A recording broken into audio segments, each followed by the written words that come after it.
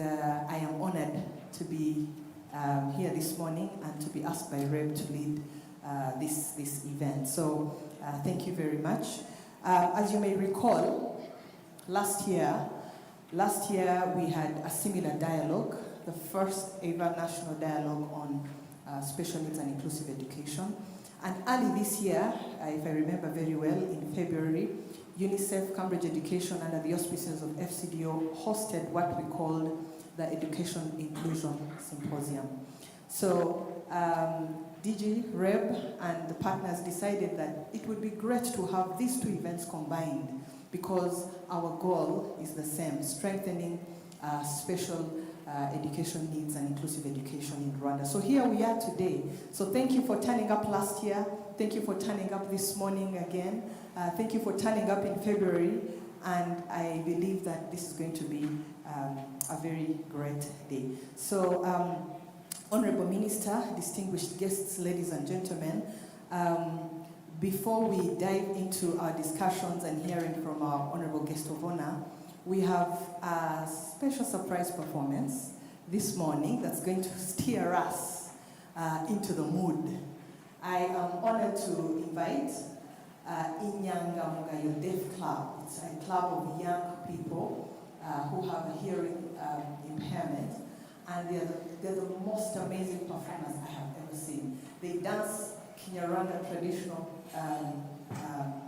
music, and they don't hear, and I just don't know how they make it happen. And it just tells me that, you know, disability is not inability. So please join me, twakire itorero Inyangamugayo Deaf Club. Niba mutwumva abantu muri kumwe nabo nagira ngo munyemerere mubafashe ahantu abahungu baje. Please, one round of applause for Inyangamugayo Deaf Club who are going to give us a performance this morning. Enjoy. Tubahaye ikaze mususurutse.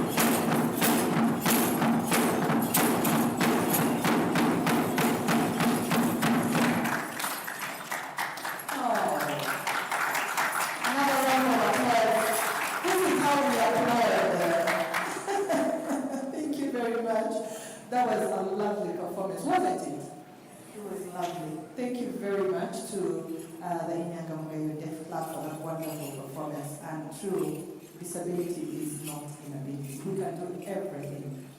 I'd just like to let those who have just come in, if you've just come in and you are struggling with English, please raise your hand, or Kinyarwanda, raise your hand. We have simultaneous translation in the house. And the team here, our team, protocol team, will be able to bring you a headset that will help you to follow. Niba utumva neza icyongereza twateguye uburyo bw'ubusemuzi. Niba ukeneye ko bagusemurira, hari akamashini bari buze kuguha, ushyira mu matwi ukandi kuri kabiri ku bashaka kumva Ikinyarwanda, rimwe ku bakoresha Icyongereza. Uzamura ikiganza cyawe aho waba wicaye kugira ngo nyamuneka uyu munsi utaza gucikanwa n'ibyiza biri buze kubera muri uru rugo. Murakoze cyane. Yeah, thank you very much. At this point, I'd like to invite our host, the Director General of Rwanda Basic Education Board, Dr. Nelson, to deliver his warm welcome remarks. Please take the floor. Round of applause for him.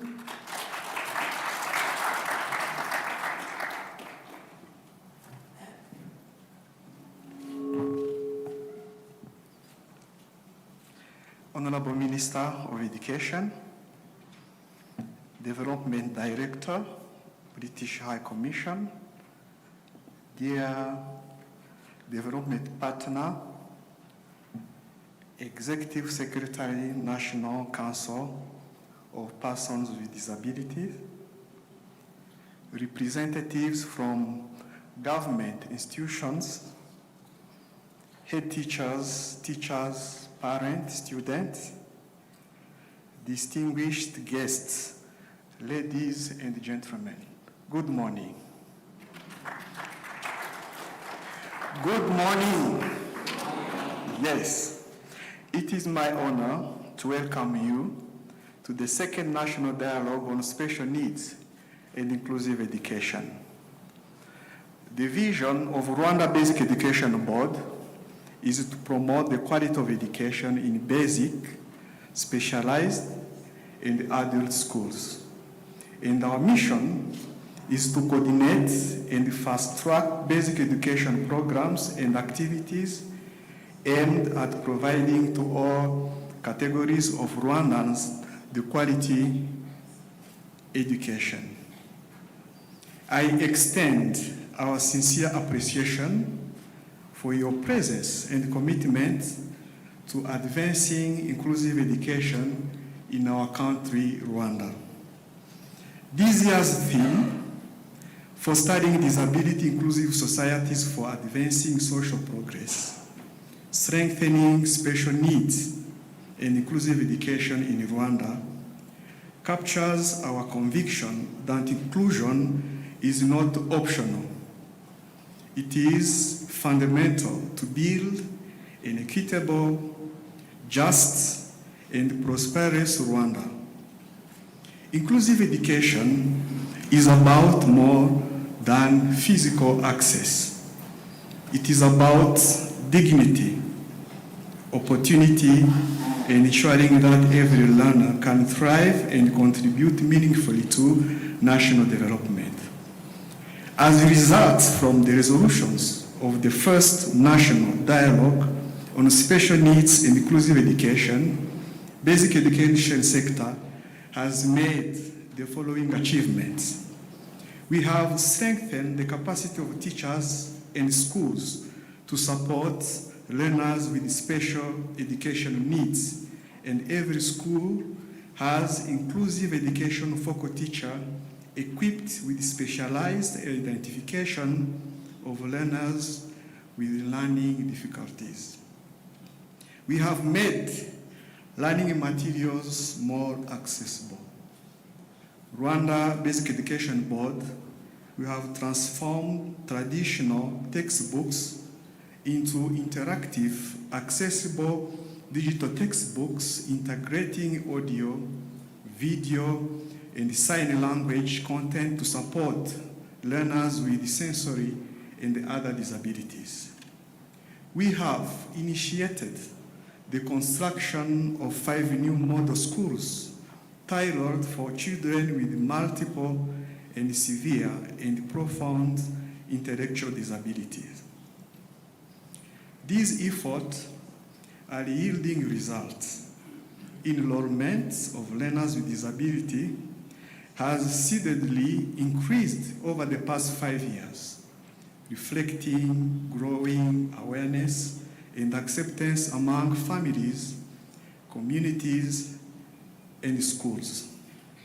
However, we acknowledge remaining challenges, particularly in providing sufficient specialized support, strengthening inclusive infrastructure, and fully integrating accessible learning materials into daily teaching and learning. With our continued collaboration, Rwanda Basic Education Board, we commit again to expand continuous training and capacity building for teachers and school staff, to scale up accessible digital learning materials and inclusive pedagogical practices, and to promote community engagement, awareness, and elimination of stigma. Ladies and gentlemen, remember this year's theme for studying disability inclusive societies for advancing social progress, strengthening special needs and inclusive education in Rwanda. Once again, welcome to the second National Dialogue on Special Needs and Inclusive Education. Thank you.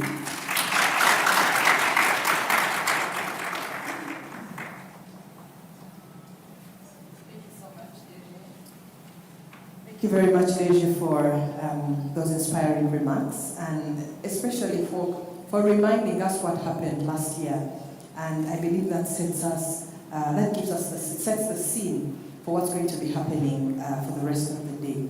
Thank you very much. And at this point, if you let me, Honorable Minister, I'd like to invite the Executive Secretary of NCPD, the National Council of Persons with Disability, Mr. Emmanuel Daisaba, to come and deliver his message that is in line with this week, the coming week, that is dedicated to persons with disability. Welcome.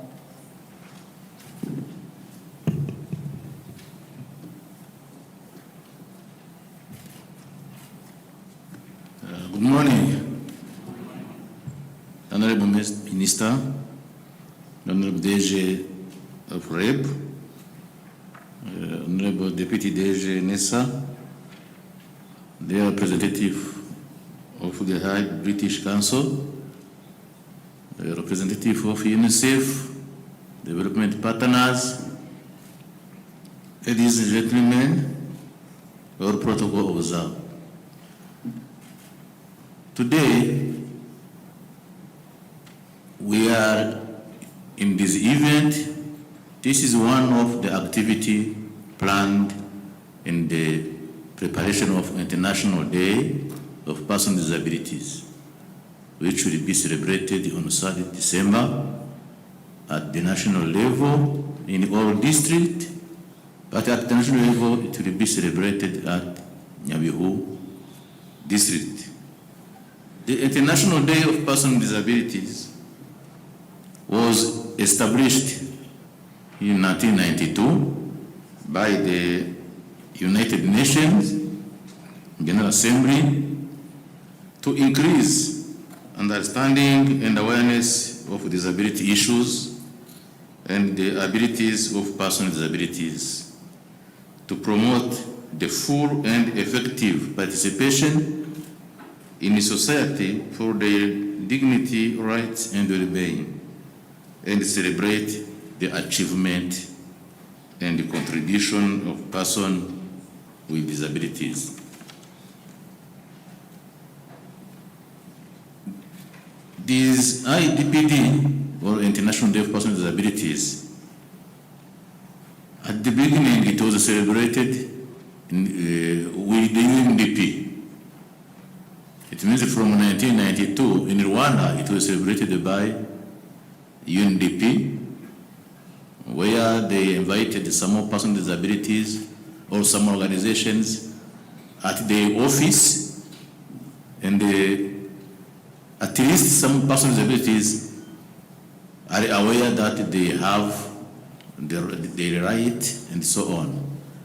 But from 2001 to 2007, the IDPD was celebrated at the national level and was organized by the Federation of Association and the Centers of Persons with Disabilities, FASHE, under financial support of the Ministry of Local Government and the other key partners.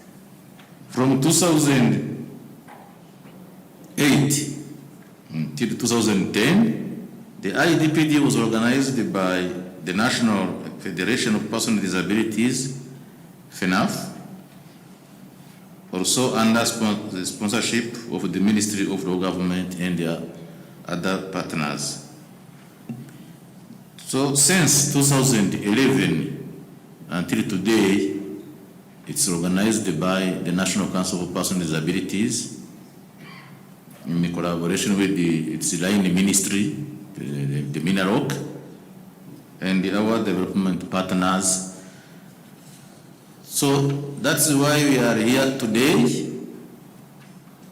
in the Disability Week, which have started yesterday, and we start with the second national dialogue on inclusive education and special education. Really, we appreciate the initiative from REL and the Ministry of Education to make this national dialogue annually. It means it is not NCPD only to design activities which will be performed during the Disability Week, but we have partners. At least even when we start to think what we do in Disability Week, immediately the first activity we know it is there, it is this event. Thank you very much.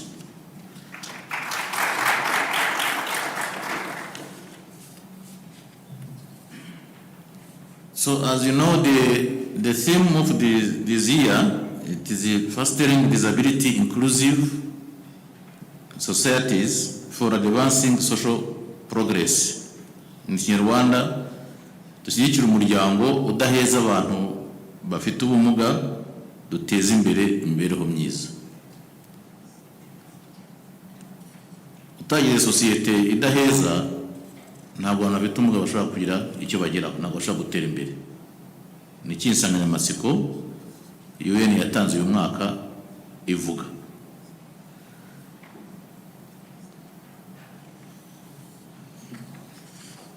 So during this Disability Week, we have different activities. One is this, and tomorrow we'll have another session of visiting the Center for HVP Gatagara Gikondo. But also, there's another activity tomorrow on a dialogue on employment for persons with disabilities, because considering the progress made by the promotion of the education of children with disabilities, actually we have many students who finished the university. So when we look on the employment, there is some challenges, but also there is some achievement. So tomorrow also we will see where we are and where are the gaps there. Of course, because employment, it is not for persons with disabilities only. In other activities, we will do awareness raising on different radio and televisions. There is a provision of assistive devices in a different district, in all districts.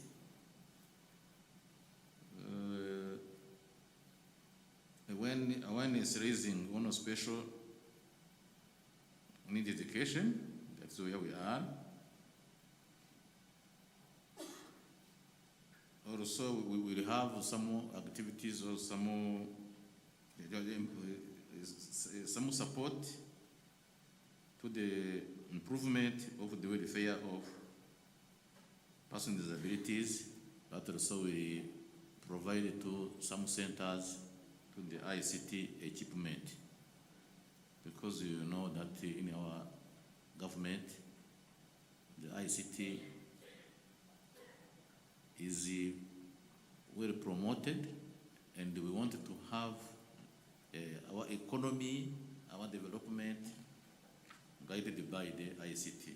So that is why in Disability also Week we think on those equipment to support persons with disabilities to have access to informations, to technology, and so on. So the message we have to our partners, so we appreciate the second National Dialogue on Special Needs and Inclusive Education, which aims to deepen stakeholder engagement, assess progress, and define a clear path toward a more inclusive and responsive education system. This dialogue is strategically, so currently just days before the International Day of Persons with Disabilities on 3rd December, which marks the beginning of Disability Week in Rwanda.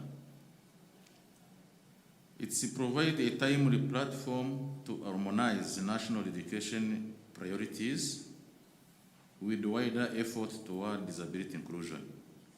NCPD acknowledges the valuable contributions of its partners, especially the Ministry of Education through Rwanda Education Board and INESA, during previous celebration and express sense of appreciation. We are confident that with your continued support, the upcoming celebration will be a great success.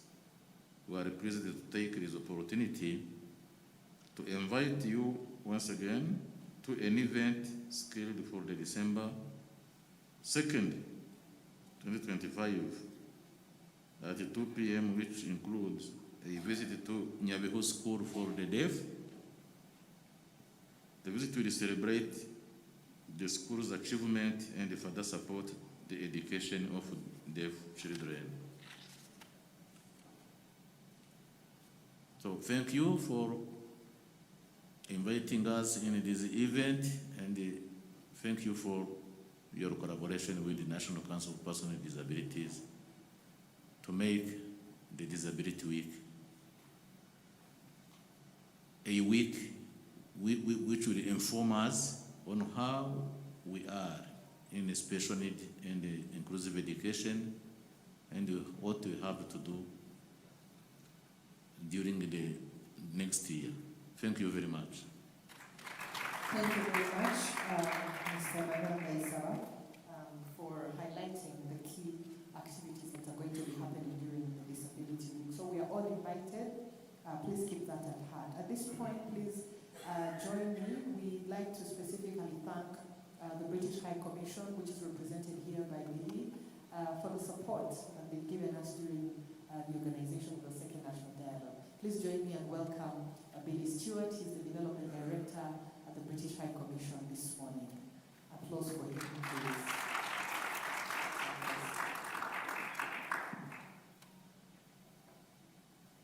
Honourable Minister of Education, Director General of Rwanda Basic Education Board, development partners, distinguished guests, colleagues and friends. Mwaramutse, good morning. It's an honour to be here today at this second National Dialogue on Special Needs and Inclusive Education. For me, this is more than just a meeting. It's a movement to ensure that every child, regardless of ability, is seen, is valued, and is given the opportunity to thrive. Disability inclusion is a topic that's very close to my heart. I recently visited the Inshuti Zachu Daycare Center for Children with Disabilities. It was my very first visit after arriving here in Rwanda. I was struck there how critically important it is for children with disabilities, not just to be cared for in the home and in the community, but also to have a pathway through education, to give them hope and to give them opportunities for a dignified future. Earlier this year, FCDO, together with UNICEF and Cambridge Education, convened the Education Inclusion Symposium under the Learning and Inclusion for Transformation, the LIFT program, sparking powerful conversations and commitments. The symposium was a turning point. It brought together over 150 stakeholders to share evidence, identify barriers, and agree on actionable next steps. From that dialogue, 5 priorities emerged, which I'd like to highlight now. Firstly, to strengthen policy implementation and accountability so that frameworks can translate into real change. Secondly, to improve teacher training and capacity, because inclusion begins in the classroom. Thirdly, to enhance data systems for evidence-based decision-making, because without the right data, we'll never know if we are truly reaching all children with disabilities. Fourthly, to expand access to inclusive infrastructure and assistive technologies to remove practical barriers for children reaching their potential. And fifthly, to foster community engagement and awareness, because inclusion is responsible for the whole of society, is a responsibility for the whole of society. These priorities remain as urgent today as they were back in February at the time of the symposium. They are a foundation on which we must build together. And today, FCDO is proud to support REB's leadership in hosting this dialogue. Why? Because true progress comes when we all work together, not in silos. By avoiding duplication and pooling our resources, we ensure that every franc, every effort, and every idea counts towards real change. Because inclusive education is not a charity, it is justice. As my friend from the DG from the Rwanda Basic Education Board just said, it is the foundation of dignity and equality for children, and it is opportunity for those children, but for Rwanda as a whole. The evidence is growing for the benefits of inclusion, not only for individuals, but for companies, communities, and countries. People with disabilities have for a long time been defined by what they lack, what they are perceived as not being able to do, by what seems to make them less than their peers. But actually, people living with a disability have a huge amount to offer, like creativity, innovation, resilience, and problem solving. These are skills and attributes that every school and every society needs. One particular study has shown that workplaces that are consciously inclusive of people with disabilities can expect their revenue to significantly increase. This demonstrates the benefits of having diverse skill sets and unique perspectives that people living with disabilities bring into the workforce. And these benefits can be seen in schools as well. By opening up our schools to children with disabilities and welcoming diversity, we have the opportunity to foster empathy, kindness, tolerance, respect, and understanding, traits which every parent, I think, would want their children to develop. So when a child with a disability is excluded from school, it's not just their future that's lost, it's all of ours.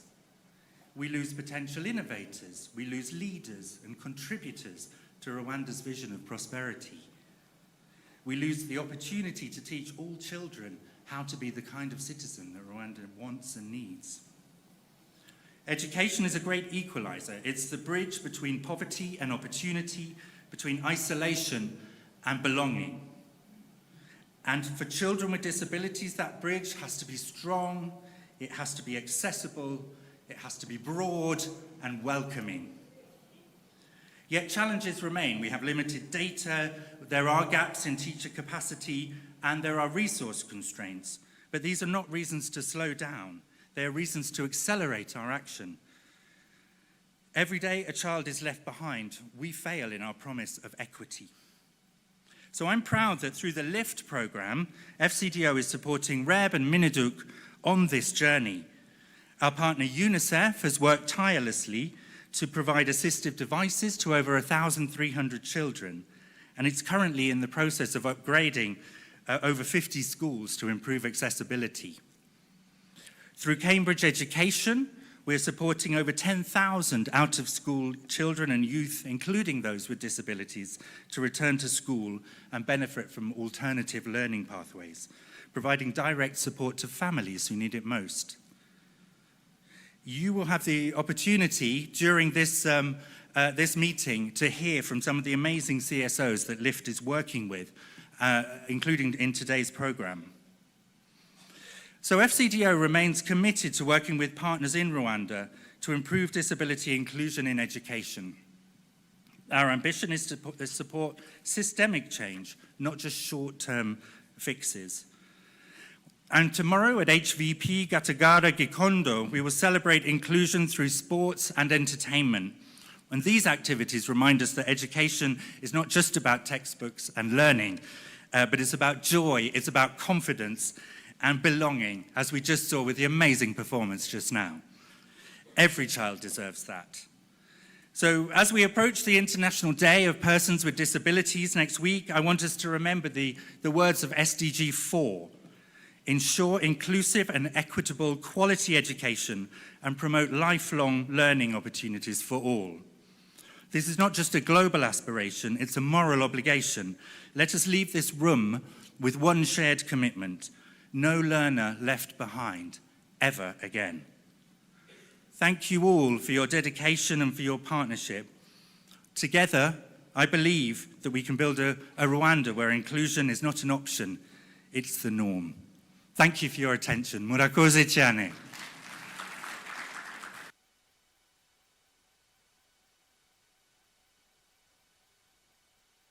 Billy, thank you very much for those inspiring remarks. True, inclusive education is not a charity. Thank you very much, and that is a homework for us this morning. And with your permission, ladies and gentlemen, this is time to listen to our guest of honor. We are honored this morning to be joined by the Honorable Minister of Education, who is very passionate about inclusive education. He has always been here.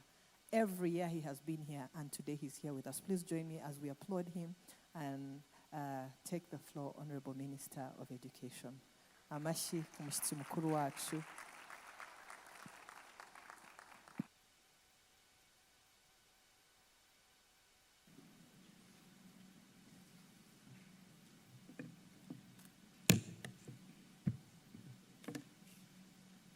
Good morning, everybody.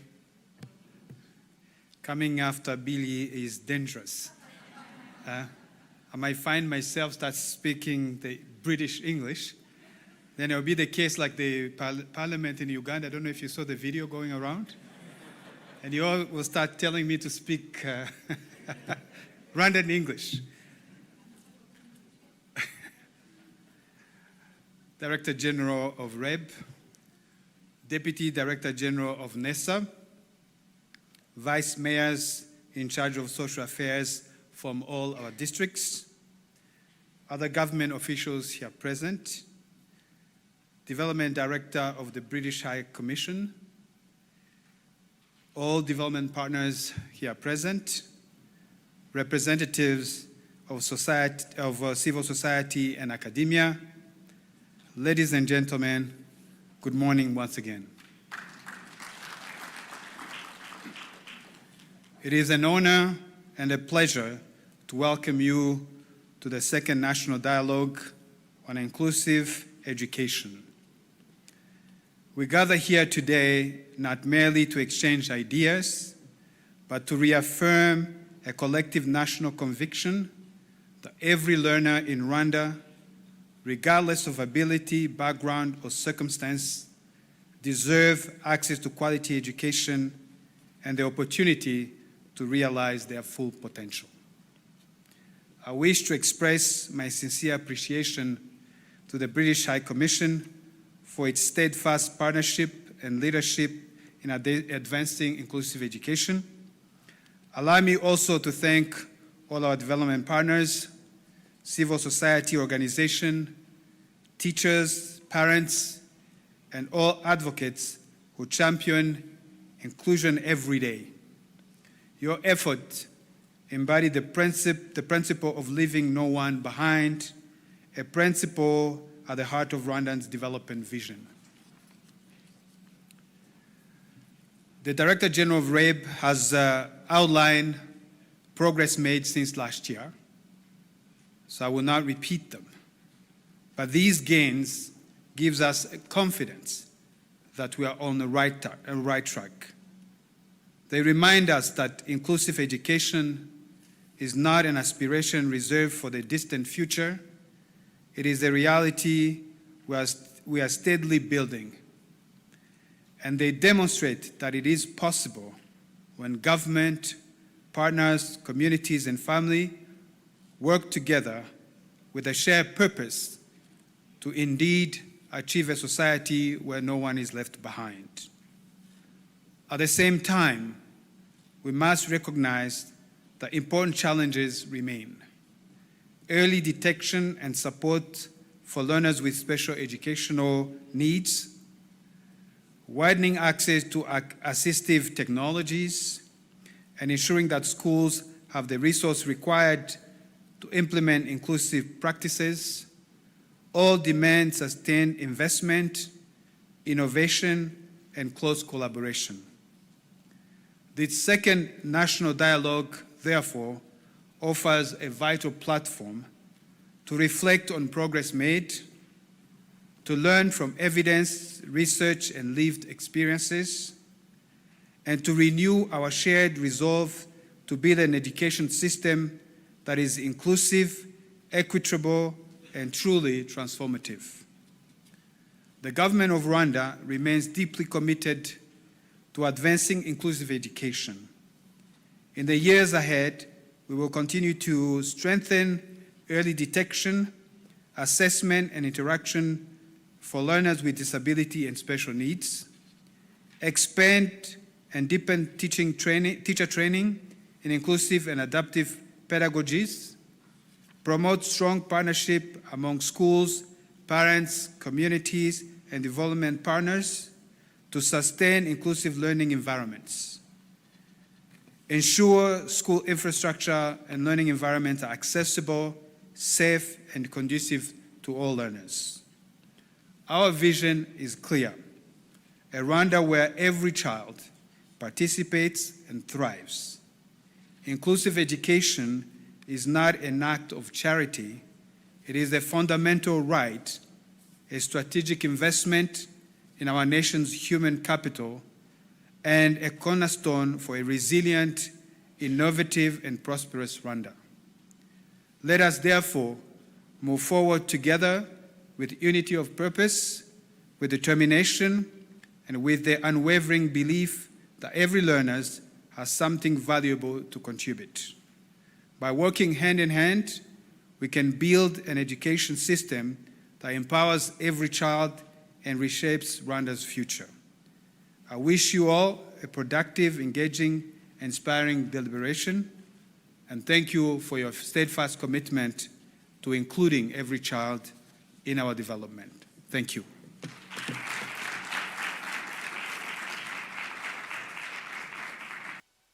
Murakoze cyane, ariko ayo mashyi abereye nyakubahwa minisita, mwongere gato. Ayo mashyi rwose na mudugudu ntabwo yayemera. Thank you very, very much, Honorable Minister, for your leadership and for your vision. And as we reflect on the inspiring remarks that you've just given, I think we all go home tonight, this evening, with a personal assignment that we need to carry on this vision. And thank you very much for steering us on. And as we go into our next session, I think it's going to be one of the most interesting sessions that's really going to take us into why is it that we need to invest in inclusive education. And Honorable Minister, if you let me, I would like to invite my colleague, Mutesi Lilian. She's the education specialist at the World Bank. She is going to be our moderator this morning for this very interesting session. Please join me in welcoming her on the stage. Amashyi menshi twakira Lilian Mutesi na team aribuze kuba ayoboye igizwe na Mineduc, FCDO, World Bank and World Vision. Thank you. Over to you. Good luck.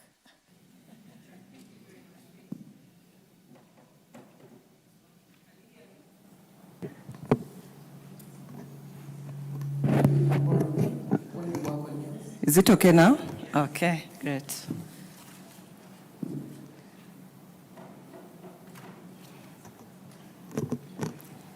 It's my pleasure to moderate the first panel of this second National Dialogue on Special Needs and Inclusive Education. Thank you very much, Honorable Minister, for the opportunity and the leadership. Let me also add my thanks to REB for championing this dialogue, but also for inviting us to be a part of this discussion. Allow me to welcome our four panelists who will take part in this timely discussion that we have titled Inclusive Education as a Cross-Sectoral Investment. I will introduce them one by one and read their bios as they come to the stage. I'll start with Mary Kobsinje. She's a Special Needs and Inclusive Education Specialist with the Ministry of Education. She has a master's degree in Special Needs and Inclusive Education and over 20 years of working experience. She is dedicated to advancing inclusive teaching and learning, has worked closely with schools and educators to improve classroom practices, supports learners with diverse needs, and strengthen the use of resource rooms. She's passionate about ensuring that every learner has access, can access quality and equitable education. Welcome, Mary. Allow me to invite Camilla Pankhurst. She's an education advisor for UK's Foreign Commonwealth and Development Office in Rwanda. She's worked in this sector for over 10 years and most recently setting policy for FCDO in London on the links between education and climate change. Camilla received her master's degree from the Institute of Education at University College London, where she specialized in education and international development. Camilla recently arrived in Rwanda in July and has taken on the role of Education Sector Working Group co-chair, as well as oversees the UK's partnership with the government of Rwanda on education. Welcome, Camilla. Let me also invite Marie-Rose Nawiha. She is currently working as a disability inclusion manager at World Vision Rwanda. I hope she's in the room. Okay. Yeah, she holds a Master of Education and a Diploma in Special Needs and Inclusive Education and a Diploma in Early Childhood Care and Education and has a bachelor's degree in Clinical Psychology. Marie-Rose spent over 19 years in education and specifically a good chunk of those years has been on inclusive education. She has been serving as a psychologist, advocacy and institutional advisor and inclusive education project manager. Welcome, Marie-Rose.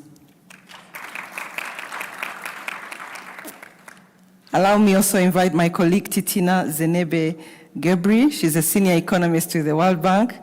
She's working in the education global practice at the World Bank, Eastern and Southern Africa region. She's currently supporting the World Bank education portfolio in Rwanda, and previously she has worked on education programs in Nigeria, Liberia, Eswatini, Lesotho, and South Africa.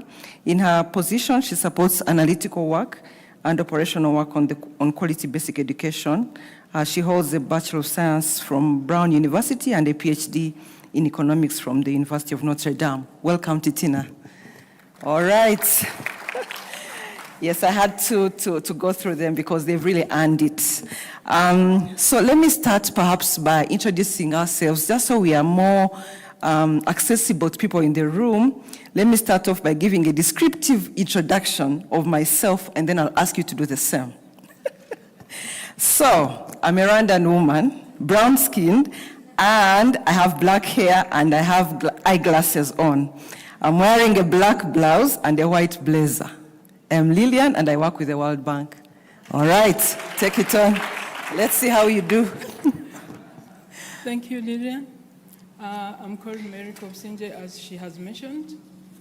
I'm an educationalist, and I'm interested and have been working in special needs for some good time. I'm fat, but not very fat. Brown, and a bit naughty. Thank you. Okay, Camilla? Good morning, everyone. I'm Camilla. I am quite short. I have white skin. I'm wearing a lot of colour today, so you can see me in pink and purple.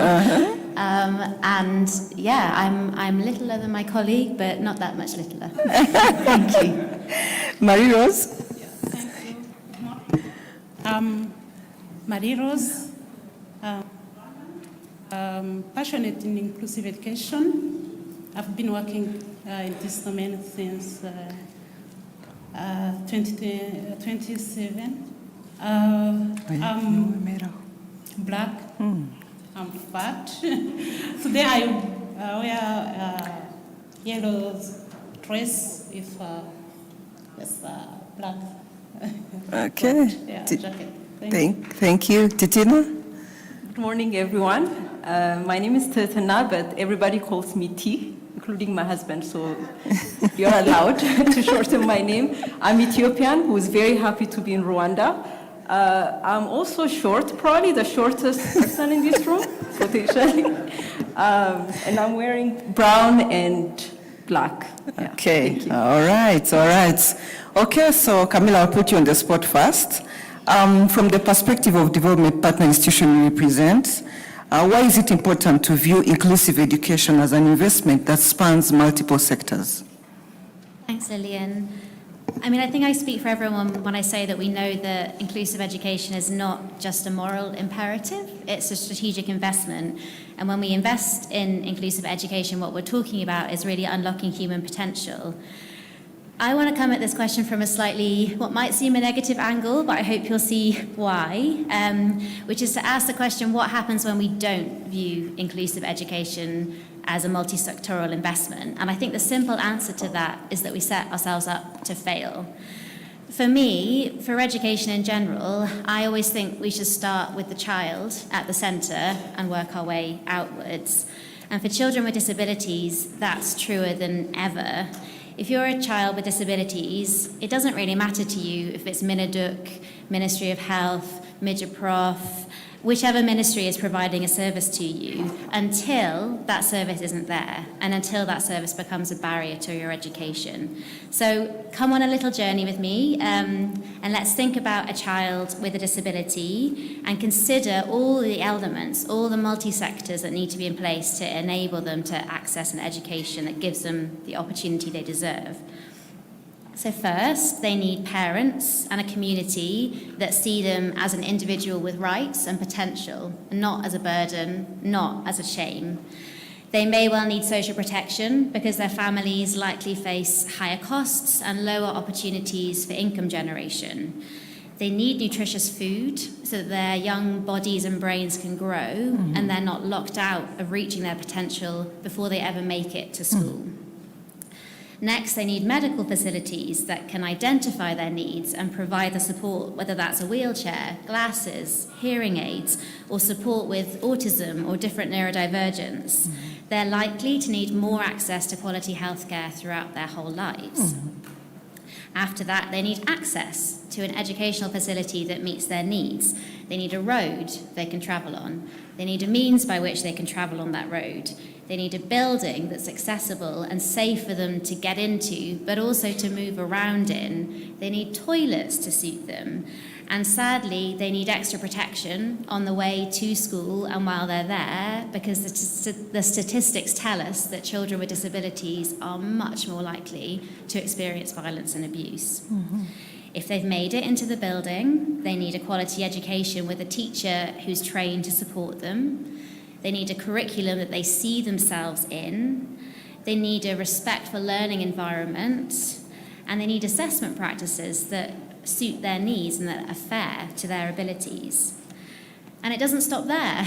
If we want these children to be able to embody the aim of education in Rwanda, which is to contribute to the national strategy for transformation, they need to be able to enter the labour force. And that labour force needs to be inclusive of their needs. It needs to have laws and policies against discrimination. And it needs to be set up to enable them to bring their unique skills and talents.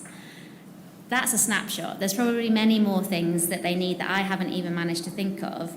But even in this list, I think we can all hear that Minaduk, Reb, and Nessa are responsible for a fraction. So I think it's really our challenge as the education sector to recognise that we can't do this alone. And actually we need to make this a shared endeavour, a shared responsibility, and work together with all the different sectors across Rwanda. And we really must, because if we can, the benefits could be huge. And just to end on one stat, it's been estimated that countries can lose up to 7% of their GDP if they don't effectively include people with disabilities. And I don't think Rwanda can really afford to be in that position. So I hope we can all work together to make sure that's not what's happening here. All right, thank you very much. Mary, how is the Ministry of Education championing and prioritizing inclusive education within its policies, programs, and budgets? And what trade-offs is the ministry taking or making in order to juggle all the priorities currently? Thank you. First of all,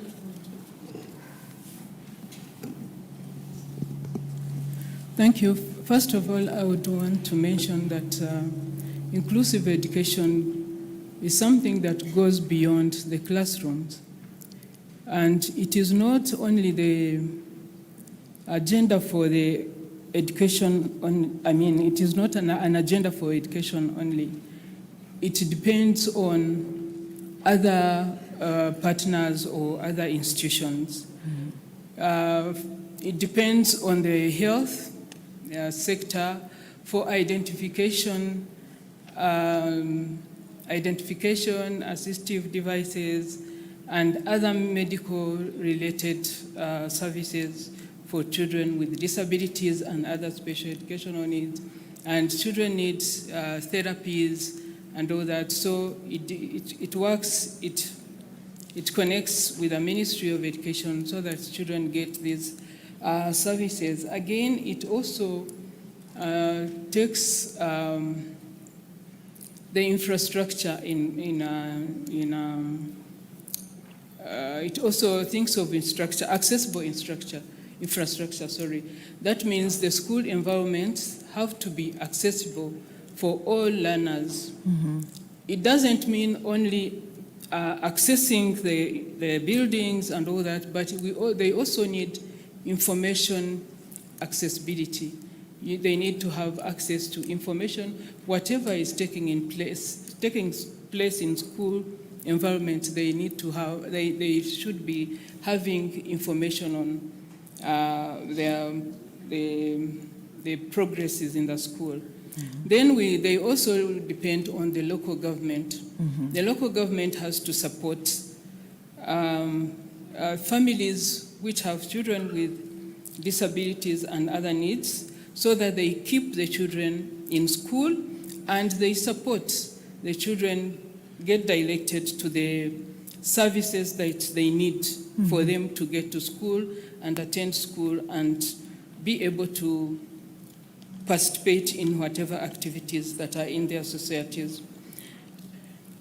Sorry. Again, the children with the disabilities will need also disability services. For example, some of them will need rehabilitation, habilitation, all other services like getting treated maybe for certain conditions. So it's like it's not only a standalone subject for the Ministry of Education, but it has to work hand in hand with other sectors. That's why the multi-sectorial investment is very important to the Ministry of Education. Thank you very much. Over to you, Titina. From the perspective of the development partner institution you represent, the World Bank, why is it important to view inclusive education as an investment that spans multiple sectors? Thanks, Lillian.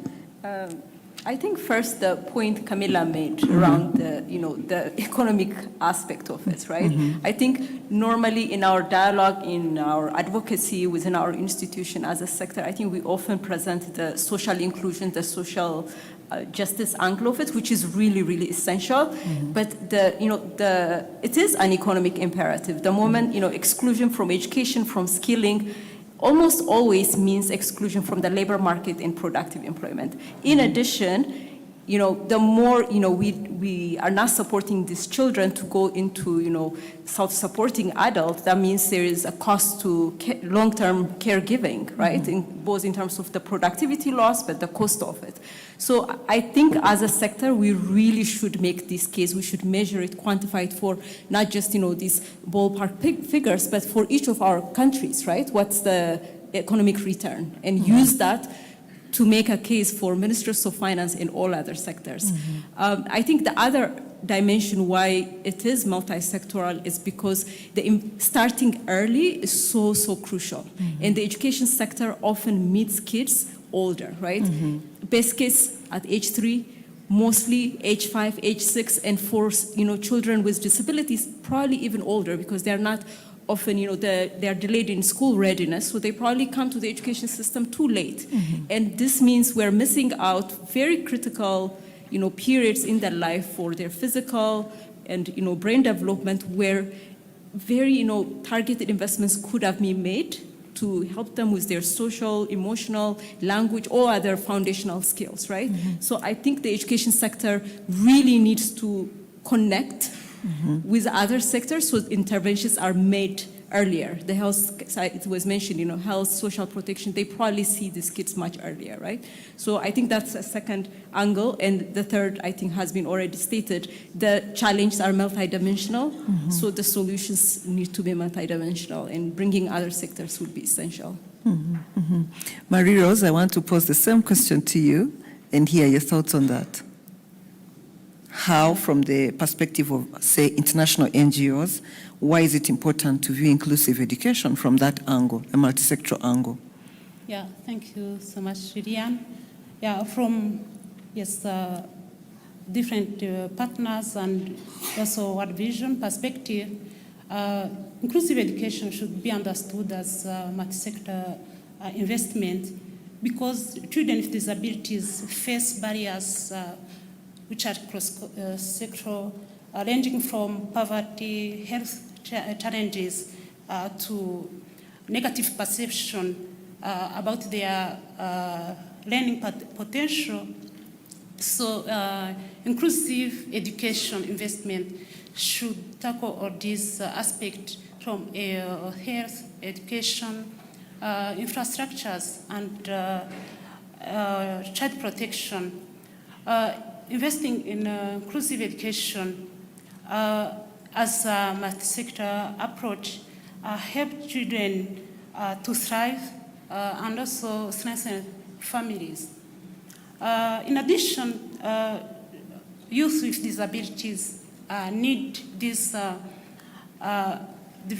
skills development to empower them through their learning process and also through the vocational training and mentorship to prepare them as independent citizens and also supporting them in a working environment, as this should be one of the key focus to make them productive citizens.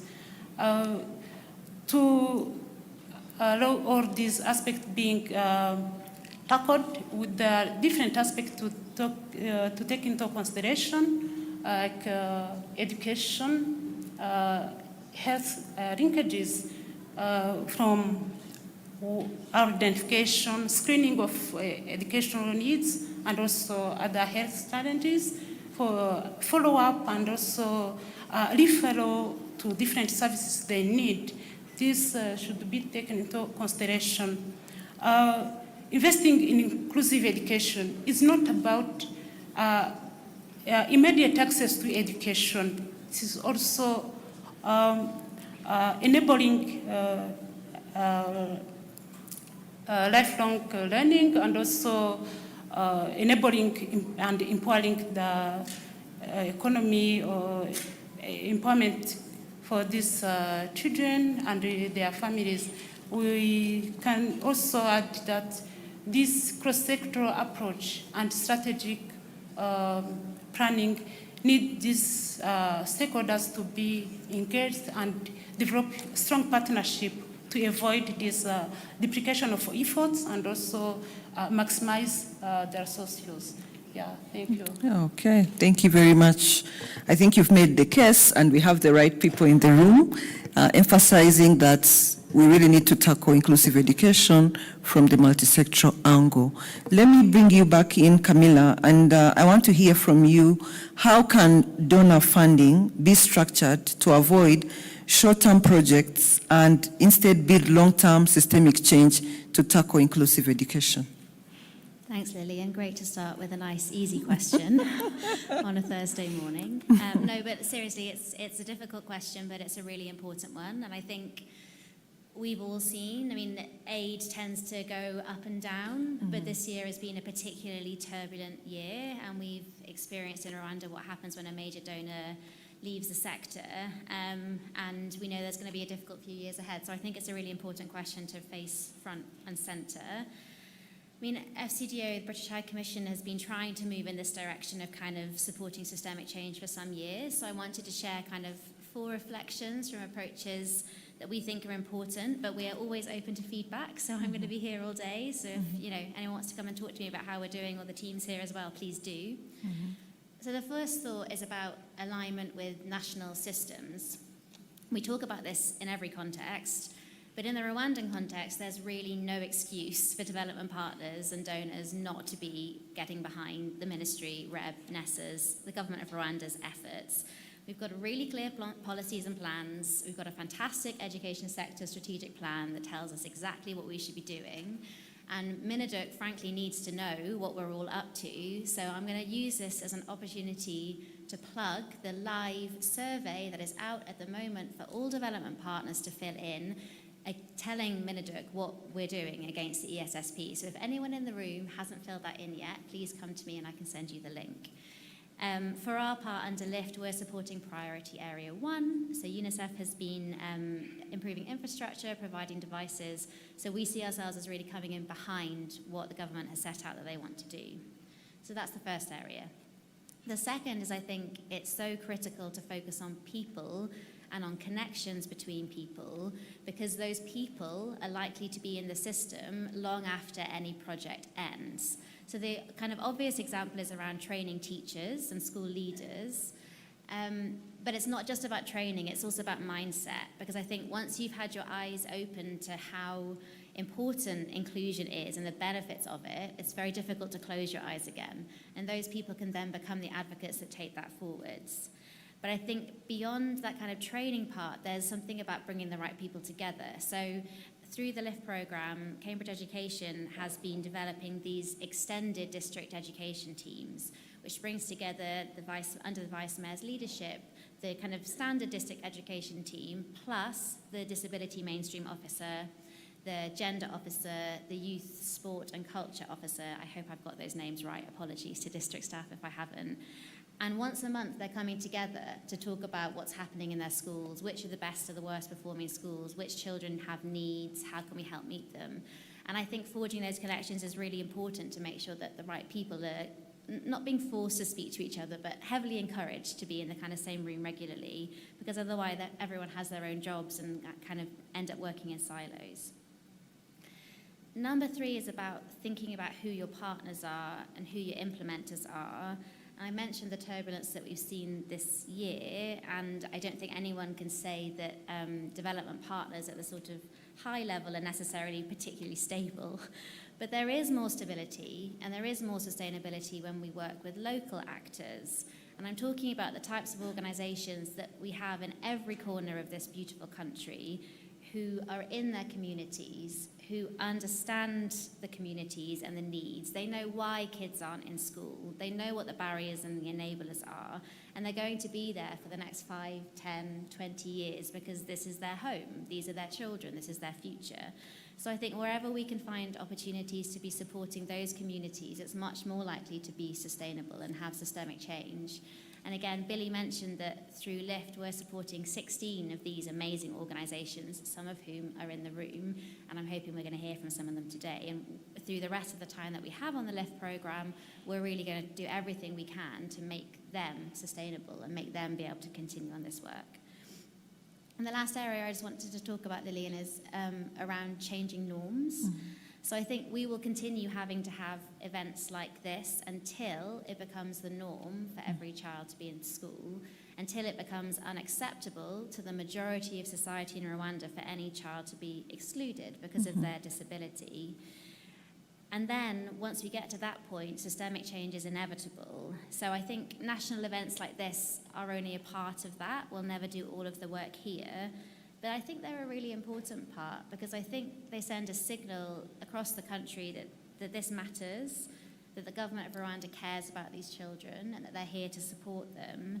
So it's a very small thing that we've done in supporting today, but I'm proud that we're doing it because I think it keeps the conversation going, and we're committed to keep doing that. I'll just stop there. All right, thank you very much. I know we are running out of time, so Mary, from the Ministry of Education perspective, you spoke about the different priorities, you spoke about, how you're collaborating with many sectors in terms of, how you approach this from a multi-sector angle.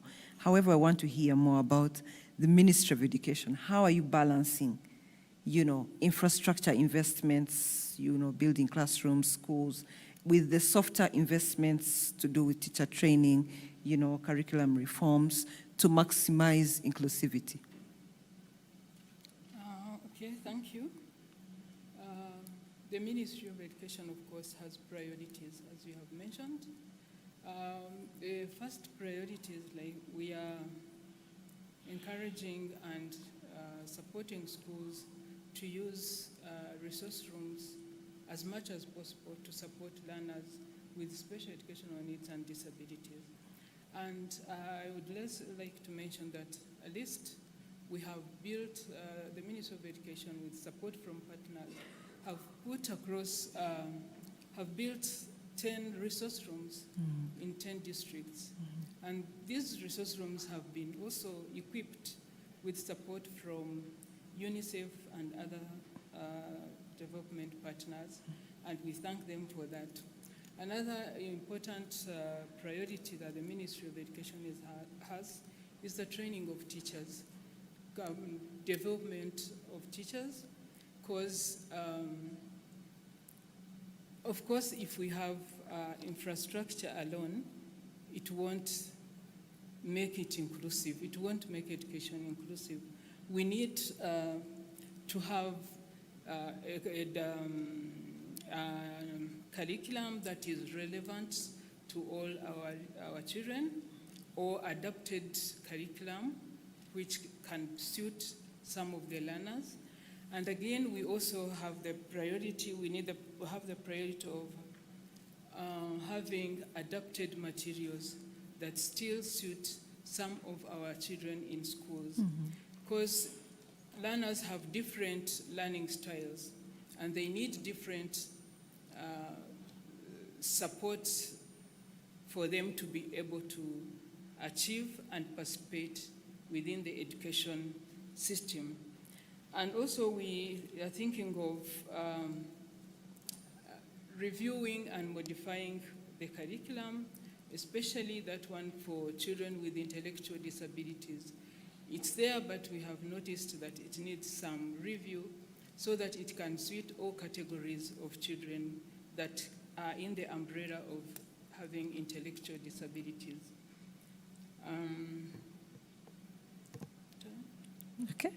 Okay, I'll come back to you if you have something to add later. Titina, what innovative financing models do you think could be applied to advance inclusive education in Rwanda, from your experience from other countries? Thanks, Lillian. So maybe before I speak on new models. Just very briefly, I think in our existing financing, could be domestic financing or our programs and so on, I really think we can improve how we budget and finance inclusive education. So often I think there is a risk that it is add-on.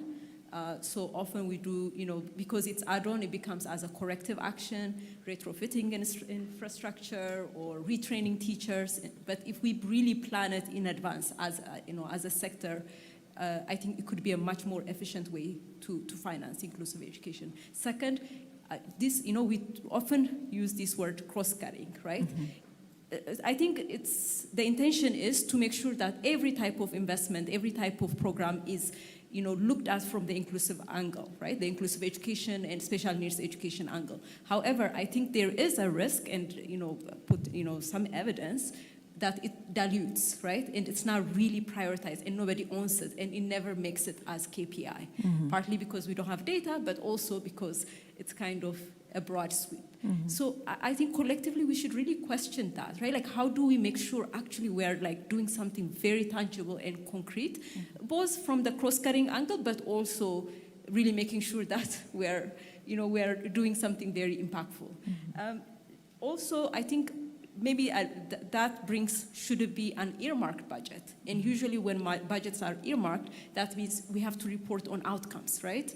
And I don't know how many of our programs and to what extent we report on meaningful inclusive education and special needs education outcomes, right? So I think especially at school level, for example, in the capitation grants, can we add, is it, I don't know if it's a top-up or a separate angle, where schools are incentivized to do meaningful identification with working with health sectors, planning specific interventions using that financing, but also they have to report on outcomes. So really looking at the current budget model and trying to make it more meaningful in terms of how we're supporting these children.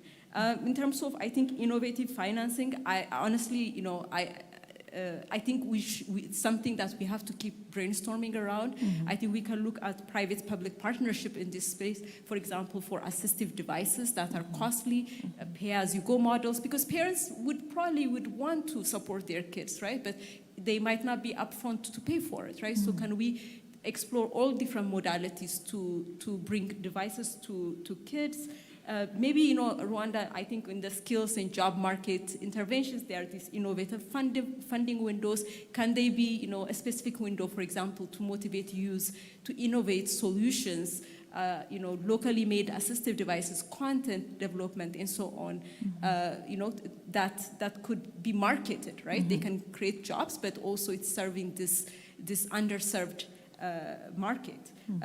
I think we can also look at corporate social responsibility, right? Usually I think it's the global, corporations that have these foundations and so on, but there are local businesses that are thriving here, right? Can we create a framework when they can provide some really targeted investment? It could even be as soon as if a construction company, can they be incentivized to go and upgrade a school and make it inclusive? And they can, that's their corporate social responsibility narrative, right?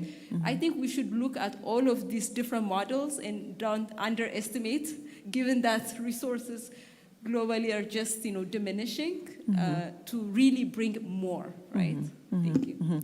Thank you so much for that food for thought. Marie-Rose, I will end with you asking, Tina spoke about cross-sectoral working in a cross-sectoral collaboration. How do you think that can be strengthened to address gaps in service delivery, to advance inclusive education? Thank you, Lilian. The first thing is mapping different stakeholders, intervening the disability inclusion, inclusive education, purposely to avoid duplication of effort, and also for effective referrals, because those children with disabilities need different support, and avoiding this duplication and support referral, and ensure that all children in need are supported accordingly. We need also to create the case management system, having a case manager at village level or at a community level will help us to meet all needed support to children with disabilities, and this will help us to know different partners serving the children holistically. In addition, we need this strengthening district coordination forum, regular dialogue between schools, health centers, and community will help us to know the needs of those children and how we can serve them. The community mobilization and behavior change is very key to fight against the stigma and discrimination towards children with disabilities. We need to work with organizations of persons with disabilities, families, and schools, mainly to meet all these different needs.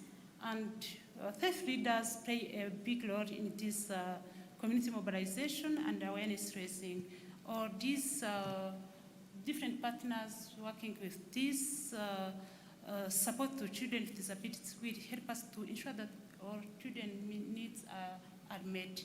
Let's conclude with one example. A young child, boy, who stayed out of school due to he lost a leg, and the parents couldn't afford a prosthetic limb.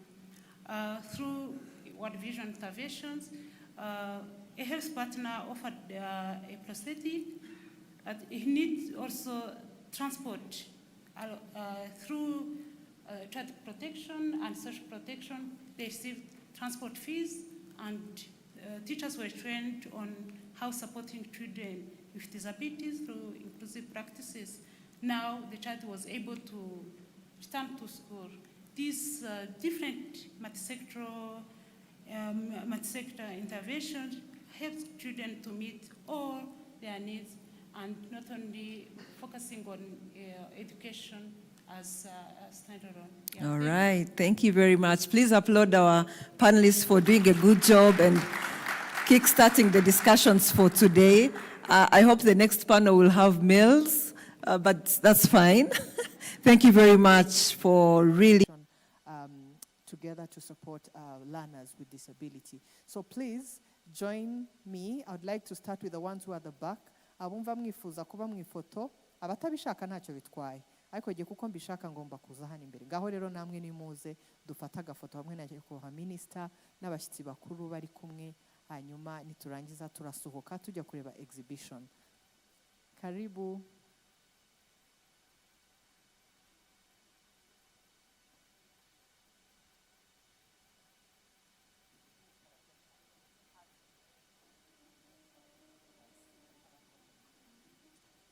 Table 12, 13, ndabona mudashaka guhaguruka. Okay, abadashaka ntacyo bitwaye. Jewe reka mbanzeyo. Ngaho nimwihute, amasaha yagiye, dufite ibiganiro byinshi biryoshye biri imbere, twe gutakaza igihe. Some will stand, the short ones like me will stand. The short ones like me and Camila will stand. Yeah. At the back. Yeah. Abagufi tujya inyuma, hanyuma abarebare twigumire hano hasi. Hanyuma nyakubahwa minisita n'abashyitsi turi kumwe barahagarara hano, Eme aratwereka uko duhagarara. Abashaka kujya mu ifoto muzi, abatabishaka mwigumire mu byicaro. Thank you very much.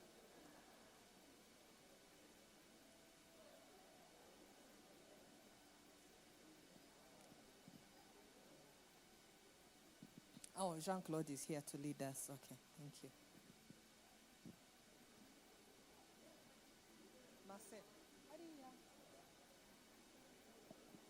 Bamaseri hariya iruhande rw'uriya mu. Murakoze cyane.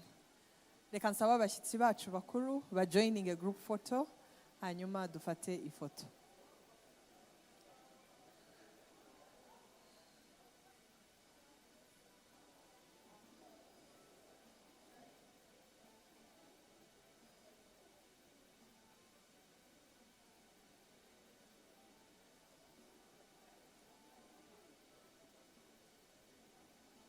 Thank you.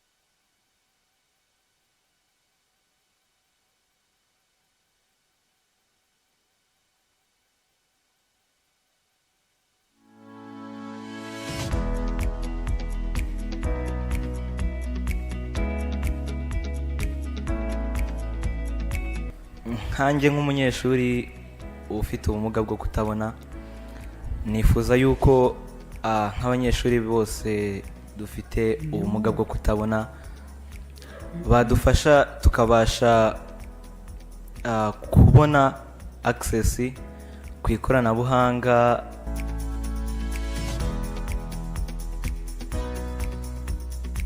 Up to today umuntu utabona ariga kandi arashoboye.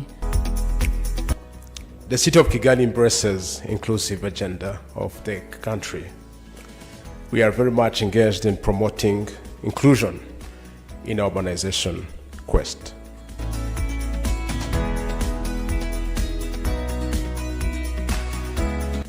Today, we convene as a united community driven by our shared commitment to ensuring that every child, regardless of their abilities, has access to quality education and the opportunity to reach their full potential. It is a privilege to join you today for this two-day national dialogue to engage in meaningful discussions on the critical topics of inclusive and special needs in education. The government of Rwanda reaffirms its commitment to fostering inclusivity and ensuring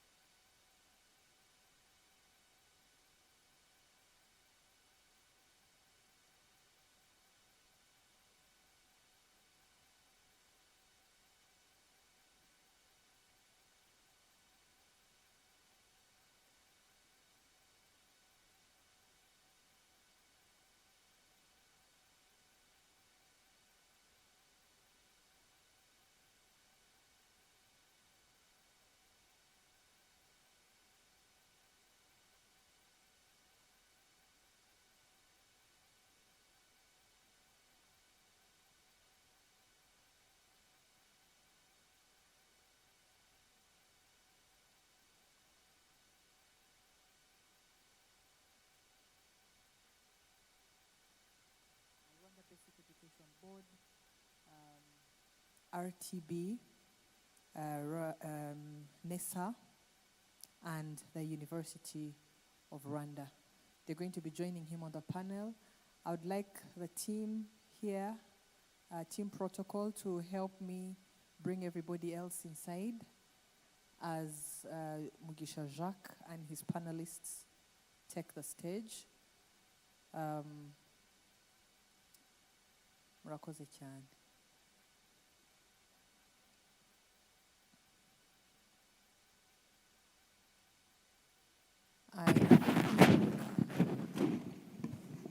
Representative of the University of Rwanda is here. Yes, he's here. DDJ Nessa is here with us. DDJ Reb is here with us. And RTB representative is also here with us. So over to you, Mugisha. Yes, good morning once again. Good morning. Ngaramutse. Ngaramutse.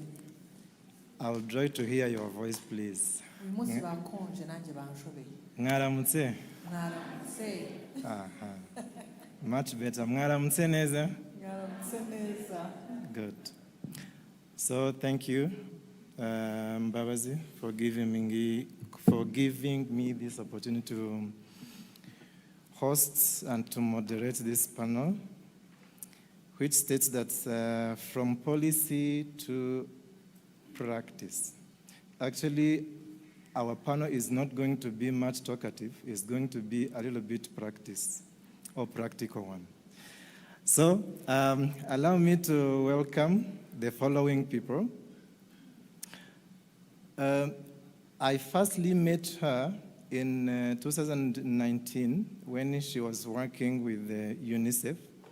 She's now the Deputy Director General of Rwanda Basic Education Board. That is Muteziga Jufrora. Please welcome the stage.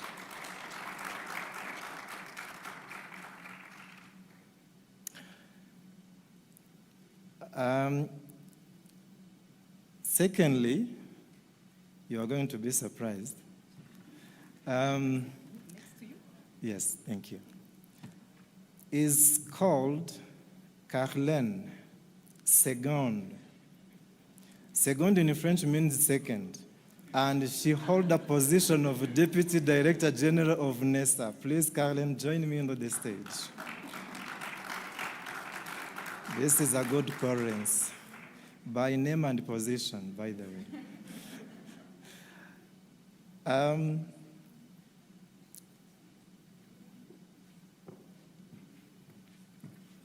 Yes, thank you so much.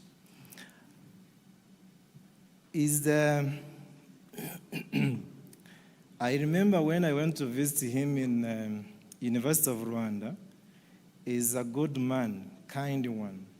Allow me to receive on the stage Dr. Raymond Ndikumana. Please welcome.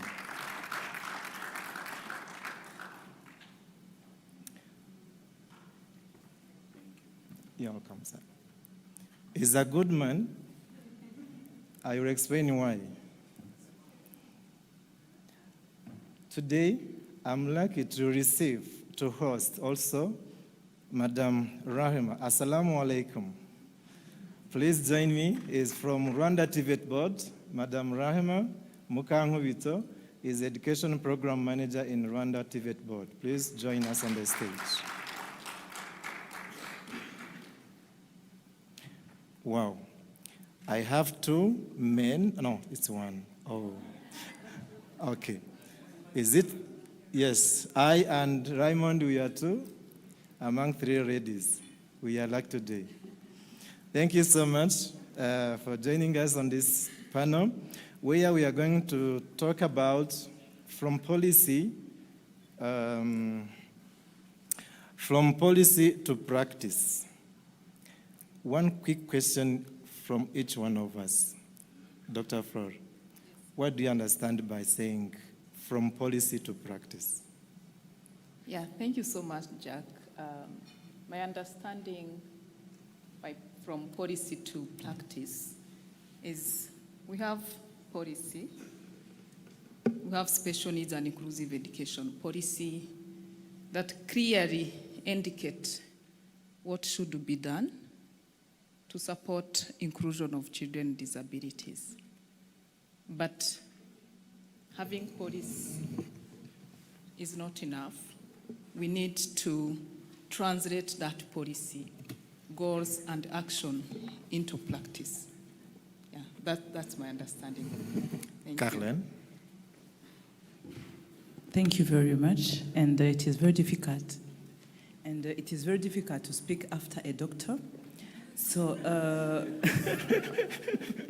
as doctor said, it's from the policy to implementation to action. So I do not think I have to add more than that, than saying that it's from the paper to living experience. Thank you. You're welcome. Raymond? Well, it's not just the implementation of the policies, it's also to check if the policies are still updated within the current environment, or if the policy is doing enough. Thank you. Rahma? Thank you. Allow me to use Kinyarwanda. Is from Imirongo Migari, because the policy is somehow providing the big pictures of what to do, to the action, what should be done by who, when, and how, where comes monitoring and other actions. Thank you. Well, thank you for mentioning this monitoring. We will come back on it when we were asking Reb what is doing to monitor and to evaluate the implementation of the policy. Now, thank you for your answers. It means that from policy, it gives us to make action, even to make concrete action. Now, Dr. Flora, what support does the teacher and school administrators, I mean leaders, need to make inclusive education a priority? Well, I mean, that is so difficult, but because there's so many and a lot of support that teachers and school leaders need to really effectively implement inclusive education. There's a number of support that they need, but I want to highlight three important support that I think they need to be able to put in practice inclusive education. One is support around capacity building. And by this, I mean, because capacity building is also too vague. But I want to talk a little bit on the capacity building that I think teachers need to be able to effectively support children with disabilities. One capacity building area or area of capacity building that I really think teachers need is around general principle of inclusive education. For some, this might maybe sound very, not really very important, but to me it's very important. I give a very simple example. Some few years back, we used to say runners with mental retardation, to say or to describe children who has cognitive disabilities and intellectual disabilities. So today, if you say this child has mental retardation, that language alone is very discriminatory. And it's it's push away children with disabilities.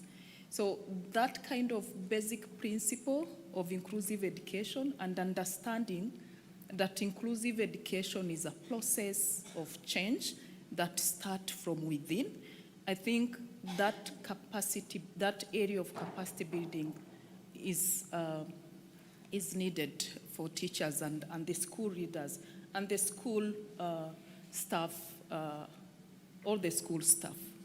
The second area of capacity building that I really think teacher needs is around inclusive pedagogy. Inclusive pedagogy is, to me, is very, very important because it's teacher being able to understand that in my classroom, I have probably 50 runners who have different and diverse needs. And how do I support each runner to be able to succeed? That is to say, okay, Flor is like this, he needs this support, and this is the support that I will have to give her to be able to succeed. And another area of capacity building is around technology. Because to me, technology is a necessity for person with disability and student with disabilities. And there's a lot of technology solution that comes up every day.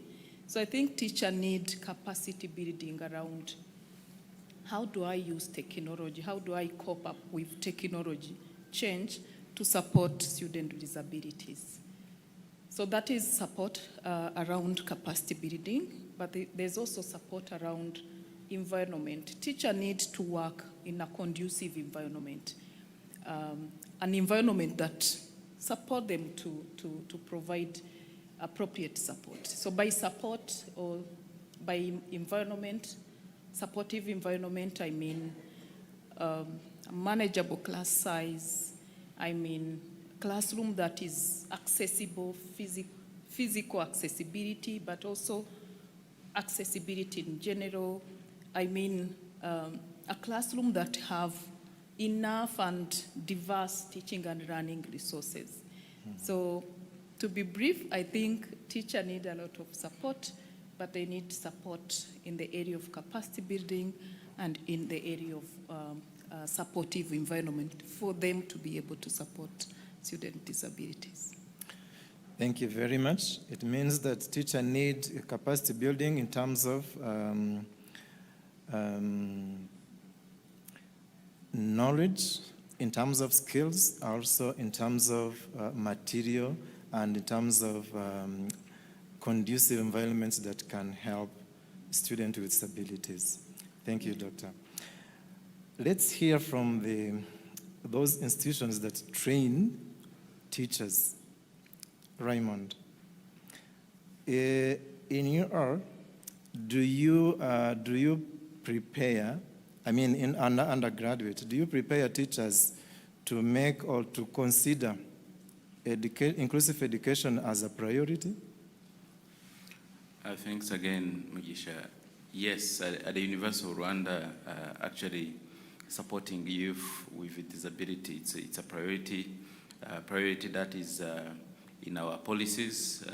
We have a policy for inclusive education, a policy that looks at the whole chain from applications, where we get to know how whether any student who's coming in, whether they have disability or they don't, in the registration and also in the education journey.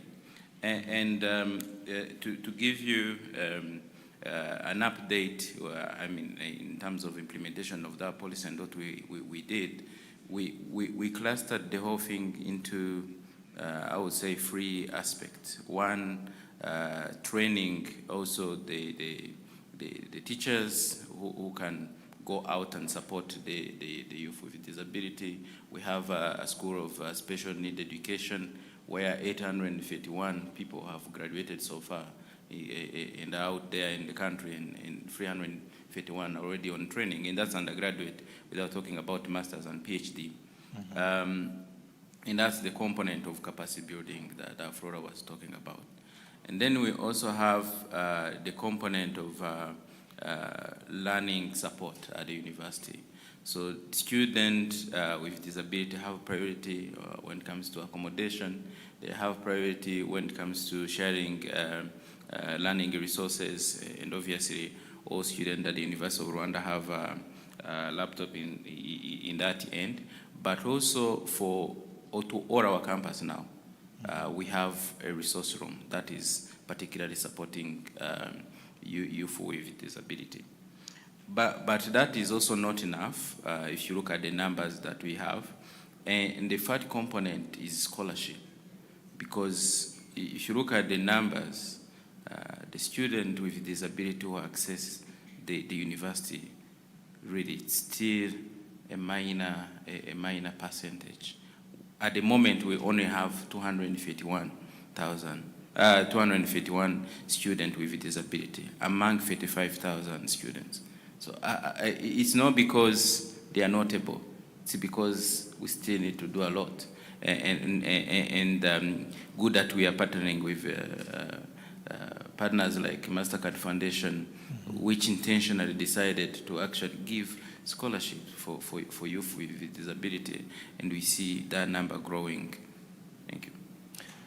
Thank you so much. It means that in University of Rwanda, they have a policy that supports children, students with disabilities.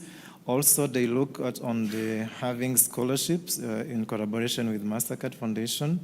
Also, they train teachers to continue by practicing inclusive education in different schools. It means some of them have graduated, as Dr. Raymond said. It means so we are lucky that to have those fresh graduates that can support children's abilities in different schools.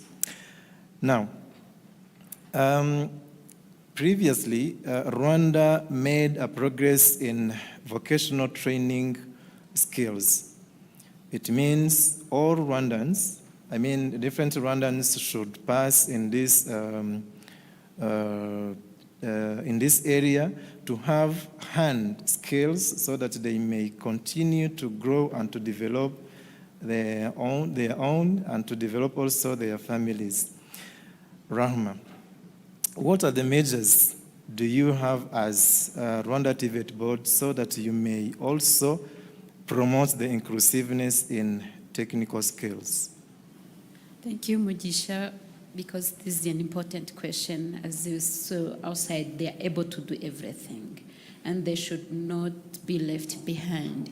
So the first strategy we are putting in place, what we are doing is making awareness, informing each and everyone that they are able, they should not be left behind. They are able to have hands-on skills.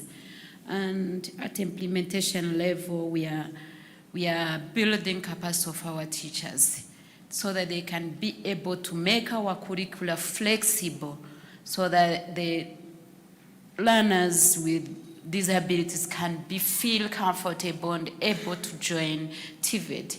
And another thing that is a big lack we have in implementation is that there is a lack of career guidance ability to help them to know what they are able to do.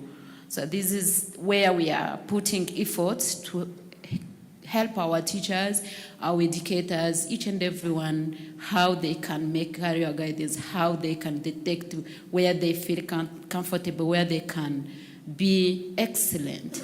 And another thing we are focusing on is on making our infrastructure accessible. If you say infrastructure, I'm saying in terms of buildings, they should be accessible. And other things we are focusing on is providing specialized materials and even promoting the technology for assisting materials so that they can be able, for example, if we are going to learn something that require hands-on skills or application of something, we are looking on how we can make it before simulation way, the way we can convert things, software that can convert things from words to the things that they can use to learn like others.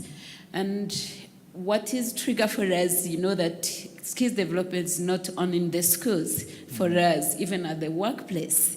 So we are on the journey of making awareness, informing private sectors that they are like others, they can learn like others, they should be involved, and then capacitate what we call in-company instructors on how they can accommodate them, how they can support them, and then together we can reach the economic growth of the country. Yeah, thank you. Thank you, Rahma. So both of you are going to be assessed by UNESA now on what you have saying. Now, Carlen, the assessment is critical need. As NESA, how do you expect that all programs, different, policies, are really friendly towards children or students with disabilities? Thank you, Mr. Mugisha.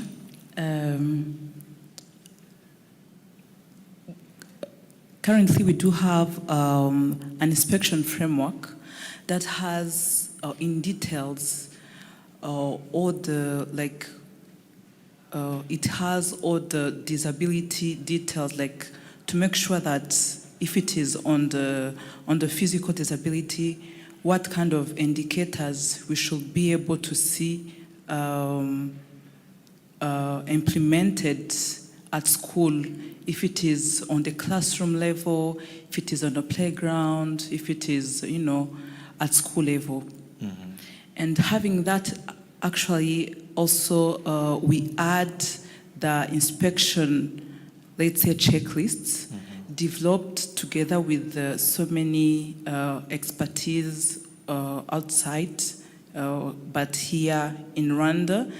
And some of them we have been working with Dr. Flora before she became a DDG. Yes. And I hope you continue helping us.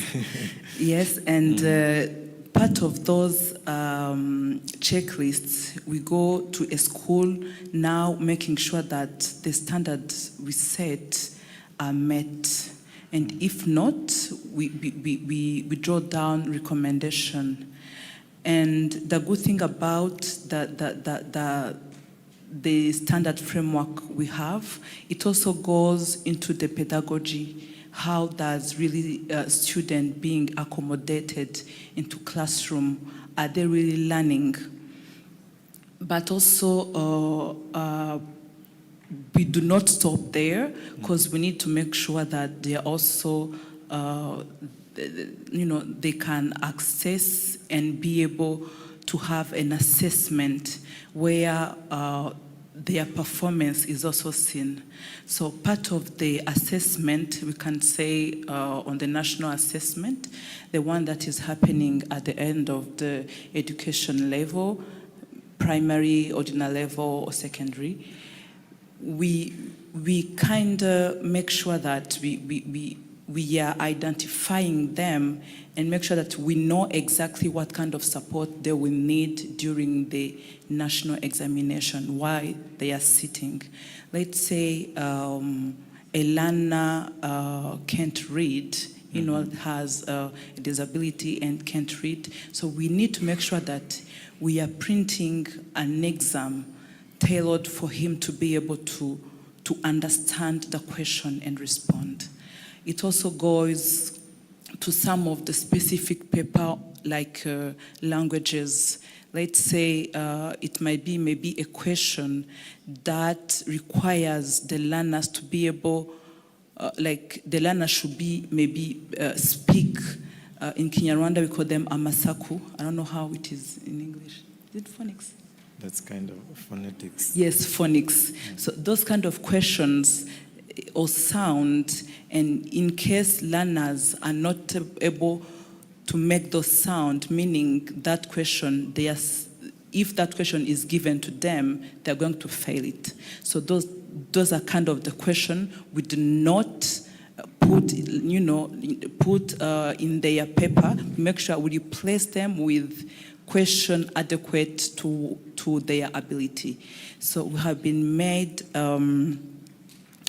a good progress on the physical disability, but of course we are making progress. But when it comes to intellectual disability, that's where we see a gap, which is why currently we are working with REB and also RTB to make sure that because their learning can't start from assessment. It has to start from even teaching. How are they learning? That's why we are now reviewing their curriculum and making sure that the state-based education, right? The state-based education curriculum is put, together and revised. Also has the assessment part, because we believe that the physical disability has now a kind of progress seen, because we can even see a very good performance on the student that has disability. But when it comes to intellectual, because they are given the same curriculum as others, yet they need special attention, this is why we say they need to have their own curriculum, be taught on that tailored curriculum and assessed on it. And on top of that, we're also planning to do a special orientation for them and making sure we are also developing a curriculum for ordinary level, also going to upper secondary. Thank you. Thank you so much. I think Dr. Flora will help you because she holds a master's in inclusive education, but focusing on intellectual education. Am I right, DDG? No, you yes. are. You are very right. So you will help them, I think, as usual. Now, let's hear from, again, Dr. Flora. When you're talking about inclusive education, and, everything needs to be monitored and evaluated, so to see whether we have achieved the milestones or to see where we are in order to have or to make some changes or to make some adoption. Can you tell us how is the progress in inclusive education towards monitoring and evaluation? Thank you. Well, thank you so much, Jacques. I think monitoring and evaluation is one important aspect of everything that we do at Rwanda Basic Education Board, but also as all of us who are working in education space. So maybe talking from REB perspective, as you know, we have a unit that is in charge of special needs and inclusive education and different departments.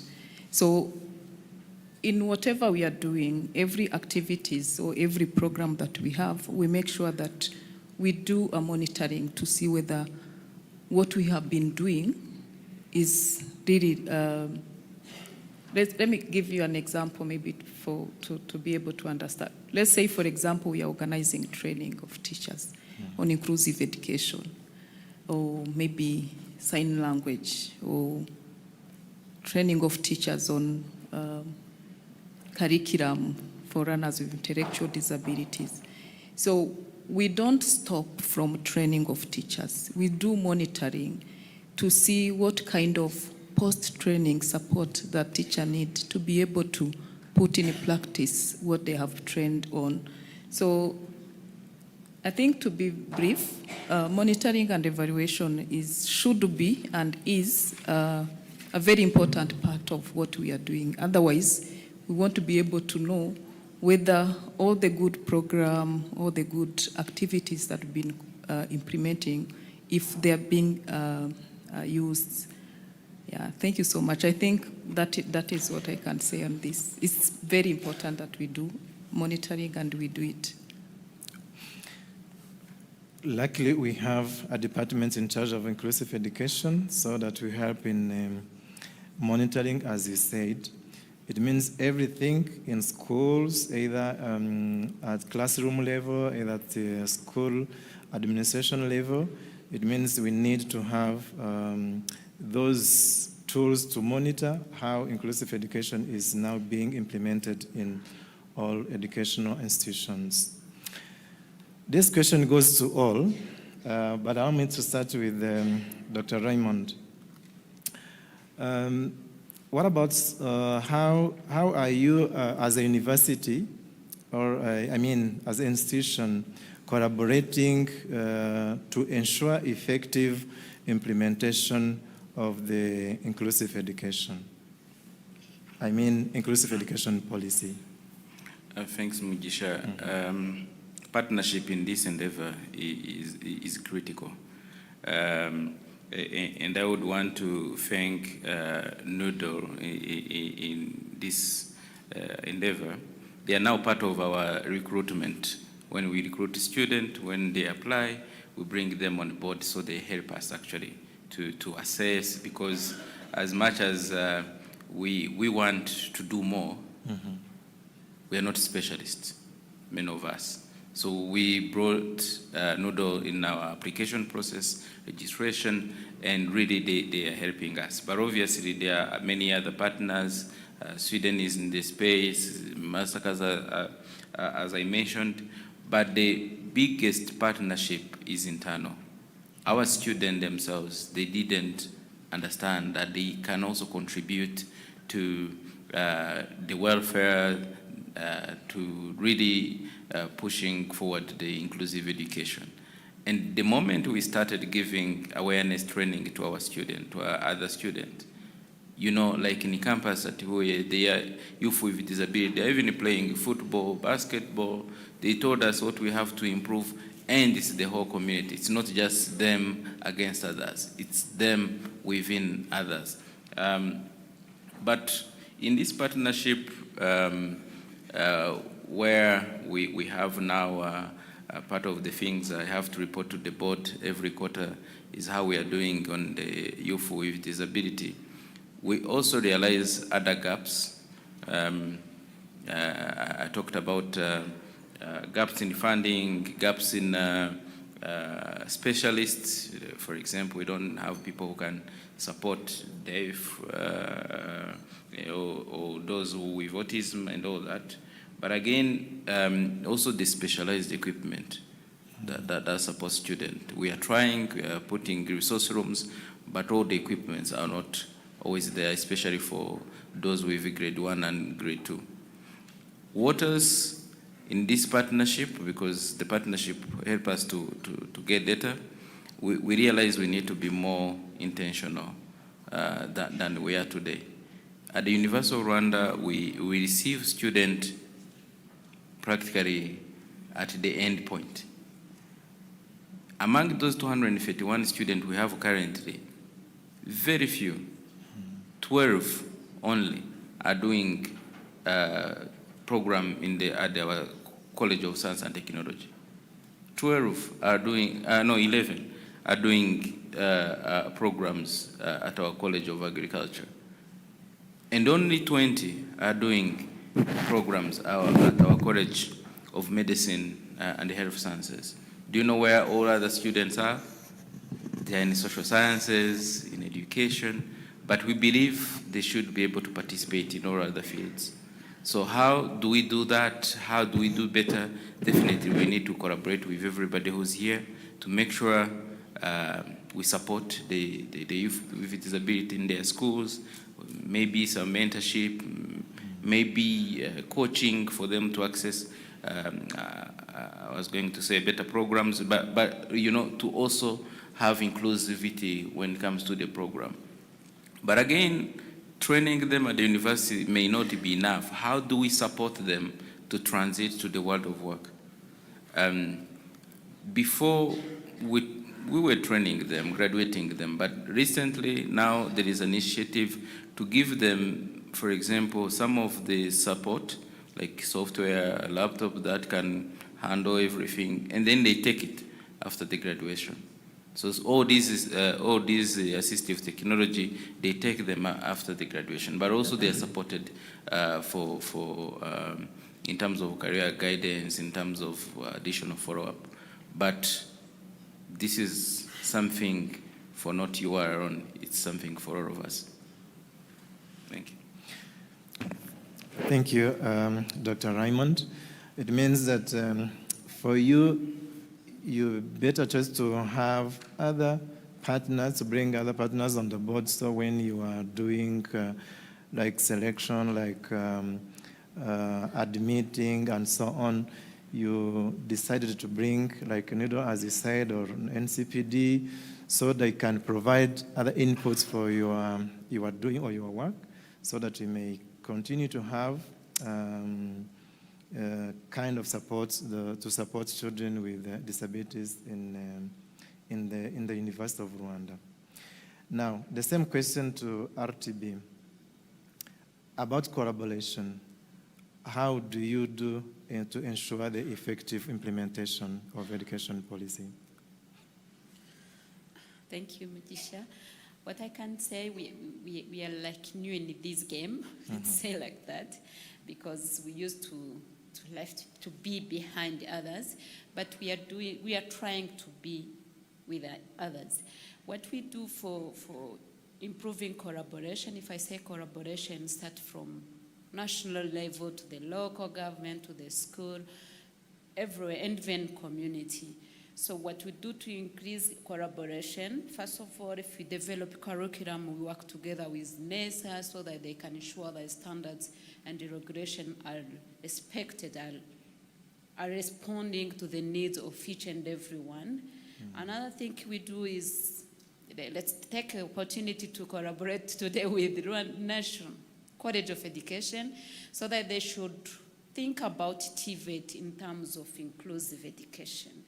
There is an inclusive education program in general, but if you come to the TVET, it's somehow challenging. So please think about it, and I think it's an opportunity to start working together and see how we can make a program specific for teachers of TVET, so that they can be able to facilitate learning in an inclusive way.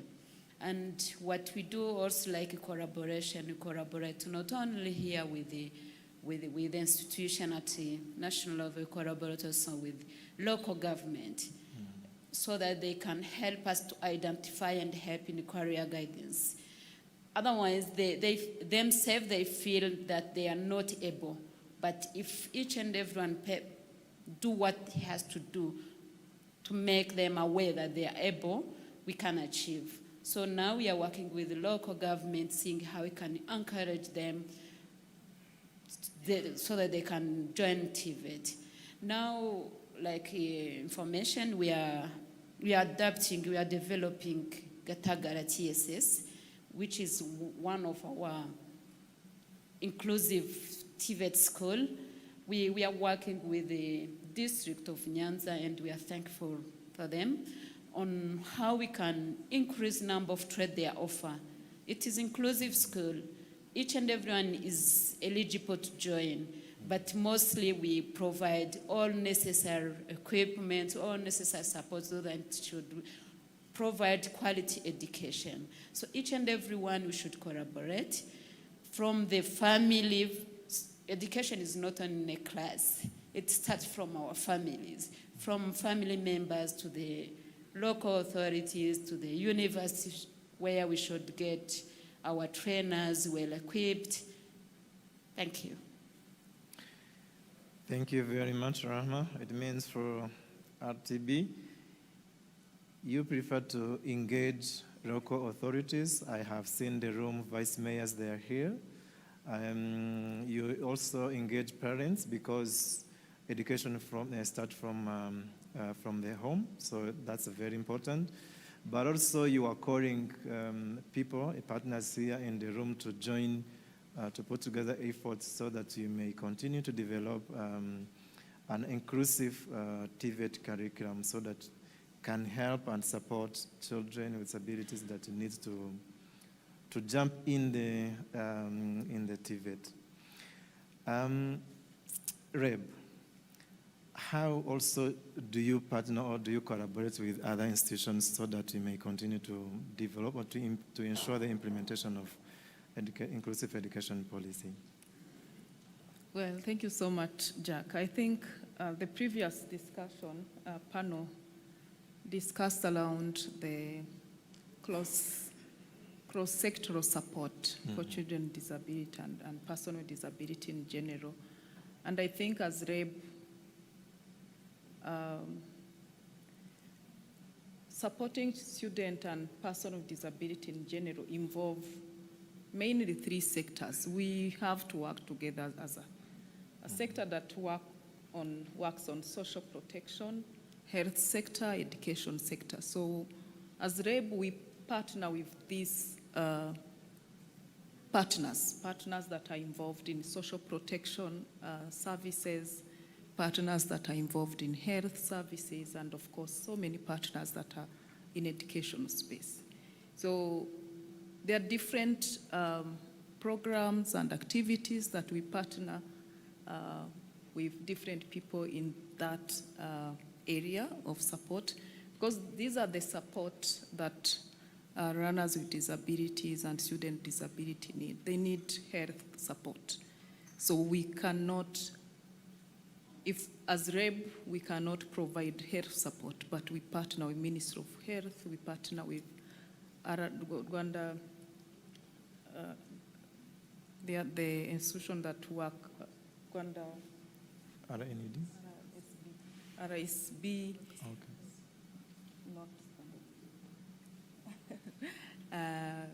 We partner with different people that, even partners that are in health services, that provide health services, social protection as well.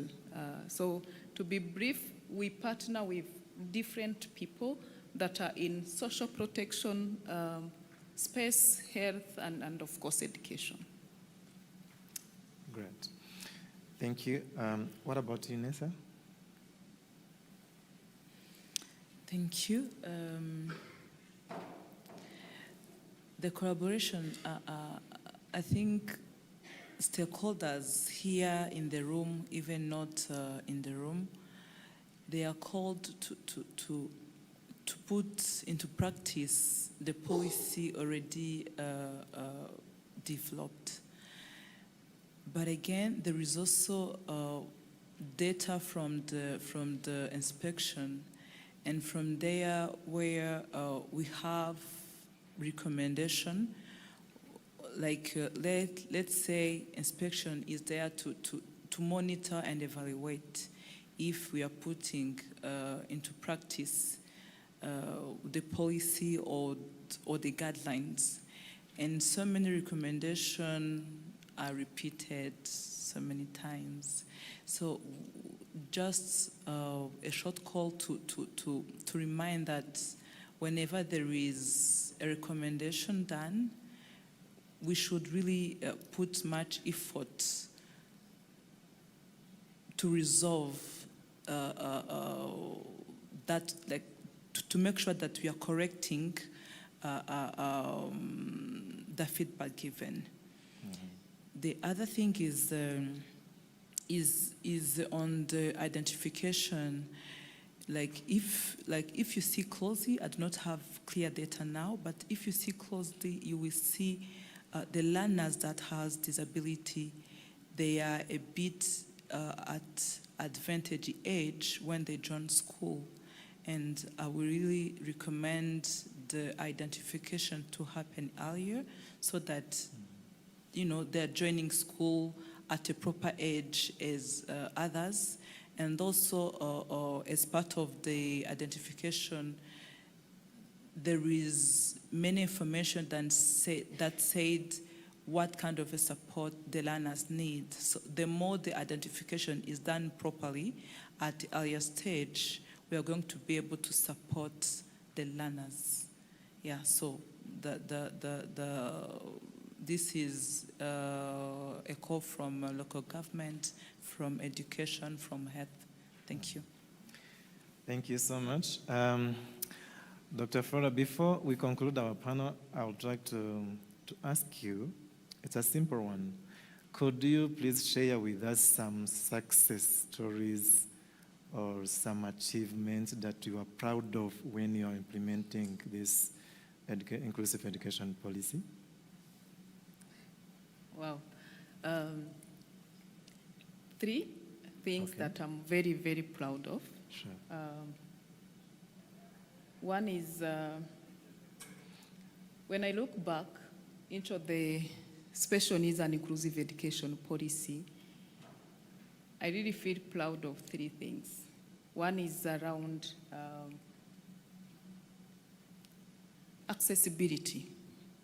The first goal of the special needs and inclusive education policy is to ensure access, retention, and comprehension of children with disabilities.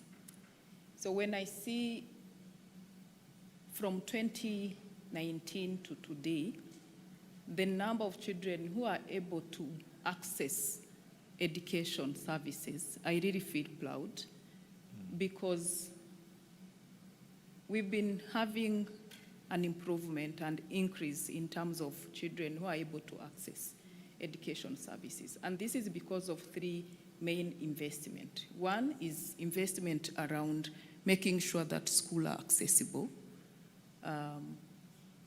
and also investment around changing the negative perception or changing the mindset of the community in general on the importance of education for children with disabilities. So that I really feel proud, and I know there are a lot that need to be done. Not all children with disabilities are yet in school, but we have made a good progress. The second is achievement that I feel proud of is the identification, assessment, and referral process. We have made a very good progress that I'm very proud of. We used to use what we call medical way of identifying and supporting children with disabilities. But today, we have a tool that is used to identify children with disabilities. And this identification tool and process, not only the tool, but the process is more inclusive and is able to give us the real data of children with disabilities. Data that are not only around the type of disability, but data around the support that this child needs to be able to thrive, participate, and learn. So to me, that is very, very important because it is the first services that you can give to children with disabilities. We have at least one teacher per school who is able to support this identification and assessment process at school, have the data on children with disabilities, and to me, this is very important. Another thing, achievement. Another thing is around accessible digital textbook, which was supported by UNICEF. It was a very good support, because right now, all the textbook that we have, and I know you know Mugisha, because we work together on this. Yes. All the textbook that we have, they are now accessible, not just online or maybe soft copy of the textbook. These are textbooks that have all the accessibility features, audio, sign language. They are on Lab e-learning platform, and we have shared with the teachers and head teachers this textbook. So to me, this is very important for children with disabilities. What we need to do is, how do we use them? And maybe this is a request to all of us, but mostly teachers and head teacher, to use this textbook. And of course, provide us with feedback on how do we continue supporting children with disabilities. So to be brief, 3 achievements that I'm very proud is around access and identification and assessment, which is going to give us the real data on children with disability and the support they need, but also achievement around ADT. Thank you so much. Thank you very, very much. Mbabazi, will you allow me to pick some 1 to 3 questions from audience or not?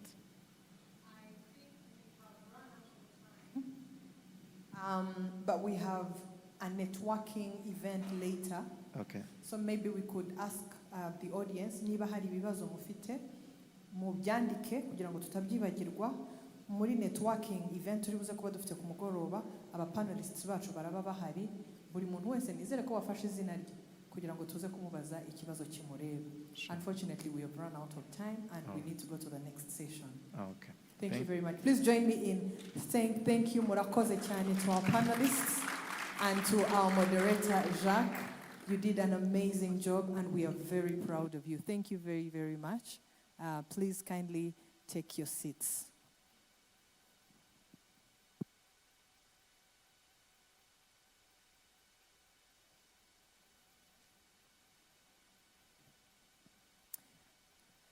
Thank you. We are now going to the next session. We have a presentation that's coming up. We are honored this afternoon, to be joined by,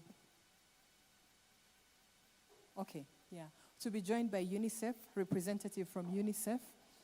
They've been doing some really great work around supporting early detection, and they've been working in close collaboration with the government, specifically NCDA. And we are honored to have the Chief of Education, who is going to be taking us through his presentation of the amazing work that they are doing. I'd like to ask the media team that please put up the presentation of UNICEF, if you have access to it, while Charles comes to the stage to share what's being done.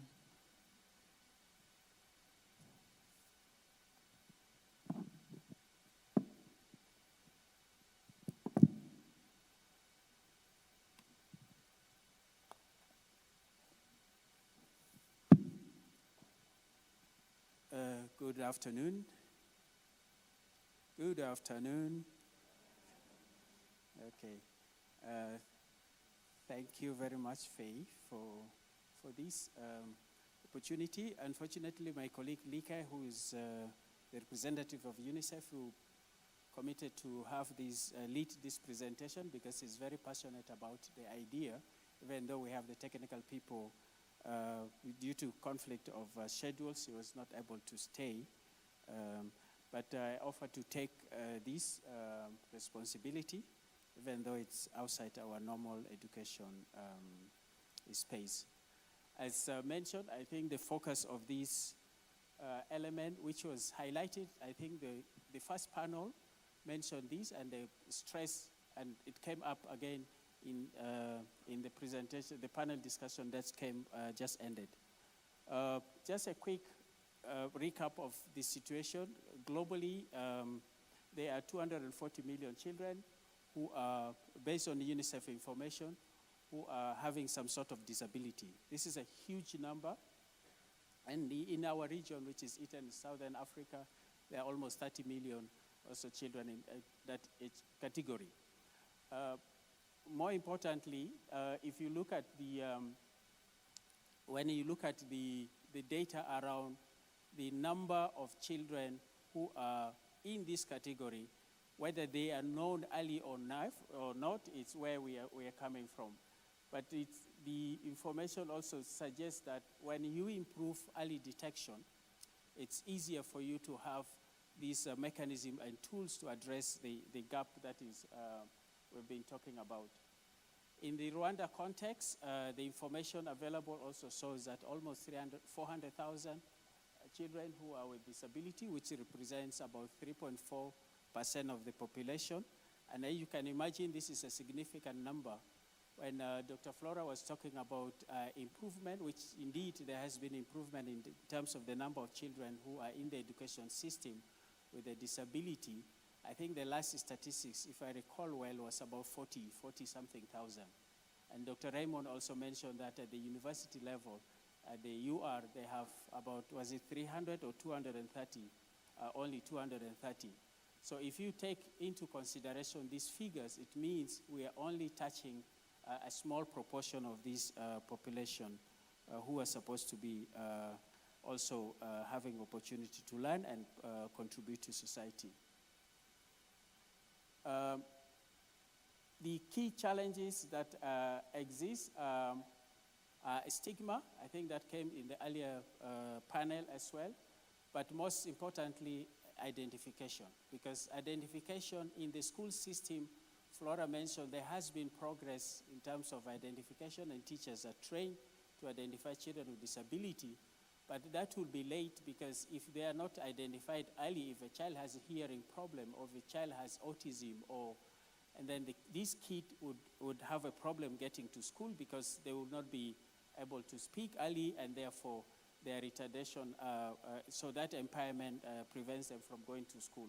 The other part is also the stigma, which also was highlighted in the earlier panel discussion.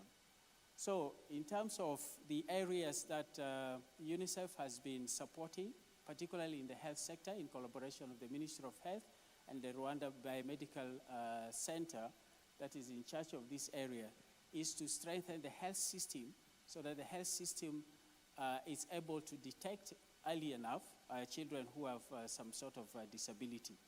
And this starts from the policy of early identification that are built into the health system and the policies. The other part is the community-based system, where you have, because you have community health workers who are working in the community as well as in health facilities, but since they have outreach programs like for immunization and so on, they're able to identify. So there is a strong focus on community engagement. And the other important part is the assistive technology, which also was mentioned earlier, because without the assistive technology, not only for the children, but also for healthcare workers and the professionals who need to use the tools and the technologies to identify the children. So these are the areas that the government is focusing on, is strengthening in terms of building the system for early identification. And lastly, and more importantly, the community and the teachers, even though at a later stage.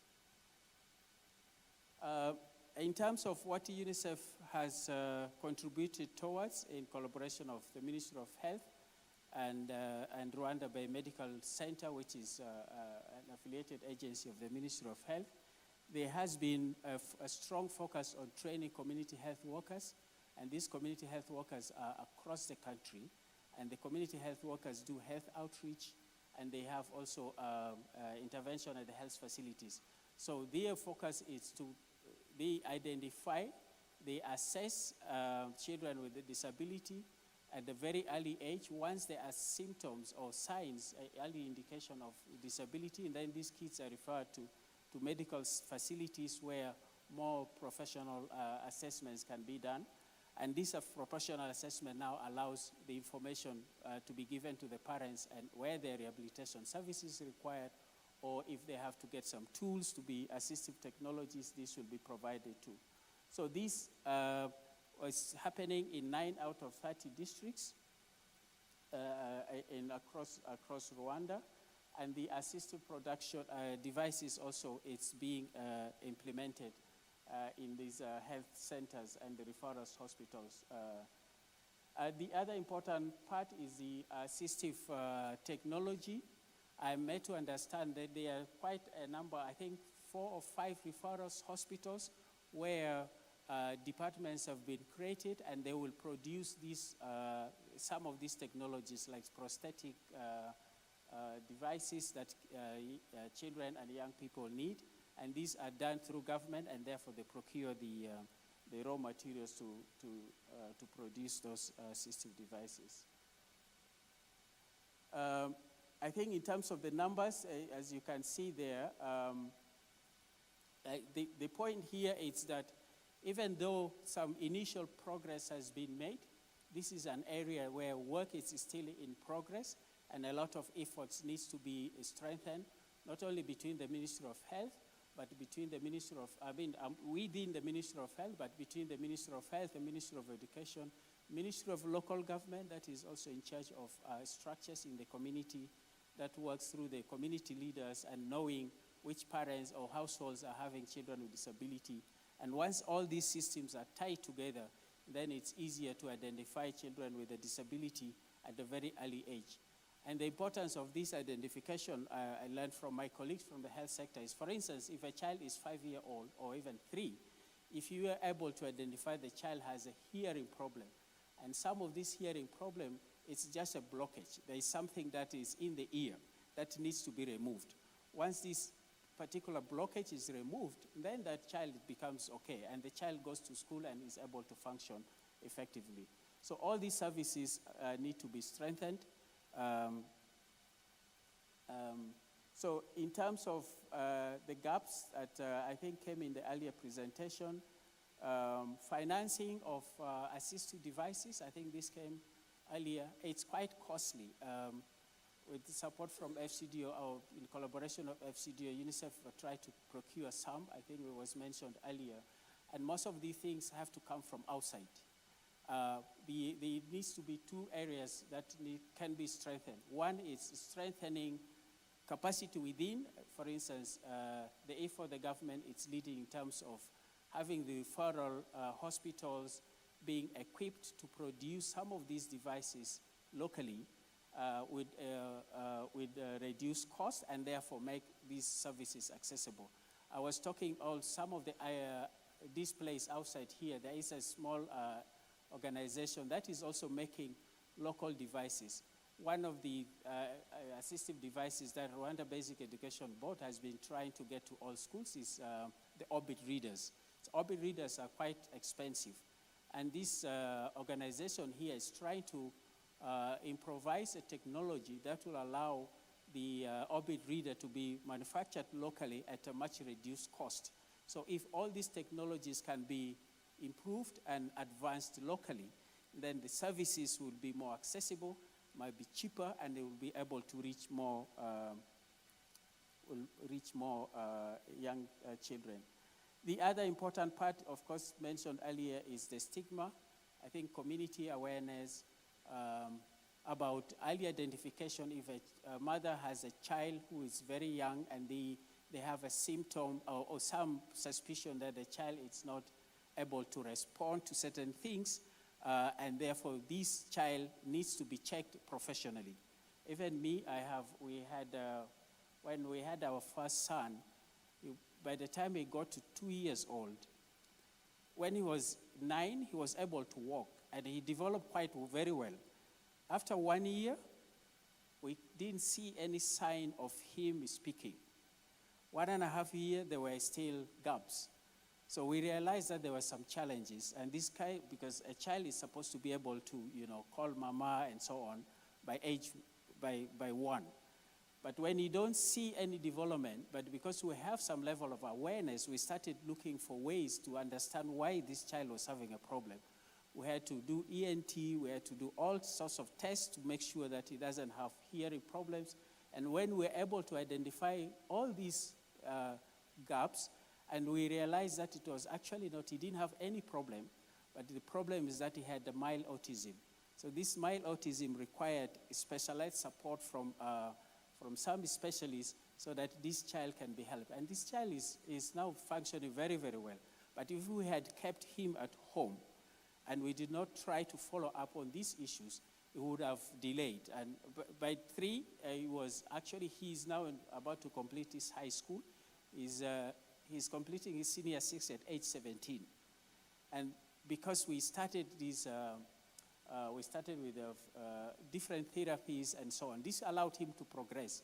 But the reason I'm saying this is if a mother in a rural area does not understand, instead of seeking support, they will keep the child at home. Not even at home, they will keep the child behind, so that people don't see that this child who is 2 or 3 cannot speak, and therefore it's seen as a problem. And the problem is projected on the child innocently.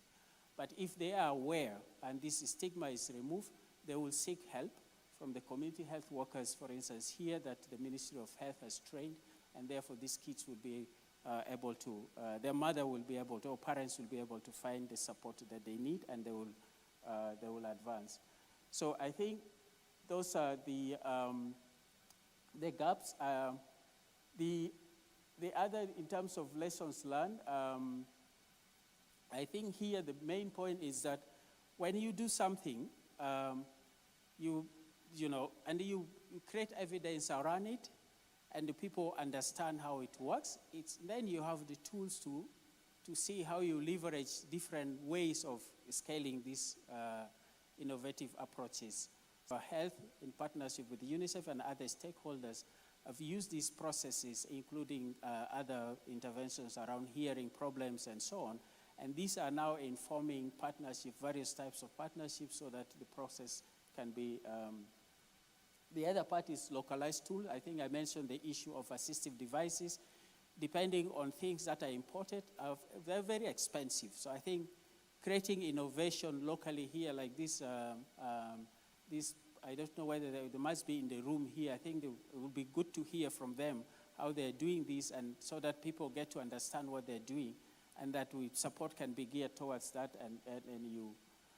The other important part is that once you're able to identify, you have the tools and so on, it's easier to mainstream. So for early detection, there is the household surveys that NSR does, very large scale, has got integration of some tools that allows identification of children with disability. So these are some of the ways that you can scale up innovation.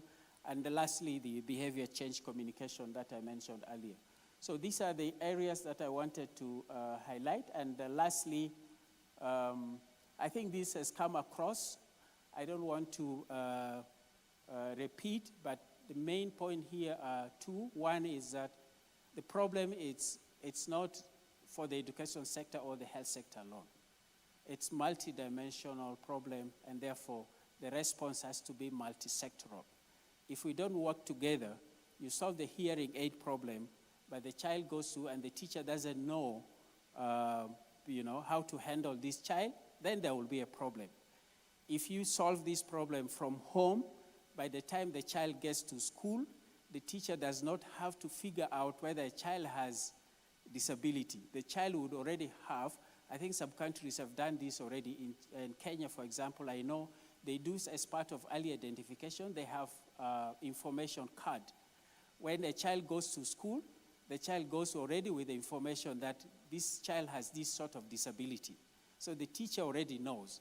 So the process of teachers struggling to identify the child is solved even before the child gets to the school. So the role of Ministry of Education in this case will focus on how do you now help these children who have this type of disability that have been identified by the Ministry of Health to ensure that they're able to function effectively. I think these are all revolving around the same issues, but the bottom line is let's work together, let's look at the problem as a multi-sectoral, and therefore the solution should also be multi-sectoral. Urakoze cyane.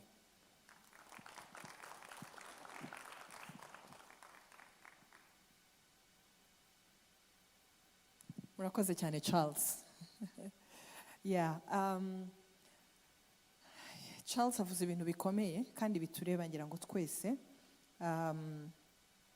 Ikiganiro aduhaye ni ikiganiro kigaragaza ko twese tugomba gufatanya kugira ngo aba bana baba bafite ubumuga n'abandi bashobore kwigira hamwe kandi bige neza. So thank you very much. Nari ngiye kubaza ese hari abantu baba bafite ibibazo haba ku kiganiro cya mbere n'iki ngiki Charles amaze kuduha kugira ngo wenda mu bibaze, hanyuma noneho duhite tujya ku kiganiro cya kabiri. Hari ababa bafite ibibazo, baba ari ibibazo bireba Charles yabisubiza cyangwa ibibazo birebana na ya pano ya mbere yavuyeho, kugira ngo twe kubanigana ijambo. Niba ufite igitekerezo cyangwa ufite ikibazo uzamura ikiganza, hanyuma turaza kuguha umwanya. In the meantime, while you're still thinking, we have a representative from NCDA, the National Child Development Agency, Jean-Paul, who also would like to share with us what NCDA is doing in terms of early detection, which is just what Charles was really emphasizing. NCDA has been doing amazing work, and ndabakangurira kugira ngo mutege amatwi ikiganiro NCDA igiye kuduha, hanyuma tuze kubariza ibibazo icyarimwe. You're welcome. Media team,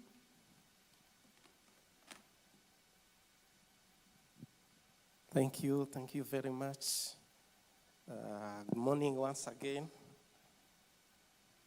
My presentation is quite very similar to the previous, basing on early detection of developmental delays and disability, to have an inclusive programming from the early outset.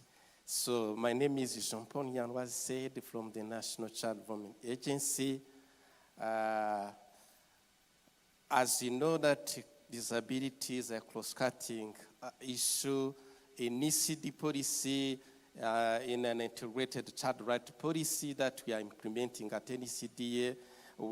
Our aim is not having any child left behind. Reason why we have to make sure that our programming interventions are mainstreaming disability at the fullest.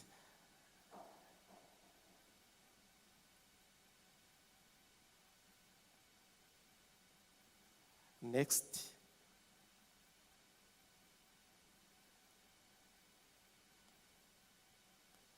So as you know, ECD is running from conception to 6 years. This is as per policy validated in 2016.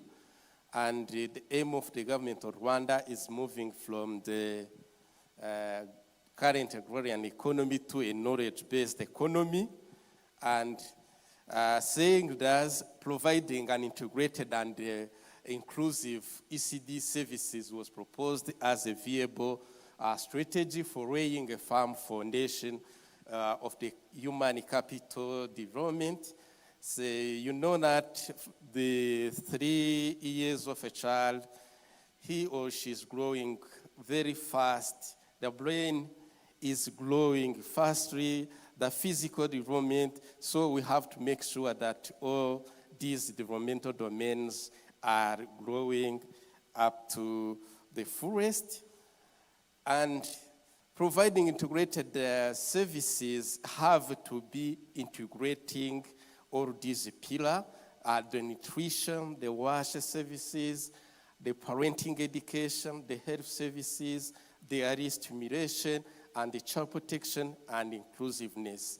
And you know that when dealing with malnutrition, we know that disability can be a cause or a consequence of malnutrition. So when dealing with malnutrition, we are dealing with disability prevention as a main part.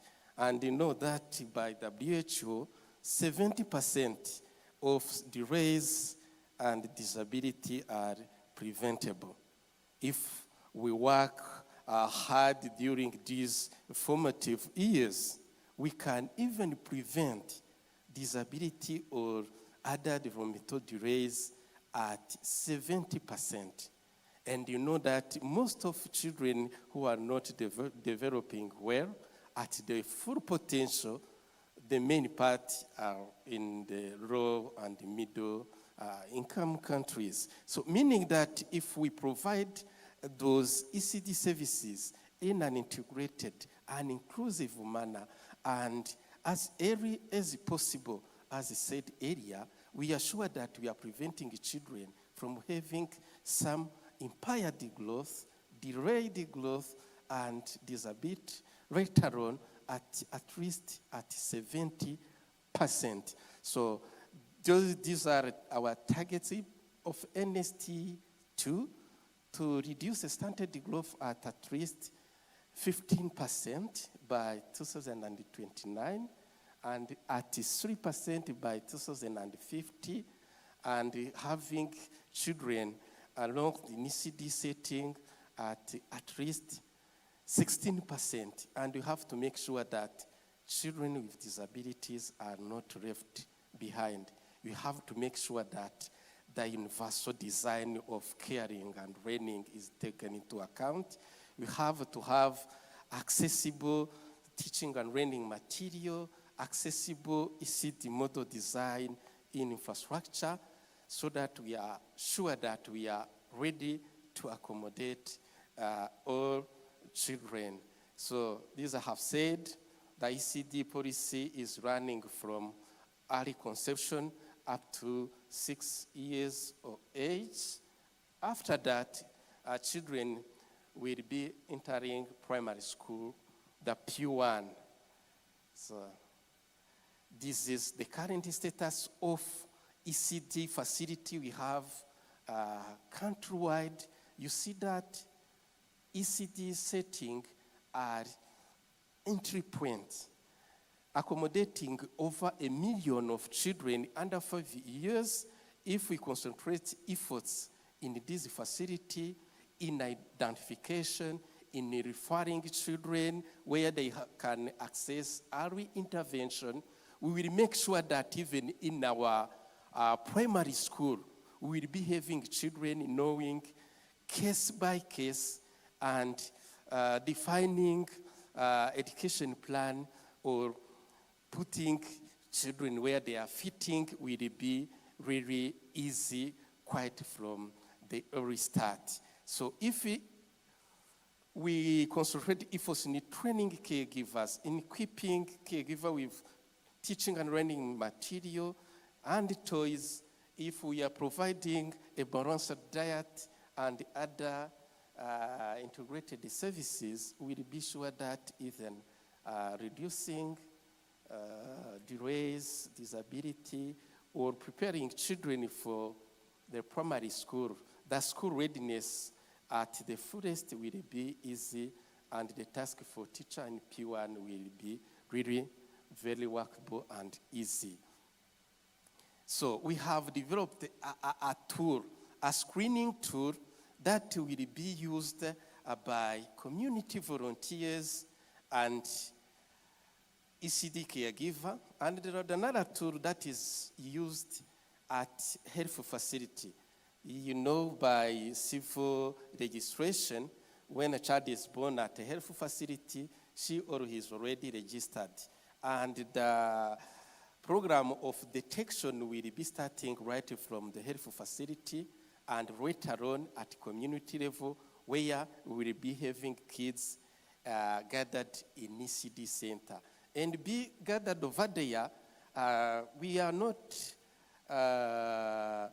advising to look into the sun and detect any delay or disability. Reason why we have put in place a very simplified tool for early disability and developmental delay detection, and from there we'll be happy to refer kids, for instance, for rehabilitation services, for education services, or for social protection services. I have said earlier that disability is a cross-cutting theme and multi-sectoral. No one can deal with it alone and expect to be reaching to the expected result. When early detecting disability, we want to achieve those at least 3 or 4 targets. We want to prevent. When we detect early, when we intervene early, we are sure that we can even prevent some delays and disability. Most of you knows children born with some club foot, for instance. A very simple deal that can be dealt in 2 or 3 months, and a kid will be working easily as nothing had happened. The minimization of severity, early intervention, when detecting early and intervening early, will be minimizing the severity that the impaired growth or the disability have to have on a kid. The minimization of impact on a child, family, state, education, financial, and social. When, for instance, we are providing devices, a wheelchair, for instance, a child will be able to work to ACD center, to their school, to participate in social activity, and will be sure to do inclusion from the early stage, meaning that dealing with this issue of impaired growth, disability, investing in early identification, early referral, and early intervention is very crucial, and this will really prepare the ground for kids to enter primary school and later on secondary and tertiary schools. This have said, these referral services have to follow at least the three main referral structure. We have to refer kids in rehabilitation services, and here the health structure is taken into consideration, where we will be starting at the community level by community health workers, parents themselves, ECD caregivers. They refer to health center, to district hospital, provincial hospital, and referral hospital for rehabilitation services. In education, we can refer to mainstream school, to special school, if possible. And here, my question when participating in this conference is to ask myself, where do we refer kids with an intellectual quotient which is very low when assessed? If possible, in education, we can make sure that children who have a low educational intellectual quotient are being trained or facilitated in handy skills that will be allowing them to be good citizens without spending 6 years of primary school and secondary school really learning and be sure that they are not attending or taking a curriculum that is designed for all and it is used for all and it is assessed for all in the same manner, taught in the same manner, and evaluated in the same manner. Maybe we will be having a response on that. In education, we can detect, assess a kid and place in a specific setting according to the impairment. This is the summary of the achievement. We have trained over 120,000 of CD caregivers and parent readers in early identification, referral, and care and support, being at household level, being at CD setting, or being at a community level. We have trained almost 30,000 IZU, inshuti z'umuryango, or friends of family. These are free community volunteers. They are two at each village, a male and a male, a female and a male, and they are going house to house to detect any child protection issues, and we make sure that they are advising parents on care and support of their children, and seeing if not they are not violating child rights. One of them being education, to send children at school as early as possible. Community health workers have been trained also on identification, referral, and support. When we were training them on mainstreaming ECD into community health package intervention, this issue of disability have been taken into account. We are providing us NCDA assistive devices, being wheelchair, being crutches, being hearing aids, crutches. Now we are entering in a countrywide eye screening where eyeglasses also will be provided free of charge for those children from vulnerable families. The community mobilization on anti-stigma and inclusion via radio, TV, and what we call community dialogue. The simplified tool I was saying earlier for early detection was inserted into what we call ECD book. This is a small booklet available at community level where when receiving kids, they are registered and caregiver are advised to see if there is no any sort of delay, impairment for early referral and early intervention. So the parenting guides we have developed, among 8, we have one dedicated to care and support of children with disability. And these parenting guides are used by government and partner at community level for the nurturing care framework and intervention. We have also developed a very good book, Early Learning and Development Standards. It is a book telling us what a child know and be able to do at a given age. And this book have where we show parents what kids are achieving by developmental milestone and what parent can do if a child is delaying or not achieving on time. These cards have also what we call care cards. They are advice to parents what they can do, being play therapy, being stimulation, being referral for our intervention seeking on time.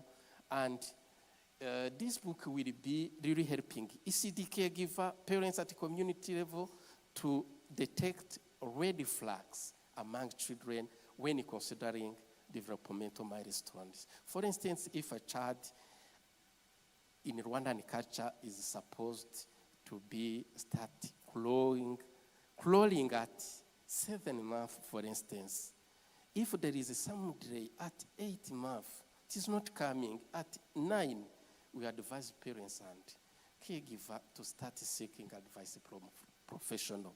From that prevention, from that early intervention, you see we can mitigate a lot. So we have developed together with LABE, NESA, national is the standards that are inclusive, and if used way, will be really making sure that we are inclusive from the outset, from really the beginning of receiving kids. Or the model design in ECD are also accessible, and according to the ECD mapping, about 75,000 children are really attending this ECD center. So this is a small picture showing how kids included in NADA from the inclusion center are happy. And if we teach kids to be inclusive, to help each other from the early stage, we will make sure that even in our community and our daily life, the inclusion is mandatory. I thank you very much for the attention.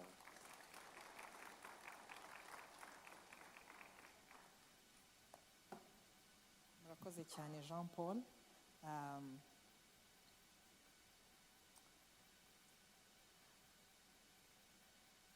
Thank you very much for that presentation and for sharing with us the amazing work that NCDA is doing. I know we are running out of time and we need to go for lunch. Some of us are very hungry. So I'd like...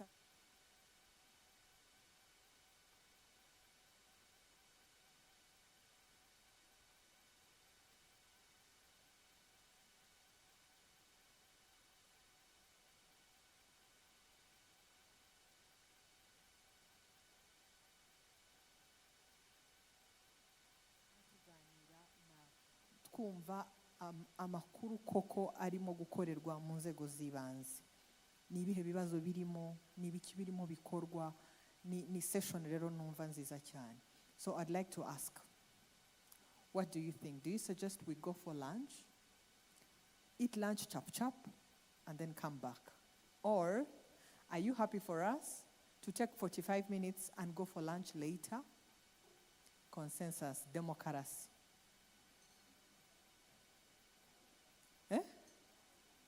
Let's carry on. Okay, good. Ndabona mwaryohewe. Inzara yanjye ndabanyibitse gatoya. Yeah. So our next panel is going to be moderated by Noella Kabarungi. She's somewhere seated, I think, at the back. She's a senior education specialist at Save the Children. And she's going to be leading the next discussion, which is going to be quite interesting, in Kinyarwanda. So please, if you do not understand Kinyarwanda, I would like to ask you to raise your hand. We have interpretation in the room, and then we'll bring you the earphone so that you can be able to follow the discussion. So Noella is going to be joining us on stage. Noella, please join us on stage. And she's going to be inviting the panelists. Agiye gutumira abo ari buze kuba aganira nabo. Namwe nizere ko muba mwiteguye. Mineduc, NCPD, Vice Mayor, Social Affairs wo mu karere ka Gisagara ndetse n'uhagarariye Uwezo. Bagiye kuduha amakuru y'imvaho. Reka tubatega amatwi rero. Welcome, Noella. Thank you so much, Faith.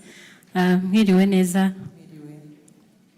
Faith yabivuze neza nuko iki kiganiro kiryoshye naho ubundi byari bigoye kukigira aya masaha. Munyemerere nakire abo tugiye kuganira nabo bagiye kutugezaho iki kiganiro cyiza nkuko Faith yarabivuze kigaruka ku disability centered planning and governance.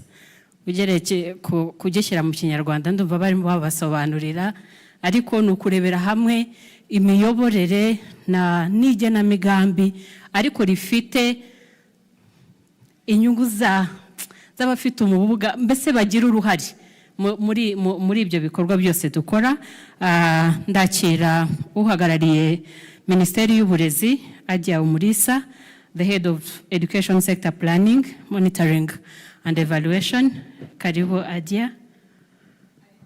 Mary. Murakoze. Mary karibu. Murakoze cyane. Munyemerere nakire Emmanuel Ndayisaba, umunyabanga nshingwabikorwa wa National Council for People with Disabilities. Karibu. Muraza kunyemerera nakire Denise Dusabe, Vice Mayor ushinzwe imibereho myiza mu karere ka Gisagara. Ni karibu. Turaza no kwakira Bahati Omar, umuyobozi mukuru wa Uwezo. Reka tubakomera amashyi barimo baza. Yewe ni ya makarita yo kurya batanze pe. Murakoze cyane.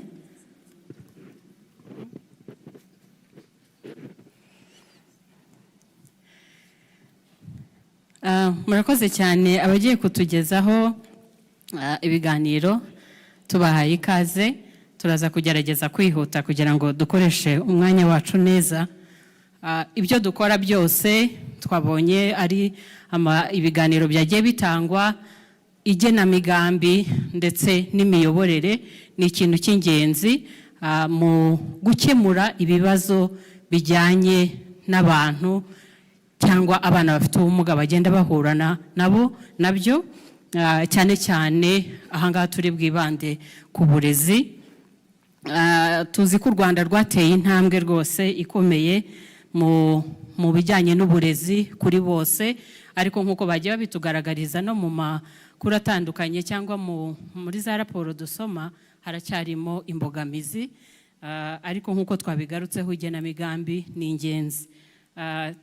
Nagira ngo tuganire gatoya, buri wese agiye kudusangiza duhereye kuri Mineduc, NCPD, Vice Mayor ndetse na Uwezo.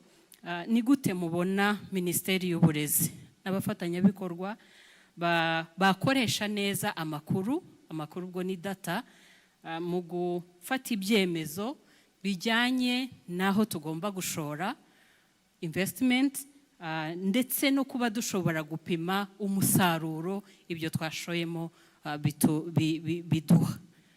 Reka duhere kuri Mary mu Kinyarwanda. Basabye ko kiba mu Kinyarwanda ariko wanashyira no mu rurimi ushaka. Ntacyo, nari niteguye Ikinyarwanda ariko turagerageza tubivange. Nta kibazo. Murakoze cyane. Ukuntu wenda twakoresha amakuru neza ku bijyanye nibyo tubona mu bana cyangwa abantu bafite ubumuga. When we have good data, we have better planning. And if we have good planning, we have better spending. We are going to spend our funds or whatever resources we have on the right activity or actions. And when we have better spending, we have better results for children with or for learners with special educational needs and disabilities. So I think when we have our good data, it is going to help us to do our planning. Ni hehe dukeneye gushyira imbaraga mu bintu dukora. So that one will be our planning. Turashyira hehe niba ari amafaranga, niba ari imbaraga zindi dufite, turazishyira hehe kugira ngo dushobore gukora igenamigambi ryiza. Then we have data for budgeting. Which investment should we give? I mean, we want to know which better investment that can bring better results to us. Igenamigambi twakora ryatuzanira umusaruro ufatika mu byo dukora. Then we data for coordination.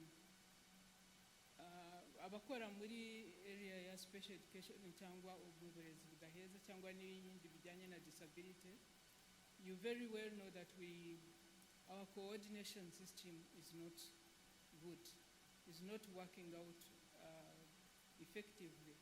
Dukeneye rero kugira ngo tugire coordination, twe gutatanya imbaraga cyangwa what we call maybe duplication of actions. Dukore ibintu umwe ye gukora iki undi ye gukora iki, ibi bizava mu kuhanahana amakuru, sharing information and data that we all have. If A has data and shares it with B, then we put it together, then we can have something that is concrete. Then we have data for accountability. What have we done that has brought a positive impact to people with disabilities and in our community in general? So I would say that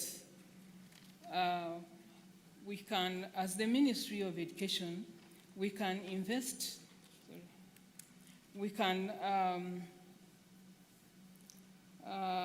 try to maintain the coordination that we have, but strengthen the coordination more effective, to make it more effective. Again, we have, as we have different partners, dufite abafatanyabikorwa bakora ibintu bitandukanye, ariko iyo ugiye kureba usanga umwe yakoze ibye, undi yakoze ibye, undi yakoze ibye, tutahurije hamwe kugira ngo twese dukore ikintu kimwe, tugihe imbaraga gifatika. So we need that coordination. Ikindi tugomba gukora ni ugushyira imbaraga muri accessibility in the schools. N'abandi bafite abantu bafite ubumuga mu nshingano nabo bazareba infrastructure cyangwa accessibility mu zindi ahandi hantu, ariko nka Minisiteri y'Uburezi twibanda ku mashuri yacu kugira ngo turebe ko abana bose are they able to access school. Ese iyo bageze mu ishuri ni kwa kundi dukora integration, kuvuga ngo umwana wowe uje mu ishuri irwaneho, see how you can fit in the school. It's the school that is to make itself able to accept the child, not the child to get his way out to be integrated, to be included in the school. Then we need to strengthen the continuous professional development for teachers. Dukeneye abarimu n'ubundi barukara n'abayandi matitisi barabyiga ibijyanye n'uburezi bwihariye n'ubudaheza, ariko Is that enough? Tubona abarimu bahagije? Ese niba baboneka? Ntidukifite amashuri afite abana benshi. Do we get our teachers assisted in school or in classrooms? For example, some schools have been trying to get assistive teachers in classes. How are we managing that? Turabishobora cyangwa ntitubishobora?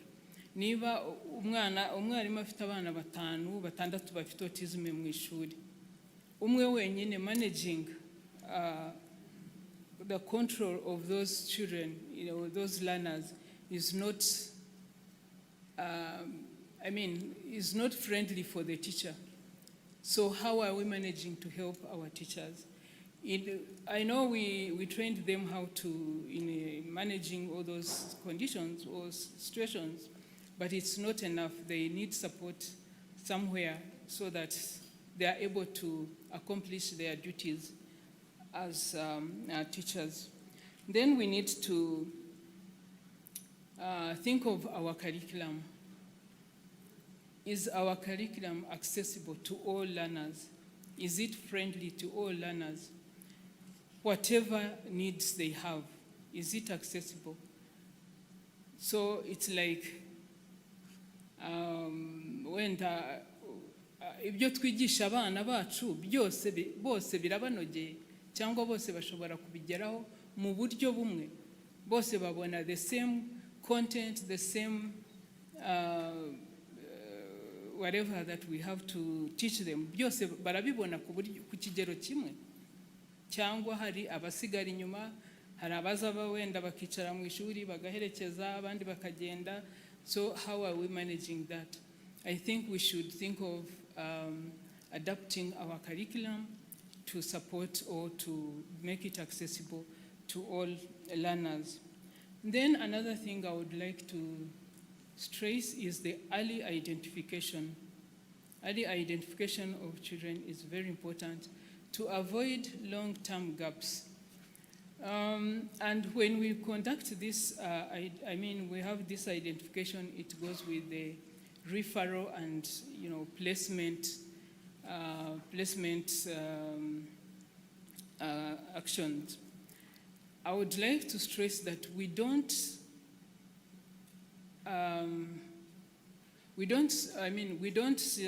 assess children, or we don't place them according to their disabilities, but we place them according to their needs. In education, we just want our children placed in places where they can get support, where they can get academic support, where they can get all services that they need, but not because we don't place them because of their disability.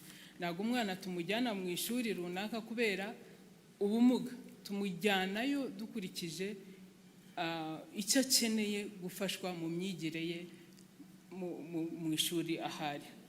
And then we would also like to strengthen the partnership between NGOs and development partners, which will help us expand the accessibility to assistive devices, assistive technology, and community awareness raising. Mu miryango, aho dutuye, nta mbogamizi tukibonamo z'abantu bafite imyumvire yo kuvuga ngo umwana ufite ubumuga ntacyo agomba kwiga, agomba kuguma mu rugo bakamubika. Do we still have such people? I believe we have them. Kubera ko n'umubyeyi arakubwira ngo se uyu mwana ndamushyira mu ishuri kugira ngo nzamuvanemo iki. The parents are not ready to invest in children with disabilities because they feel this child or this learner is not going to, get to any, higher level or whatever, because either the peers or the siblings are going to be, the parents are thinking the siblings are going to be ministers, they are going to be doctors, they are going to be teachers or whatever. But for this child who is having a disability, the parent doesn't see any future for this particular child. So we need to work on that and working together. I mean, it is collective effort for all of us. Thank you. Murakoze cyane Mary. Emmanuel, hari icyo mwakongeraho?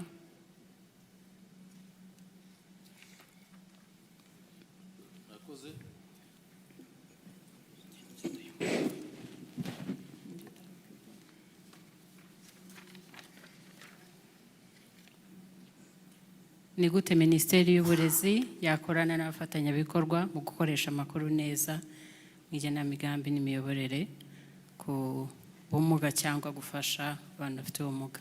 ngira ngo icyiza gihari ni uko udafite data udafite amakuru, ubwo nyine iyo ugiye gutegura gahunda zawe uzitegurira mu kirere. Ni ugutekereza ngo wakurikire ko ntuzi ngo ngiye gukemura ikibazo iki n'iki. Niyo mpamvu umutwe dukorana na Minisiteri y'Uburezi harimo gushakisha amakuru.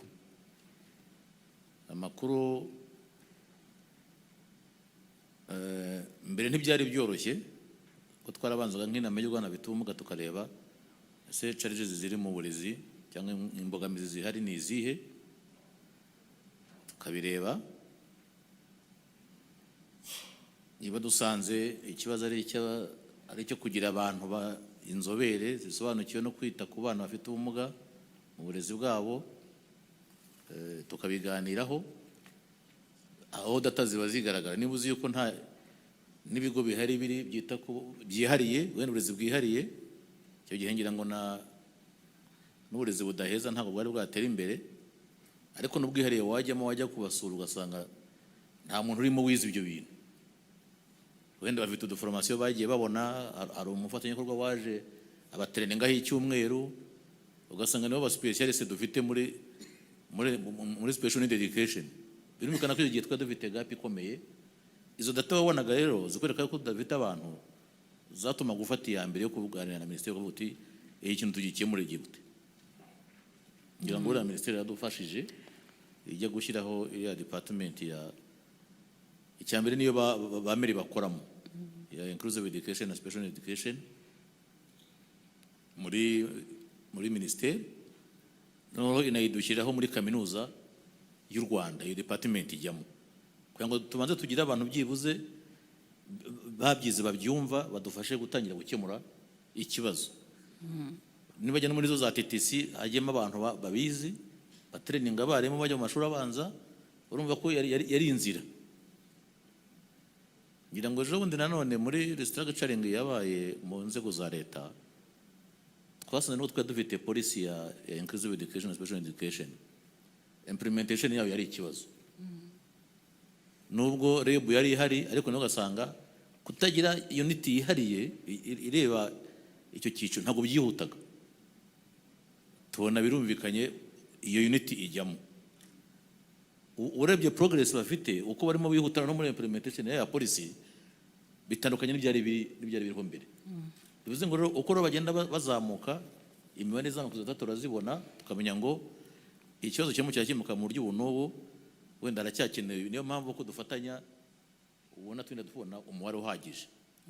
Ibikoresho byari kimwe kujya amashuri ugasanga nta bikoresho bafite, wabara abana biga uko bangana, ibikoresho biri mu mashuri, resource room zihari haba muri kaminuza haba muri za mashuri yisumbuye haba mu mashuri abanza, cyari ikibazo. Ariko zagiye zijyaho ku buryo ubu ushobora kuzibara ukavuga dore dufite imibare iyi n'iyi. Kandi n'abana noneho ngira ngo na Minisiteri isigaye noneho na report isohora buri mwaka yerekana imyigire y'abana kandi gashyiramo specifically n'abana bafite ubumuga kandi muri level zose, wava mu mashuri y'incuke ukazamuka muri primaire secondaire TVET, aho hose imibare irimo na kaminuza.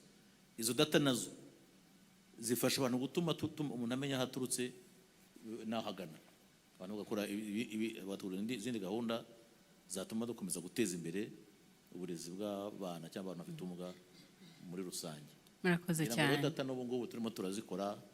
Haniya twajyaga dukoresha ibarura mu turere tukareba abantu batiga, izo tukazisharinga ministeri nayo igatangira kaza kubyo twakemura icyo kibazo. N'ubu hari izindi tufite tuzabereka ejo bundi ku itariki ya 3 kwa 12.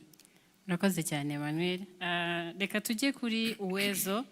Bahati wadusangiza mu ncamake uburyo Uwezo yagiye ifasha abantu bafite ubumuga kugira uruhare mu igenamigambi cyangwa mu miyoborere ahanini mu burezi.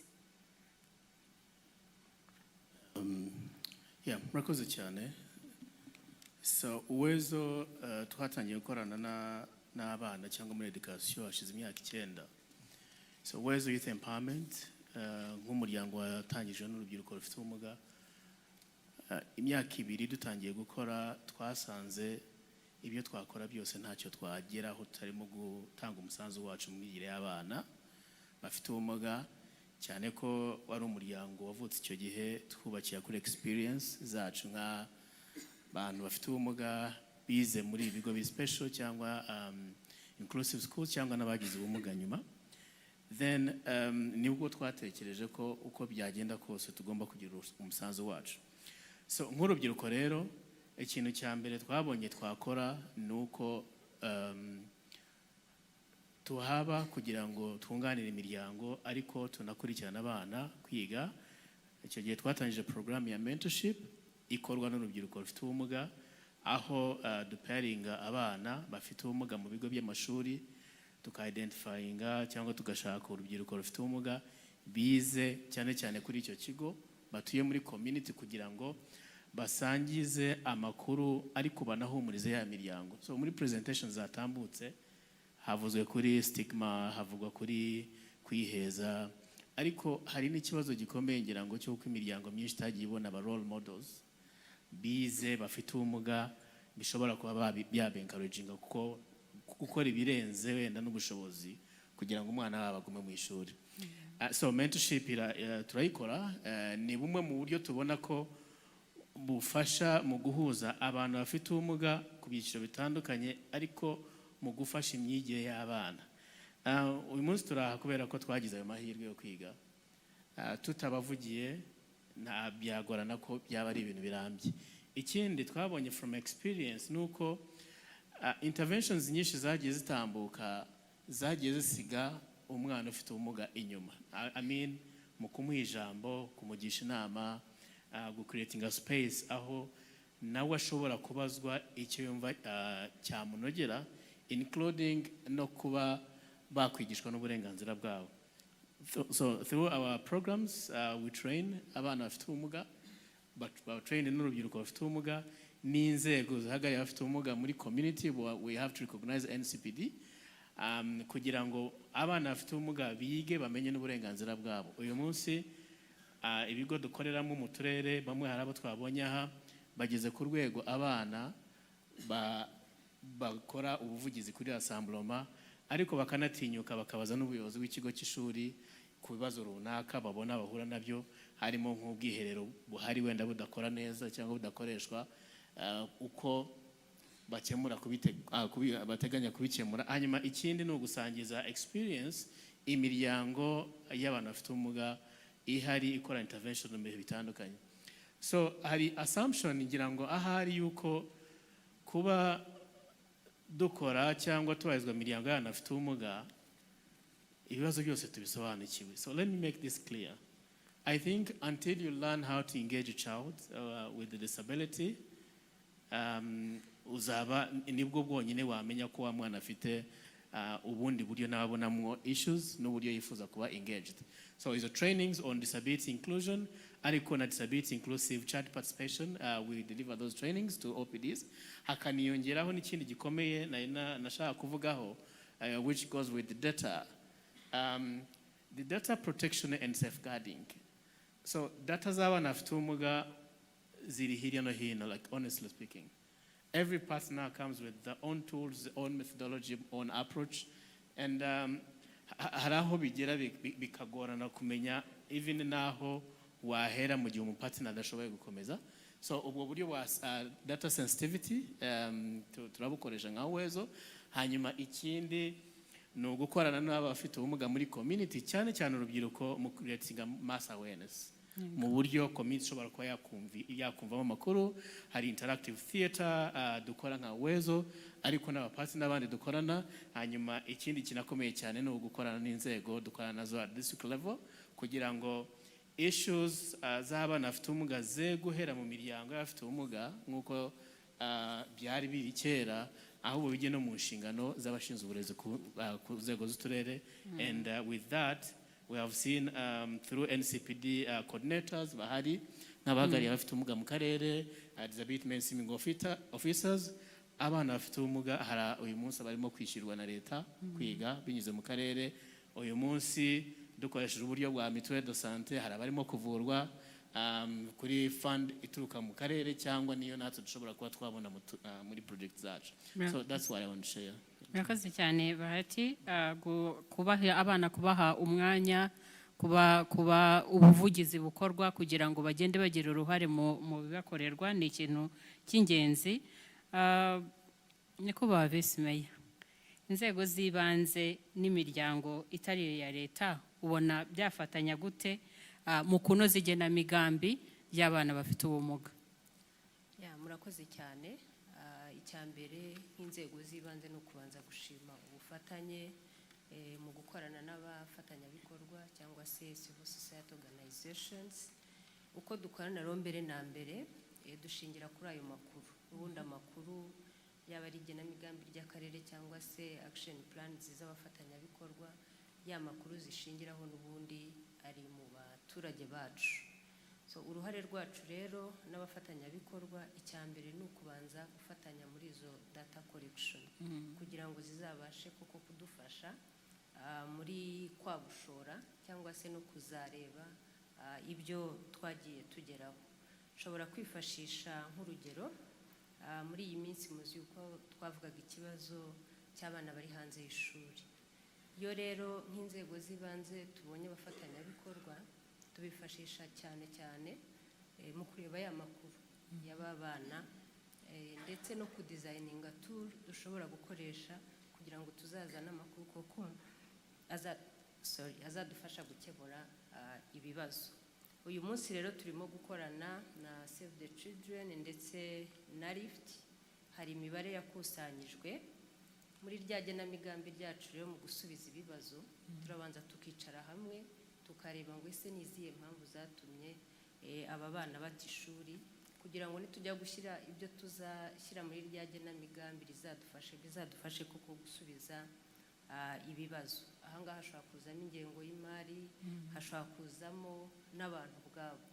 Ariko muri ubwo bufatanye no mu igenamigambi hari igihe dushobora kubonamo ko hari ibindi byiciro dukeneye, akaba ariyo mpamvu dufatanyije na Lift uyu munsi twashyizeho nka komite ku rwego rw'akarere yadufasha na nyuma ya rya genamigambi no gushaka ubushobozi kugira ngo tuzasubize ikibazo mu buryo burambye. Ahangaha rero twashyizeho Extended District Education Technical Committee, aho uyiyoboye ari Vice Mayor, harimo Director w'uburezi, harimo ushinzwe guhuza ibikorwa by'uburezi mu ntara. Noneho tukareba ngo ese ko twabonye za root causes turashyiramo bande. Nk'uyu munsi twashyizemo ibindi byiciro byihariye nk'inama y'igihugu y'abagore, inama y'igihugu y'urubyiruko, umukozi ushinzwe urubyiruko ku karere ndetse n'abandi, ushinzwe inama y'igihugu y'abafite ubumuga, kugira ngo muri rya genamigambi no mu guhanduringa ibibazo byabonetse tutazagira n'uwo duheza. Uyu munsi rero tukavuga ngo kugira amakuru y'ibanze ni iby'ingenzi kugira ngo bidufashe mu igenamigambi gushaka ubushobozi, ariko no mu gihe runaka kuzisuzuma tukareba ko koko twagize icyo tugeraho. Ikindi twishimira navuga ko ari uburyo bwo kubikamo ano makuru. Nk'iyo tugiye kuri Minisiteri y'Uburezi dufite SDMS. SDMS ifitemo indicators nyinshi zitandukanye zigenda zikorekitinga amakuru ku rwego rw'ishuri. Iyo turi mu igenamigambi nk'akarere dushobora kwifashisha ibirimo kugira ngo tugire ibyo duteganya. Dushobora kugongwa n'ingengo y'imari tukabizana muri ya forum duhuriramo n'abafatanyabikorwa kugira ngo nabo bagire uruhare mu contributinga kuri some gaps twagize cyangwa se kuri ya limited budget. Ahangaha urugero tugiye dufite nk'ibigo by'amashuri bidashobora gufasha abana bafite ubumuga ku accessinga, aho bashobora kuzamo mu kudufasha gukemura cya kibazo. Hari presentation ya UNICEF ndetse na NCDA aho mwabonye yuko dufite uburyo bwo kudetekitinga inzitizi z'abana hakiri kare. Muri rya genamigambi ryacu dufatanyije n'abafatanyabikorwa dushobora gufindinga out uburyo dushobora kubonera bari abana ziriya assistive devices, nabo bakaba bashobora gukomeza kwiga. Nkavuga rero ngo kugira amakuru biradufasha nk'inzego z'ibanze ndetse dufatanyije n'abafatanyabikorwa yewe na central level na Minisiteri y'Uburezi aho iri ishobora kwifashisha ya makuru kuko tuyasharinga muri za fund mobilization, bakaba babasha kubona amafaranga bashingiye kuri ya makuru, natwe tukaba twakwagura igenamigambi ryacu. Murakoze cyane. Mu ncamake rwose nko mu masegonda nka 30 NCPD mwavuga ko ari nk'izihe ngamba zisanzwe ziriho zigaragaza ko uburezi budahutaza bushyirwa mu bikorwa haba ku rwego rw'akarere ndetse no ku rwego rw'igihugu?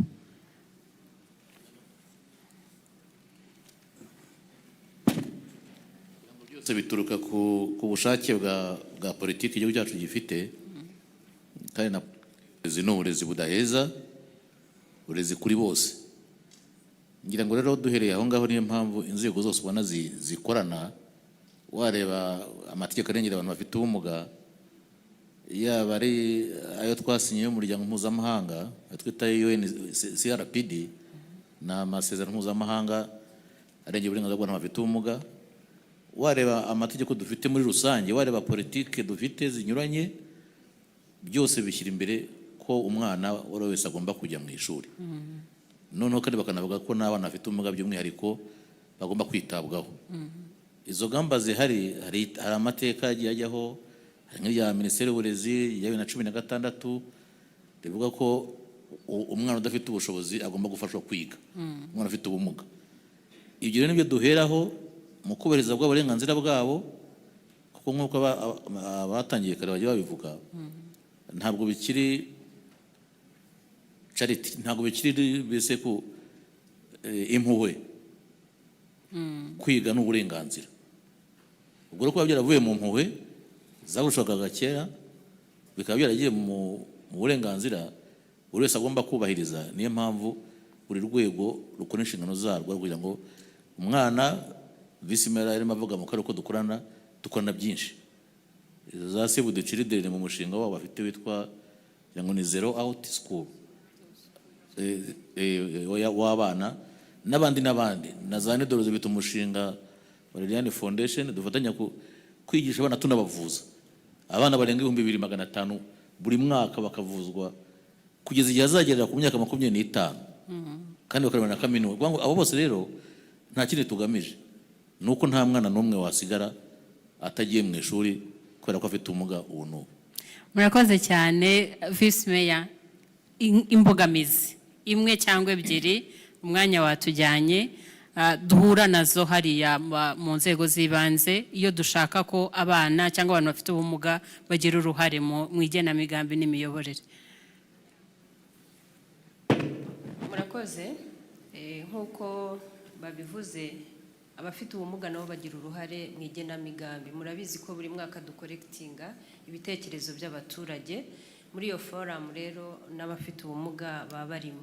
Icyo navuga rero nk'imbogamizi ni uburyo navuga bw'ubushobozi mu gusubiza ibibazo abafite ubumuga bafite. Cyane cyane hano turi mu burezi, nk'uko mwabibonye hari imibare dufite y'abana bagaragaye bafite ubumuga kandi butandukanye, ndetse bakeneye no gufashwa mu buryo butandukanye. Icyo navuga rero hano uko duhari, dufite aho twaje duhagarariye, nibwira yuko ikibazo cy'abana bafite ubumuga twagishyira ku meza kandi tugahera kuri ya myaka mito kugira ngo tubafashe, tukareba koko envelope.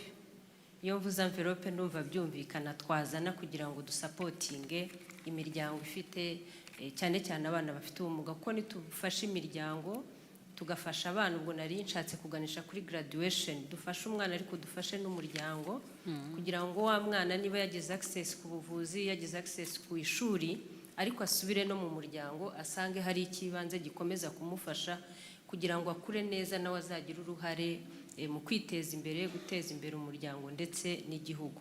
Aha rero yaba ari twe, yaba ari abafatanyabikorwa turi kumwe muri planning zacu, twongere dutekereze ku bantu bafite ubumuga, cyane cyane abana kuko nibo bakuru b'ejo hazaza. Ikindi navuga cya nyuma ni uko ubu dufite amakuru, ni byiza yuko aya makuru twayabyaza umusaruro, cyane cyane mu gufasha bano bana kugera ku ishuri. Dufite abana nk'uko nari mbivuze bafite ubumuga butandukanye, hari abakeneye kujya muri za special schools. Ni byiza yuko no kuri central level twakunganira uturere. Twebwe nka vice mayors in charge of social affairs, we are facing these challenges on a daily basis. Ariko versus on the limited budget, we are not able to handle all challenges we are facing. Nkavuga ngo hamonetse nka envelope yatuma hari umubare w'abana runaka bajoininga zino special schools, byatwunganira natwe kandi tugafasha n'ababyeyi. Murakoze. Murakoze cyane abadufashe ku kiganiro cyiza, turaza gukomeza tuganire nabo hanze. Mbashimire cyane, iby'ingenzi twatahana, amakuru ni ingenzi, data ni ingenzi, kandi ayo dufashe tukayakoresha mu bikorwa byose dutegura. Ikindi ni uko gufatanya ni ingenzi, haba leta n'abafatanyabikorwa, inzego z'ibanze, buri wese akabigiramo uruhare. Reka dukomeze dushyire hamwe kugira ngo abantu bafite ubumuga babashe kubona ibyo bagomba kubona, bagire uruhare mu bibakorerwa. Murakoze cyane. Bati face. Iyi pano rwose murakoze cyane kuduha amakuru y'imvaho twari dukeneye kumva. Tugiye kujya mu kiruhuko, tugiye kujya kuri lunch, ariko nagira ngo dukomeze iki kiganiro. Turi kumwe n'aba vice mayors batandukanye hano, baje baturuka mu turere dutandukanye, muze kwicarana nabo hanyuma muganire. Uyu ni umwanya wa networking. Murakoze cyane, nagira ngo munyemerere mbasabe tujye mu kiruhuko. We are going for lunch. We are providing a lunch coupon, so you should keep it very well because that is your access to lunch. We are having lunch outside of this room on the other side of the hotel at the Radisson. So we'll have to walk outside, take our first left turn, and then go across the Radisson. So that's where we're going to be having our lunch. We are hoping that we can come back at 1:40, if possible. Quick lunch, and then we'll continue the discussions. Murakoze, bon appétit, muryoherwe. Sorry, 2:40. Sorry, 2:40, yes. Muryoherwe, bon appétit, enjoy your lunch. If you don't have a lunch coupon, please raise your hand. Oh, we have some people here who don't have lunch coupons. Vanessa, we have some people here.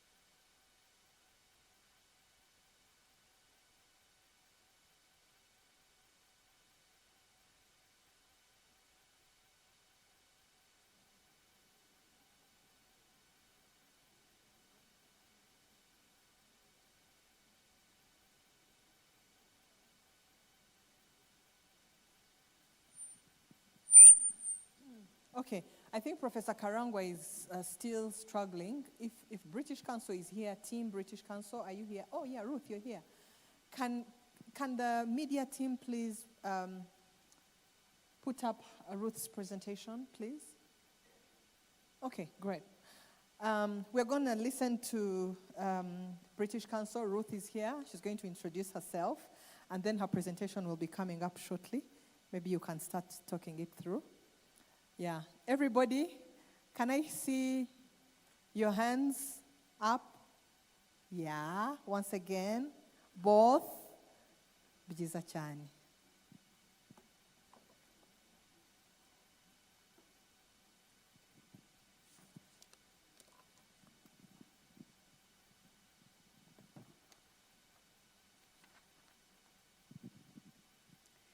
Hello, everybody. Good afternoon. My name is Ruth Barth, and I am from the British Council. I'm the academic manager on the Stella project, and I'm also a project manager on one of our research projects that we have running alongside the Stella project. Today, there we go, I'm going to talk to you about inclusive teacher professional development at the British Council in Rwanda. So it's a bit of a change of focus away from students towards teachers with disabilities specifically. So the work that we've done on the Stella project for teachers with disabilities, including them into the Stella project, and also the work that we've done to research the effectiveness of the adaptations that we've made on the Stella project. I'm going to give you an overview of the Stella project, talk to you about what we do, then the adaptations that we have made on the project. I'll show you a short video of some of the work that we've done with teachers with disabilities, and then finally some of the complexities that we found and some of the recommendations that we have for hopefully anybody who finds them useful in working with teachers with disabilities. So the Stella project is the Secondary Teachers English Language Improvement Rwanda project. It's a partnership between the British Council and the Mastercard Foundation in collaboration with the Rwanda Basic Education Board and the University of Rwanda College of Education.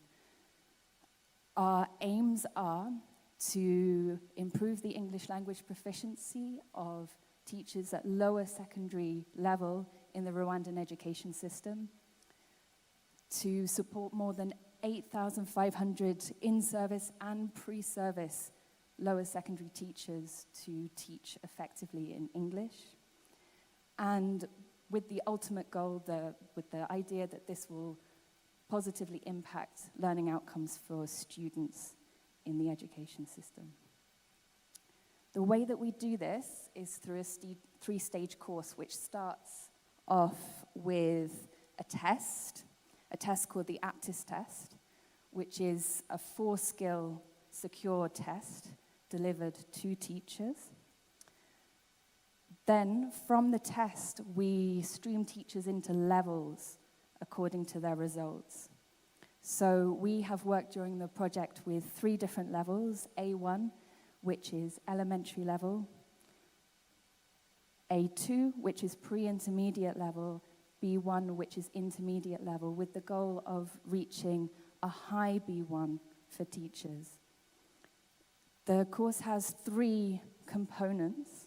It starts off with a residential face-to-face course for teachers over 1 or 2 weeks.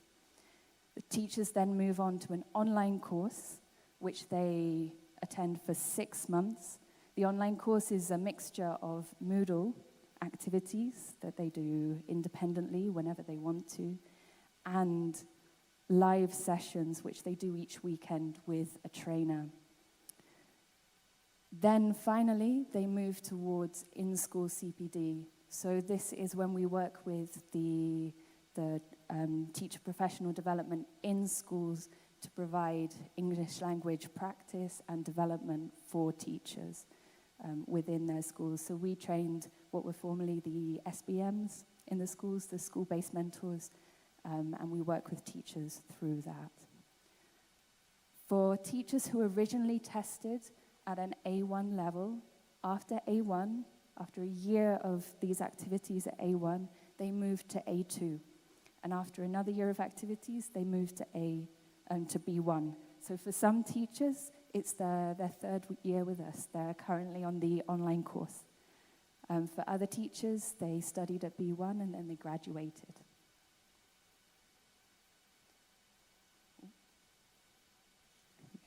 So here are our results.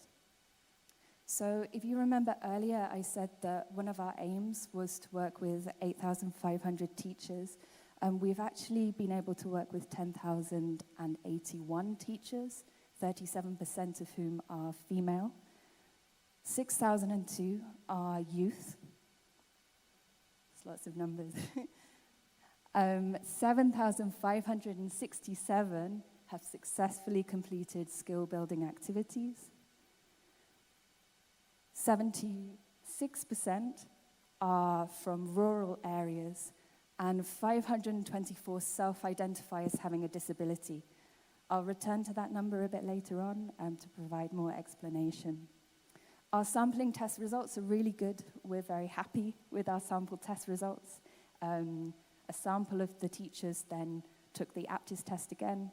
We have 100% of teachers who originally tested at an A1 level who are now at A2, with an average score for those elementary teachers saying that they're now at a B1 level in their speaking. So that's really great progress for them. For A2, it's 91% who are now at B1 or above, with an average score of speaking mid B1. So again, they're overachieving our expectations of them. And 89% at B1 are now at a high B1 level, and the average score for speaking is B2, which is an upper intermediate level. As you can see, as the levels get progressively more difficult, the progress gets a little bit slower. That's what we would expect.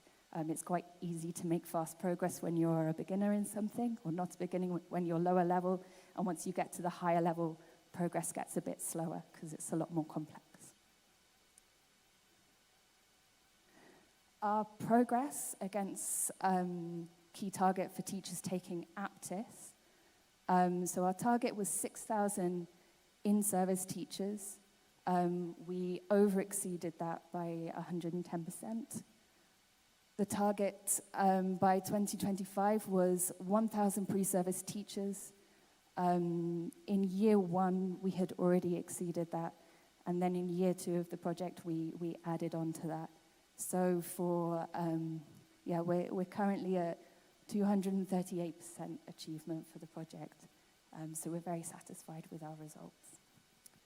So to move on to what we're doing with teachers with disabilities, specifically on the project, we also have another project that runs alongside Stella. This is the Scaling Inclusive Teacher Professional Development in Rwanda project. This is a research project funded by the International Development Research Council, IDRC, and it looks at how the adaptations we made on Stella for teachers with disabilities supported them, or supported those teachers, or how we could do better, how we could adjust what we were doing to be more inclusive on the project. The key research question was how women teachers and teachers with disabilities can equitably access a large-scale English proficiency teacher professional development program, and the benefits gained from that program over time. And also how knowledge from the teacher professional development program is mobilized through the school-based mentoring component of teacher professional development. So we were very fortunate to have this research project running alongside, which allowed us to change what we were doing or know if we were doing the right thing. So some of the adaptations that we made on Stella specifically for teachers with disabilities, you can see on the screen are the three main stages of the Stella course. So the first stage, as I said before, is a face-to-face residential course. So on that course, we made sure that the venues that we were selecting, which were TTCs or schools, we made sure that they were accessible. And we had conversations with the head teachers or the venue staff to make sure we were selecting the most appropriate classrooms. So those For example, if we had teachers who had mobility issues, we were making sure that they were able to access the classroom. The second thing that we did on the face-to-face course was providing tests in Braille formats. So that aptis test that I spoke about before was provided in Braille form for teachers with visual impairment. Or if teachers had some sight, the test was provided in large print, depending on what the teacher needed. And we provided inclusivity training for our face-to-face trainers. For the online course, for all teachers on the online course, we loaned tablets with data, unlimited data, so that they were able to access the course easily without any restrictions. For teachers with disabilities, those tablets had screen readers or accessible features built into them so that they were able to access the course independently.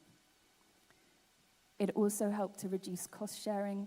We understood partly through the research and partly through our own experience that often for teachers with disabilities, there are hidden costs in them accessing any kind of teacher development program.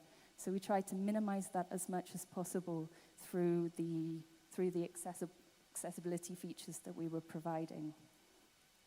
Also, as with the face-to-face training, on the online training, we provided inclusivity training for the trainers. Just to be clear, all of our trainers are also school teachers. They're within the Rwandan education system. There's school-based mentors, they're mentor trainers, they're within the education systems themselves, and they develop their training skills as part of the project. So one of the things the online trainers did is they had specific training with international experts on inclusivity in online training, online courses, so that they could make sure the training that they were delivering was appropriate for all of the teachers in their groups. For the stage 3, school-based mentoring, again, we provided materials in Braille format or large print for teachers who needed that format, who needed a different format for materials. And we provided inclusivity training for the school-based mentors. So all of the trainers that we worked with had that inclusivity training, which focused on gender, but also disability. And we tried to make sure, as far as we could, that all of the materials we were providing were in accessible formats. So now I'd like to show you a video of some of this. So I think the video is coming. In the video, you'll see some teachers with disabilities accessing our course. Enjoy the video.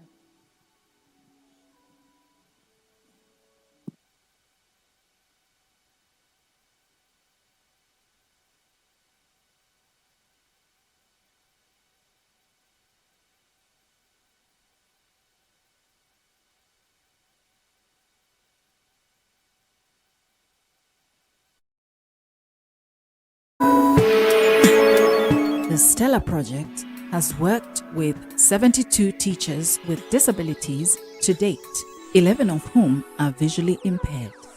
Stella uses a social model of inclusion in which we focus on removing barriers to participation for these teachers and ensure that they are able to be included on the online course. The first contact between teachers and the Stella Project is a language proficiency test.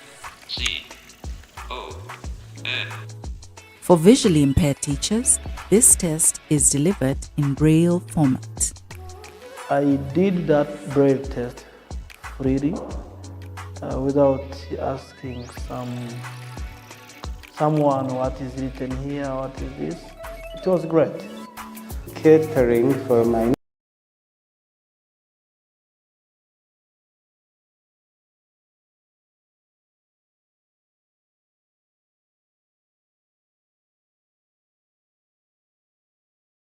needs is so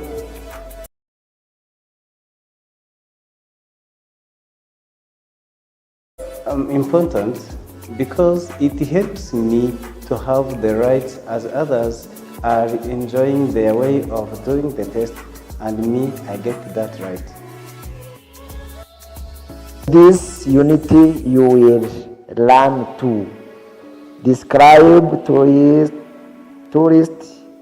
attractions using emphatic languages. In August 2023, teachers completed their first face-to-face intensive stage of Stellar English training.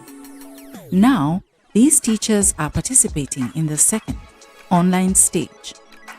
Teachers with no vision use tools such as screen readers to access the content.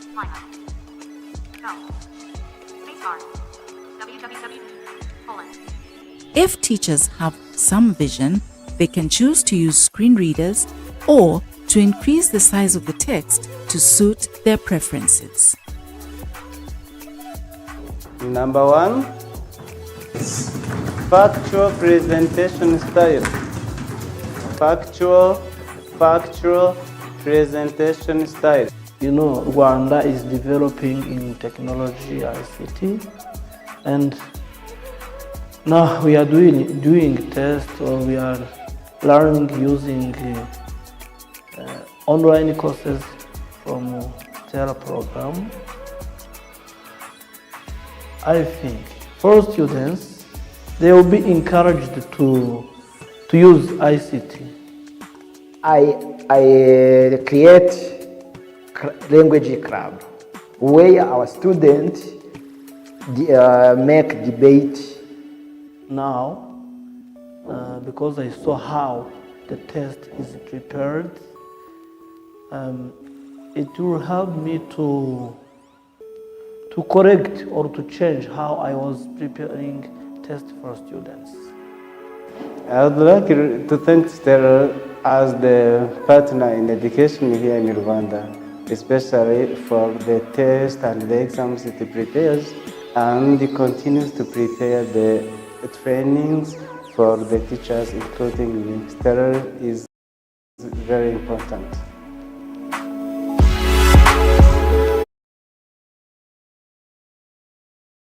So some of the complexities that we've found, I'll call it complexities, not challenges, because overall the work that we did was very, very positive. We found that creating an inclusive environment for both teachers with disabilities and also other teachers on the course was really positively met by everybody. And the teachers with disabilities were very willing to work with us to help us to support them better, to remove barriers for them. So complexities rather than challenges, I think. So the first one that we experienced was fear of discrimination. Part of the course means that we call teachers to invite them to attend training. And what we do during that initial phone call is we ask about any adaptations they may need to access the training. Initially, teachers with disability were not telling us. And we realized after a while that they were fearing that they would be excluded from training if they did tell us that they had a disability. Instead, they come to the training, and then we'd have to find a way to adapt, which didn't result in the best outcomes for them, but we got better. I also have recommendations next, so you'll see some solutions. It won't all be negative. The next issue was understanding of disability. So earlier, I said the number of teachers that we worked with who self-identify as having a disability was 524. However, when we looked further into this, some teachers didn't have a disability. Some teachers misunderstood the meaning of disability. So when we were asking them, for example, about visual impairment, they would say they were visually impaired if they wear glasses. This wasn't super widespread, but it was an issue in terms of understanding or using the right language with the teachers that we were working with. The third thing, which I think has already been mentioned a few times this morning, was the accessibility of data. So we wanted to include teachers with disabilities in our program. We knew we were able to do it. We thought it would strengthen our program. However, it was difficult to find teachers with disabilities, and I think people have talked about different ways that data is collected. So that was challenging, also for our research project. The fourth area here was the intersectionality. So obviously a teacher with disabilities isn't just a person with disabilities. There's so many other things that come into that. For example, I think of one teacher in particular who is a visually impaired teacher, and she had a baby 2 weeks before the residential course. So her needs as a mother of a newborn child were just as important as her needs as a teacher with visual impairment. Also within that comes things like rurality, which doesn't support with internet connectivity. So the intersectionality is far more complicated than just one solution for everybody. The fifth thing was digital literacy. So when we came into the project, we naively thought that if we provided tablets with screen reader features, everybody would be able to access, which wasn't the case, because a teacher with disability is not necessarily somebody who has had access to technology and therefore is comfortable using screen readers. We often found when we were talking to teachers that they prefer to have somebody else as their guide to support them on technology. So we had to really talk to the individual people to find out their preferences. And the sixth thing, which I'm sure people have mentioned today, is teacher workload. Rwandan teachers are incredibly hardworking. They have a very high workload. I've worked in a lot of places, and in my experience, Rwandan teachers are some of the most motivated in the world, but they have a very high workload, and therefore any training that they're receiving, they need to feel that it's appropriate for them. So here are some of the complexities. So now I have some recommendations. So when focusing on the recommendations, I tried to balance things that were, that maybe carried a cost, and also things which could be done at minimal or no cost. So could be applied by everybody, okay? So the first one has a cost. In designing teacher development programs, we found it was so important to build that accessibility into the design at the start. For example, when developing materials, when developing new anything which teachers may access, if it's automatically accessible for all types of people with disabilities, then the program runs so much smoother when you are trying to include people. The second one was including teachers with disabilities in selection. So when we were selecting trainers, we focused on gender, and we also focused on training experience and language proficiency. However, we didn't have a section on the application form to ask if a trainer was a person with disabilities.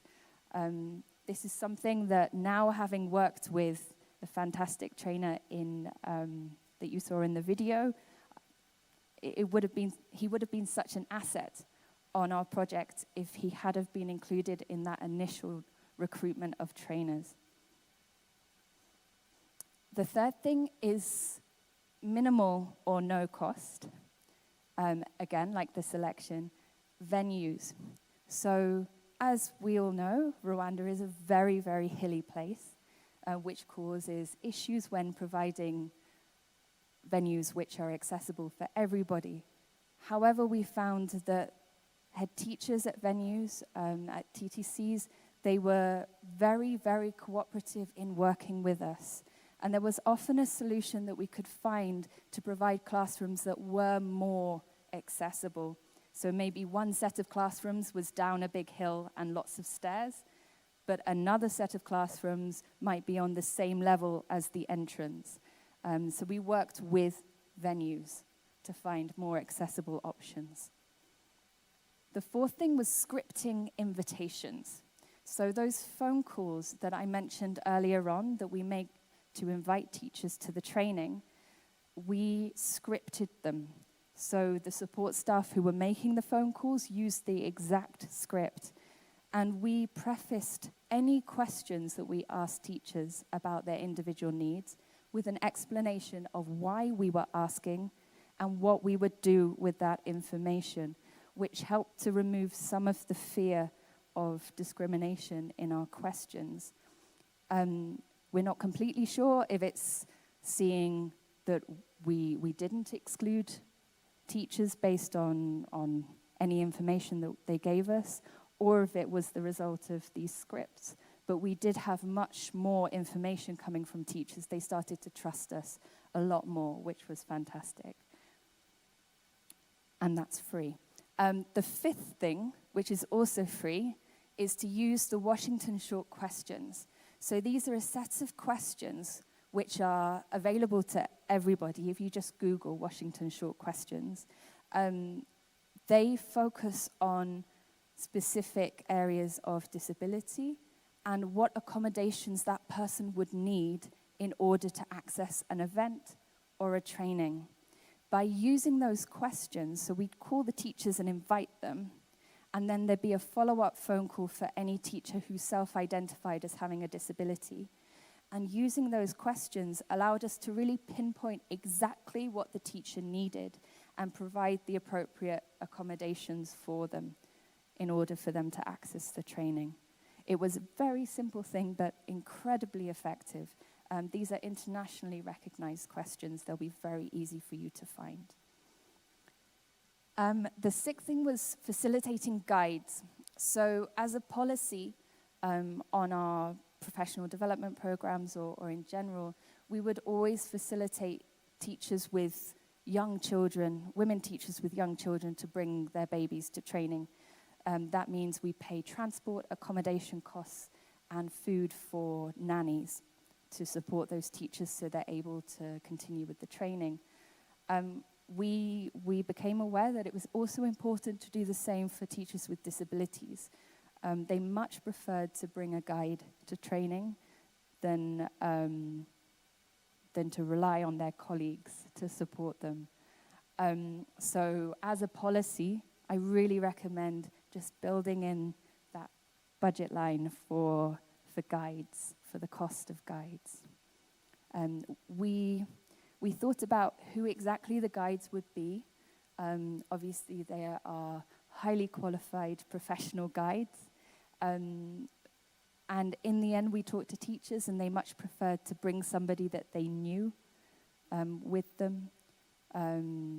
But it could also be a possibility to employ a set of professionally qualified guides. The seventh thing is inclusivity training, and again, this can be free. So on the British Council website, we have teachenglish.britishcouncil.org. There are so many resources for teachers. There are also resources for projects for partner schools. These are free to access resources which focus on inclusivity training for teachers or for teacher educators or for head teachers. And so please use that resource as much as you would like to. It's free, and we're very proud of it. And the final thing is probably quite obvious, is to provide materials in accessible formats. So particularly when focusing on online materials, providing materials which work well with screen readers, follow accessibility guidelines, international accessibility guidelines for screen readers, and will also work well with any teacher who has a disability, if they need some different format. There are also printers of Braille in Kigali, really great printers. They work very quickly with any materials. So there are resources available within Kigali to provide more accessible formats of materials. So that's it from me. That's my presentation. So overall, we on the Stella Project and at the British Council, we found it to be a really positive experience to work with teachers with disabilities. Obviously, working with teachers with disabilities provides role models for other teachers and also for students. It was overwhelmingly positive. There are complexities within it to make sure that the training provided is accessible to teachers, but there are some quite simple solutions that can be put into place and some low-cost solutions which can be put into place to make sure the training is accessible for everybody. Thank you very much.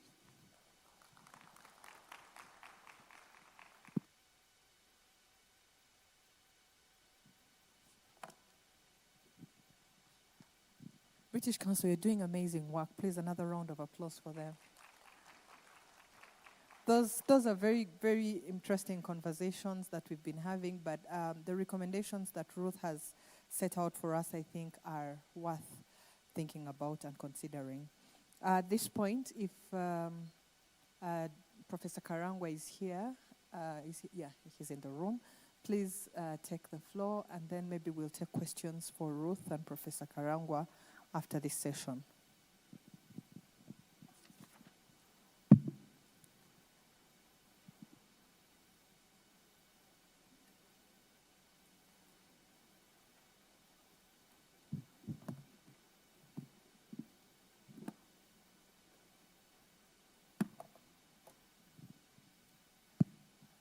Thank you, Faith.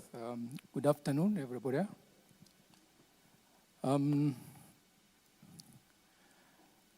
I've been asked to make a presentation on strengthening inclusive education in Rwanda, and I would like to begin by these slides.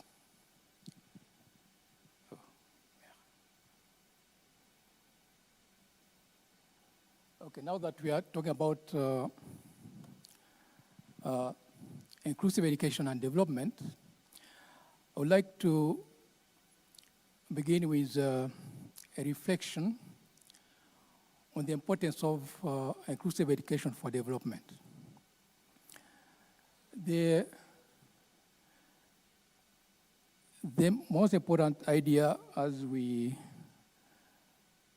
did argue in the last dialogue, is that the country has a lot to lose, like any other society, by leaving out our citizens and members of our society who are unable to participate in development. So a country like Rwanda, which is part of the low-income country, where we have less than 1% of our children accessing education, that means more than 9% are left out. And that's an issue that we have to think about. We in education, we're in the business of building human capital. And when you lose that number, there's a lot we lose. And these are some of the numbers. The figures lost of the human capital because we lose, because some of our citizens with disabilities cannot participate.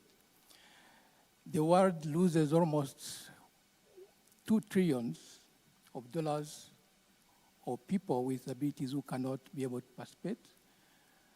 And the low-income countries, almost 200 billion. And on two levels. One, when the people with disabilities are not trained, don't get profession, are marginalized, there's no way, and are not accorded the possibility to participate in economic development. That means we have people who cannot, who are, how do you call it? Mu Kinyarwanda twavuga ngo ni umuntu abantu bapfubye. What is referred to by economics as DALE or disability adjusted life years. A person who lives, depends on other people, and cannot be able to contribute to the public fund. Number two, at the level of the welfare, we have, you remember in Rwanda, we have, now they have access to RSSB. They can get their all accessibility resources through RSSB, most of the resources. But if you have people who cannot contribute to RSSB, but here have to gain from RSSB, that's a higher tax, that's high, a cost to our revenue and to our welfare. So this is, the loss is twofold. People are not empowered enough to participate, and who have to depend on other people in order to survive or to be able to live in the community. So these contribute to a high cost. It's a high cost to, is what I call the high cost to exclusion. This is something we don't usually refer to. We usually don't, our economists don't remember or don't see, and what the World Bank refers to as the hidden cost of disability. Therefore,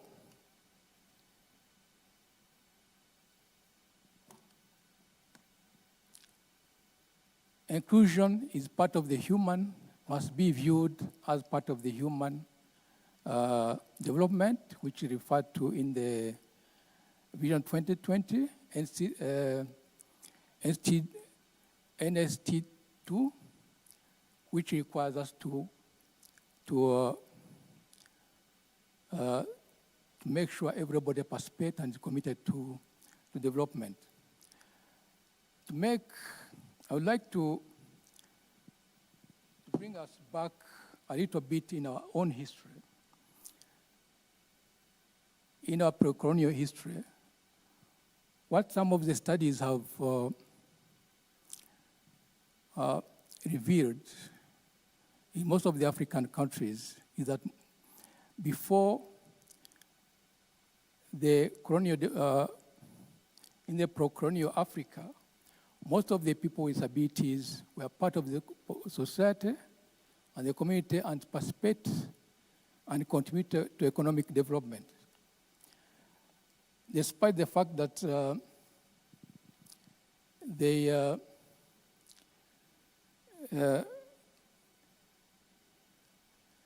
supported in their families and clans, depending on the kind of disability, but they participated.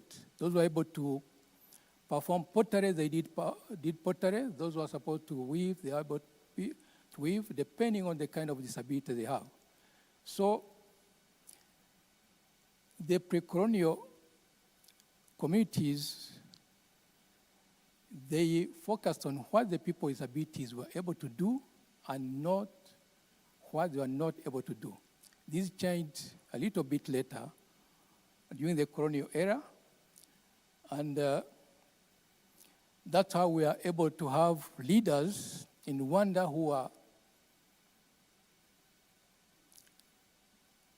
who have mental health.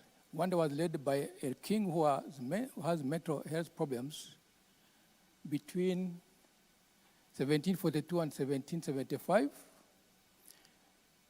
If we look in our own clans, in our own backgrounds, you find people had contributed in our economic development, but we had disabilities and we are accepted in the communities. One of those we know of is a person who was visually impaired. Ku bantu bakomoka ku basinga b'abanukamisho, originate from a person who was visually impaired, but who was very instrumental in development between 1411 and 1444. If we look at our own, in our own language, you find that some of the languages we use were actually, or the saying we use, were actually originate from people with disabilities because of the the contribution they made to the society, and they are not marginalized simply because they are acceptable in the society and are able to make their contribution. Ibyo tuzi, for example, umusazi arasara nta akagwa ku ijambo, ni ijambo rikomoka ku muntu who has mental health problems, ariko wakoze ibintu bikomeye, umuntu witwa Rwugamo, ariko wakoze ibintu bikomeye ku buryo byari byananiye n'abatware n'abandi bakomeye. And so the bottom line is this one. The people with abilities were part of social and economic development of the pre-colonial communities in Rwanda, like anywhere in Africa. In fact, for Egypt, they're even more accepted, they were looked at as as if they were representative of God in the communities. So they are respected, and they are part of the social and economic development. Now,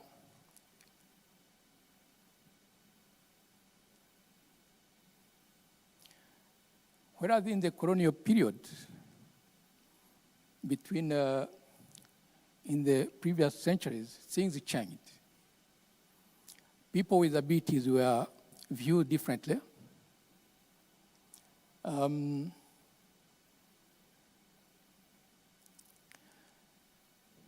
The colonialists who came, certainly disability was not an important issue. They had other priorities. And because even in their own countries, it was not necessarily the priority yet. In fact, for German who colonized Rwanda first, they're actually exterminating them. This gentleman here was one of those, the Nazis were exterminating children because of their disabilities in Nazi Germany and most of the areas that they occupied. And they were guided by different philosophies, which religion, philosophy, science, and so on and so forth. In science, for example, Hitler, who exterminated many people with disabilities, was eugenic. Eugenic, that means making the races clean.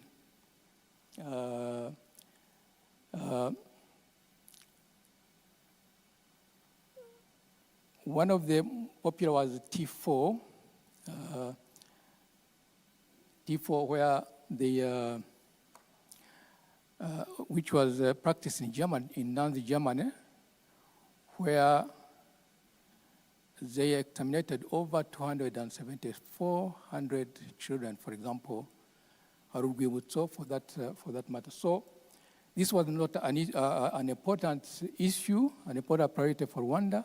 So when this gentleman, this priest, came to Rwanda in 1962, for the Frepon, who is very, very popular for people with abilities in Rwanda, he belonged to those who are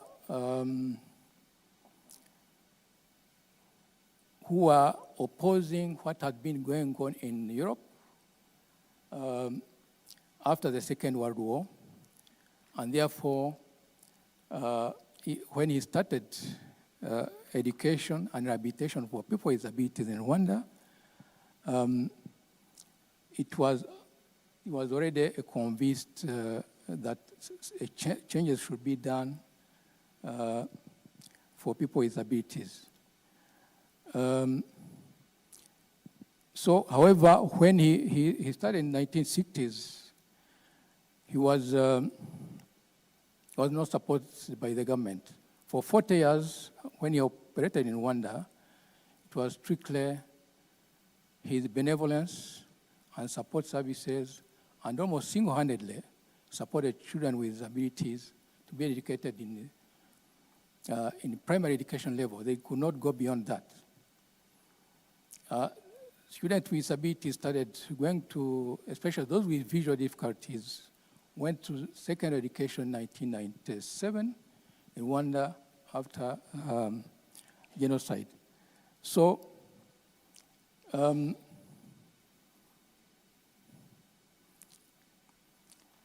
what are we asked to do in order to address inclusion for children with disabilities in Rwanda? I would like to point out what we asked to do, for example, in communities. For one, there are three important questions that we have to, we are required to answer. This came out of a study we conducted a few years ago, almost 20 years ago. And when I look at it, it's almost the same thing within our communities. So just if you look at this picture, for example, these two ladies are part of the community between a rural community. They both have children with disabilities, cerebral palsy, which is, and one is convincing the other to take the child for rehabilitation, for therapy. And there are services available for both of them. But the other one, the one here with the kid strapped on her back, she's saying, I have a problem with the family. The father of the child, the mother-in-law, and the group they pray with, they cannot give her permission to take the child for rehabilitation, for therapy services. So, when you listen to their cases, for example, the problem is he cannot convince the mother and the father the kind of problem they have, what the kind of disability they have. You know, they are arguing between whether the problem is caused by demons, by different problems. The father, the mother-in-law tells her that it's a wrong. The son made a wrong choice of a bride, and many other excuses. So the explanation the other one is giving her about the problem that happened during birth and your neonatal problems, it is not easy to convince the family. So that's why the problem is. The second problem is making, when you are trying to choose what option we take in order to address the problems. And the last one is the services available for the child if they're there. So the other one is telling her that there is the therapeutic services free in the neighborhood, but it is not. You have to answer those three questions to the family in order to get the child for therapy. So when I went back for intervention my study intervention later, unfortunately the child had passed away 6 months later. Therefore, the information has to be adequately provided to the community members, especially those with children who with disabilities which are not explainable. Neurological disorder, behavioral problems, social problems, emotional problems. These are very difficult to explain to members of the community if it's possible. So this has to be done. The teachers have to be able to link with the community if they have to break that barrier between the community members, the parents, and the schools, and be able to link with them both at school and in the community. Here, for example, we are this is in the College of Education.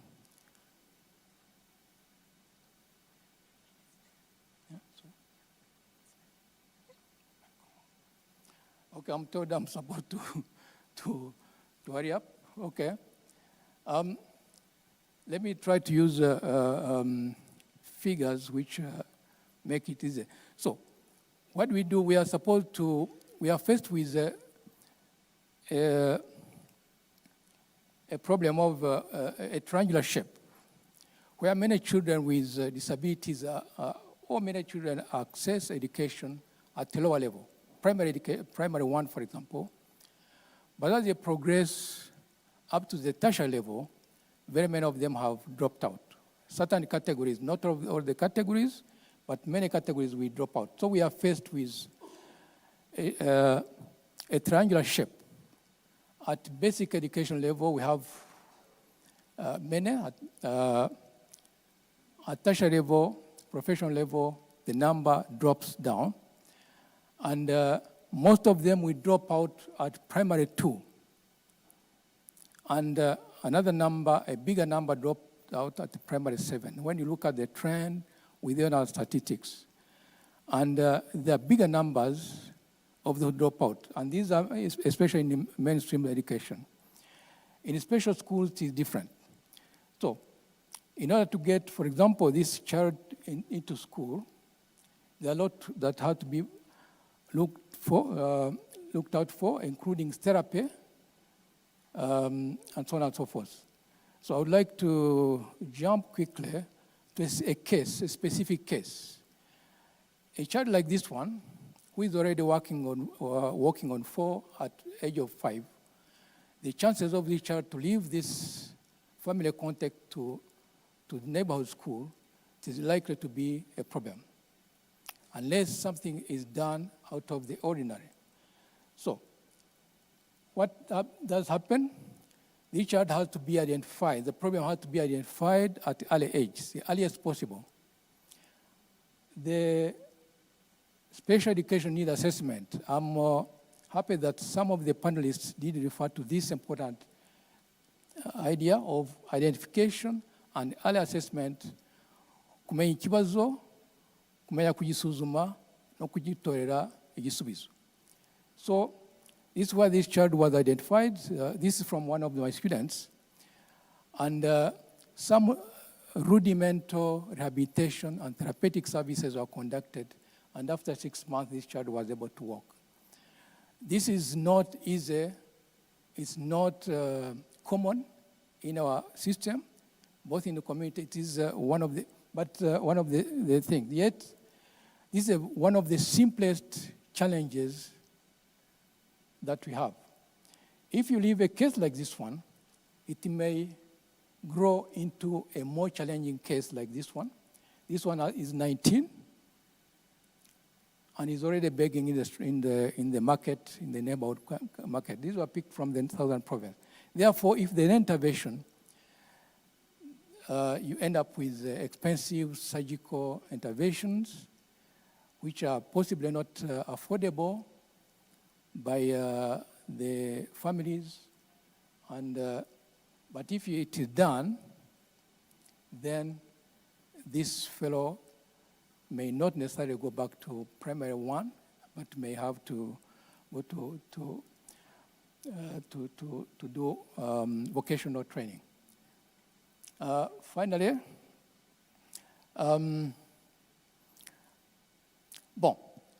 as a country, we are asked to break this vicious circle, what is called the vicious circle of disability, vulnerability, mobility, and poverty, which engulf all the people with disabilities, especially those who are not able to be empowered through education and professional training, who are a burden to both the society and the community.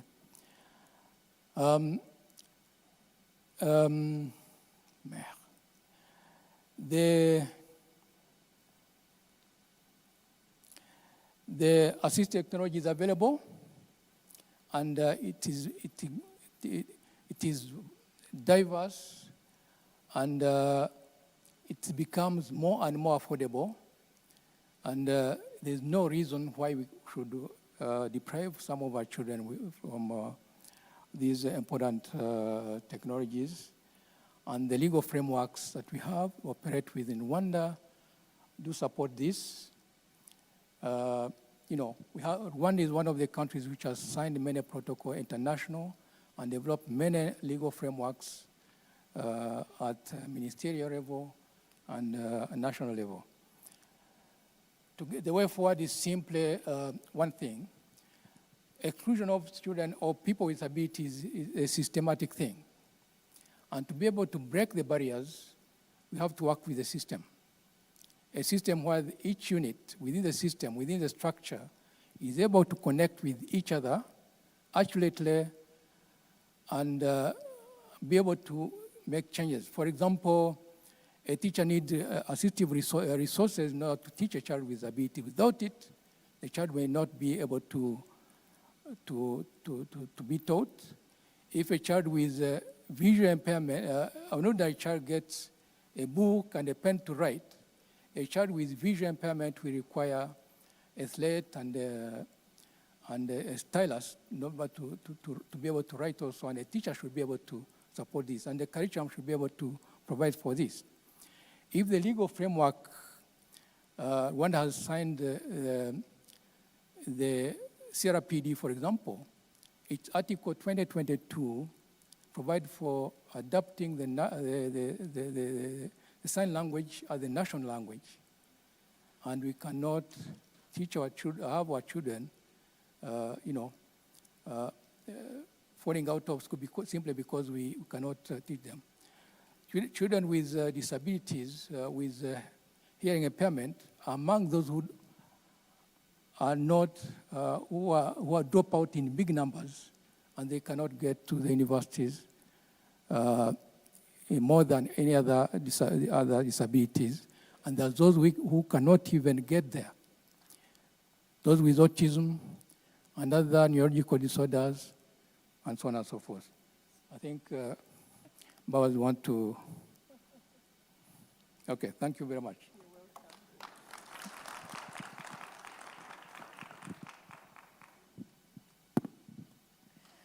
Yes, I had to stop Professor Karangwa right there so that I could take, I think there are 2 questions that some people had, and then I'll take the next panel discussion where we're going to be hosting the head teacher of Apax Janja Groupe Scolaire EFS, one of the learners from there, and a teacher with a visual impairment from Groupe Scolaire Gisozi, who are going to really be telling us the actual practice in school. So if there's anyone with a burning question, please raise up your hand while Moise Irene, the acting head of the SNI unit in REB, takes the stage and invites his panelists. So if there's any burning questions while Moise is coming up stage, please raise your hands, and then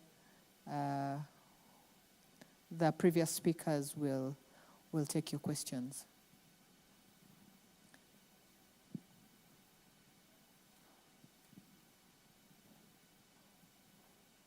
Yeah.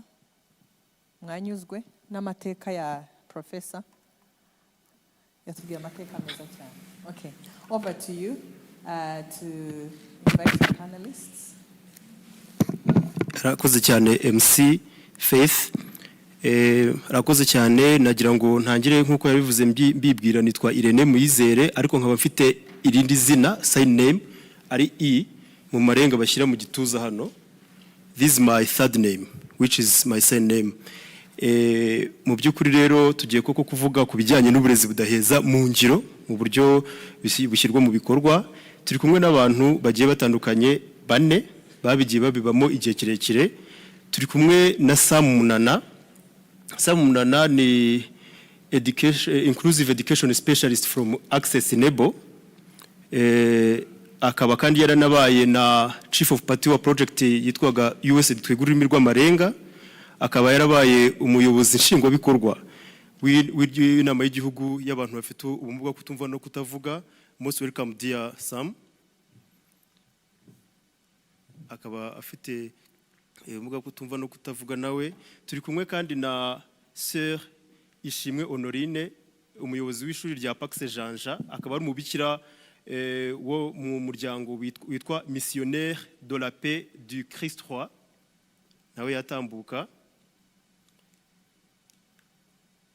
Turi kumwe kandi n'umunyeshuri wiga muri Institut Philippos Mardone Nyamirambo, ishuri rera abana bafite ubumuga bwo kutumva no kutavuga, yitwa Simuruna Berthe, nawe yatambuka.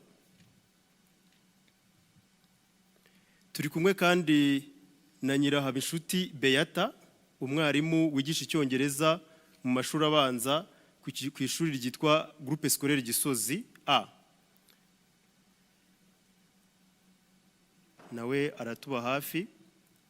Akiza rero munyemerere nk'uko tubivuze, ni uburezi budaheza mu ngiro. Afite ubumuga kutabona ariko kandi n'umwarimu. Mwibwire mu by'ukuri mu buryo budaheza koko. Nkuko nabivuze rero nitwa Irene Muyizere, nkaba mfite metero imwe na santimetero 80, nkaba mpima ibiro 89. Nsa nkaho nendi imibiri yombi, kera ntarakura nari ndi inzobe, ariko nkaba kandi mfite n'umusatsi usa nk'uvanze, usa nkaho urimo imvi. Ubwo ndimo ndagira ngo noneho tube mu wa practical.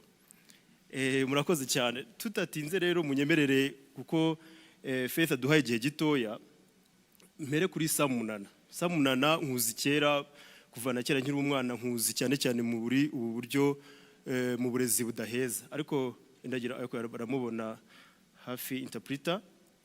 None rero ubu ngubu urimo urakora muri Access Enable. Ese ushingiye kuri experience yawe y'ubuzima bwawe mu burezi budaheza, ariko kandi ukanashingira no ku mirimo yanyu mukora nko muri Access Enable, mu by'ukuri ubona ari ibiki abana mugarura mu ishuri bagiye bamara igihe kinini batari mu ishuri mukaba murimo murabazana ku ishuri, ubu ngubu ni iki kibarimo barishimira ku buryo kuko iyo urebye ukajya mu bigo mukoreramo ubona abana bishimye baryohewe, ariko se ingamba mwakoreshe ni izihe kugira ngo abo bana bashe kugaruka ku ishuri kandi babe barimo barinjoyinga ubwo buryo bwa integration mwabakoreye?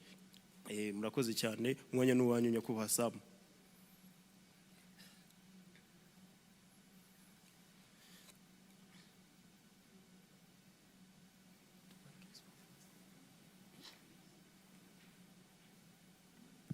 The mic is off.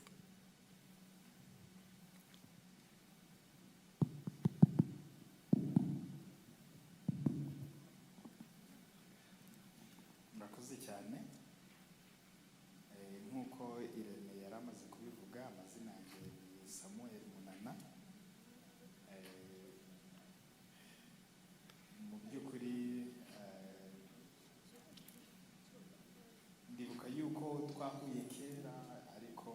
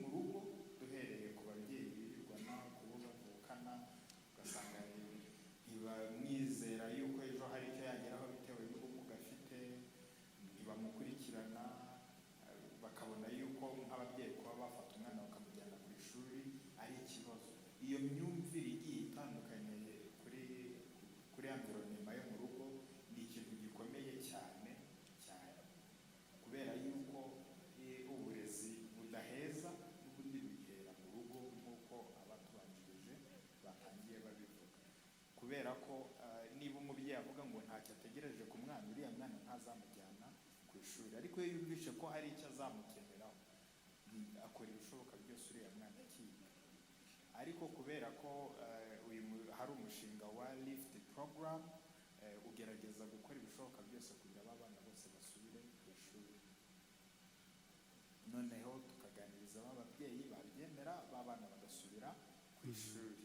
Noneho n'ababana hari ikindi kintu kigorana cyane kijyanye no kwiyakira, uburyo azajya ku ishuri afite ubumuga agakurikira amasomo ku rwego rumwe n'abandi badafite ubumuga. Mu kwiyakira nabwo ni urundi rugendo tubanamo nabo. Amasomo rimwe na rimwe ugasanga niba ari n'abayatanga abarezi hari uburyo basanzwe bamenyereye butari inclusive, uyu nayo n'indi mbogamizi ikomeye cyane. Ariko nanone muri urwo rugendo rwo kubana nabo kubera umushinga bagenda biyakira, ugasanga umwana yatangiye yitinya, abandi bamunyuzura ku ishuri, ariko ugasanga mu gihe runaka babana barishimye barimo kandi kwiga neza bitewe n'uko wa mwarimu yahuguwe, wa mwana yiyakiriye, ugasanga biragenda neza. Ugasanga rero barishimye kuko wa mushinga hari icyo wabafashije n'imyigire yabo ikagenda neza. Ntabwo biba byoroshye, ariko tugomba kubana twese. Sam arakoze cyane, abivuze mu magambo arashe, niko nabivuga mu Kinyarwanda, harimo ndetse n'imbogamizi yagendaga agarukaho aho bahura nabo mu buzima busanzwe. Ariko munyemerere tujye kuri Sœur Ishimwe Honorine. Ubundi iyo winjiye mu kigo cya Pax Janja ukikinjiramo, nge nakigezemo, ubwo ndakangura n'abandi bari hano batarakigeramo kugira ngo bazajye kugisura. Ni ikigo winjiramo kuko ugahita ubona yuko ari ikigo gitanga uburezi budaheza. Ese base mu by'ukuri ni iyihe ngamba mwakoresheje, ni ibihe bikorwa mwakoze cyangwa ni izihe ngamba mwafashe kugira ngo ishuri rikomeze rigende rijya muri urwo rugendo rwo gutanga uburezi budaheza? Turabizi koko uburezi budaheza ni urugendo, it is not an event, it is a process, turabizi neza. Ariko iyo urebye intambwe mugezeho ubu ngubu murabibona, ni iyihe ngamba mwakoresheje, ni ibihe bikorwa mwakoze kugira ngo ishuri rigere aho rigeze ubu ngubu? Umwanya n'uwanyu. Rumubikira mu bagabuzi b'amahoro ya Kristo umwami, twadufise ishuri rya Pax Janja. Ni ishuri ryatangiye 2003, dutangirana n'uburezi budaheza 2004.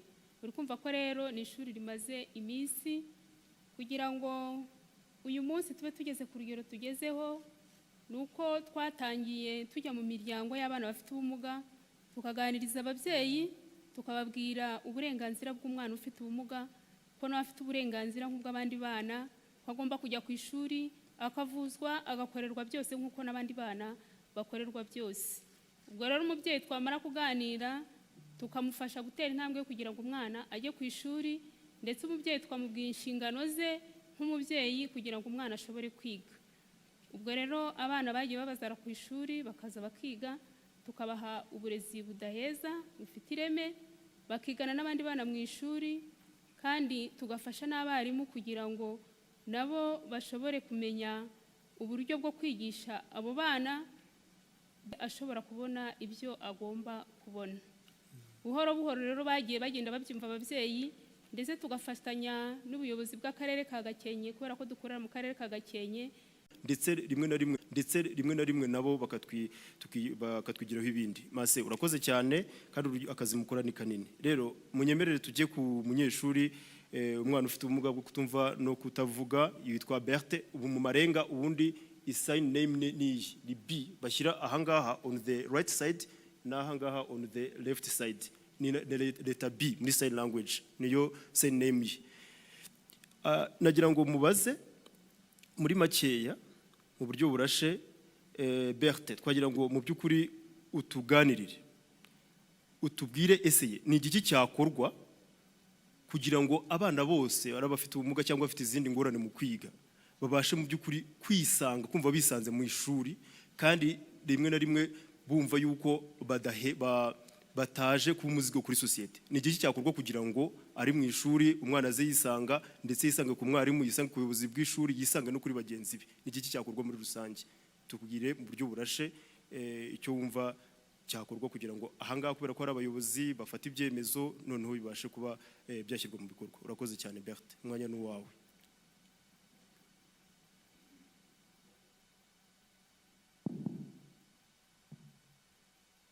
Urakoze cyane kumpereza umwanya wo kuvuga ku cyo twakora.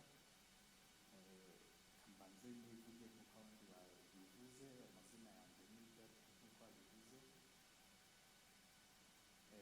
Nk'abayobozi muteraniye ahangaha, imbogamizi duhura nazo ni nyinshi, zisa n'izitandukanye cyane n'abadafite ubumuga. Iyo niga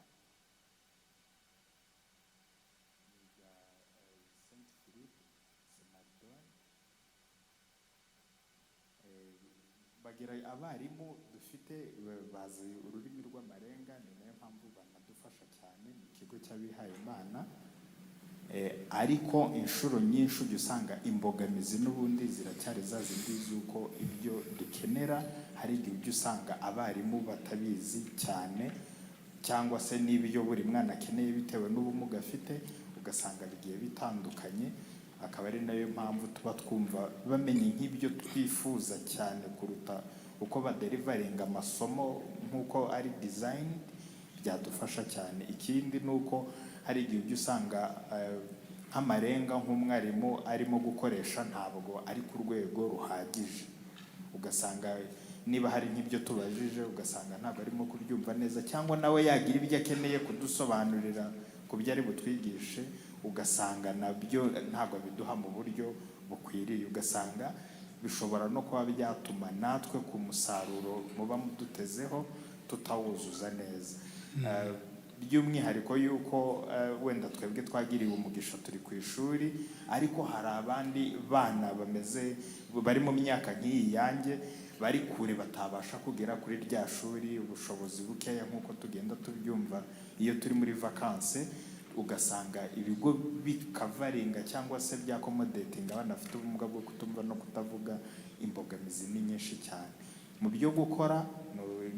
Ururimi ruracyafite imbogamizi nyinshi, rubaye nk'ururimi ruzwi aba ahantu hose turukoresha, bariya abana bajya biga hafi y'iwabo bikaborohera. Ikindi ugasanga noneho n'aba babyeyi imbogamizi zo guhangayika ku byo kurya no kuzohereza umwana ku ishuri, imyumvire yabo wenda nayo ishobora kuba yahinduka, tukiga neza tugatsinda. Ugasanga noneho na hahandi mu cyaro, niba umubyeyi yiganyira uko tubaho, ntiyiganyire no kuba yananyigisha, bikaba byatuma natwe tugira aho tuva n'aho tugera, tukazagira aho twivana n'aho tugera turimo turakura. Ibitekerezo bikura kuko hari abatwigishije, barimo bakigishwa nabo kugira bajye baduhereza neza ibyo bagomba kuduha. Ibyo byose byadufasha. Ni ukuri arakoze cyane Honorine, Berthe arakoze cyane. Ahise asozereza ku kintu gikomeye, ubwo tugiye kujya no kubaza cyane cyane nyirahaba inshuti Berthe. Ariko mbere yuko njya kuri Berthe, kuri Beata akomeje ku kintu gikomeye, ku bintu bikomeye nka bitatu byitwa communication barrier, cyane cyane ku bantu bakoresha ururimi rw'amarenga, no kuba ubwabyo ururimi rw'amarenga rutarakwirakwira hose, rutaraba recognized as an official language. Anakomoza no ku kijyanye na negative attitude, ubwo cyane cyane mu bijyanye na disability inclusion. Noneho rero munyemerere tugaruke kuri Nyirahabinshuti Beata.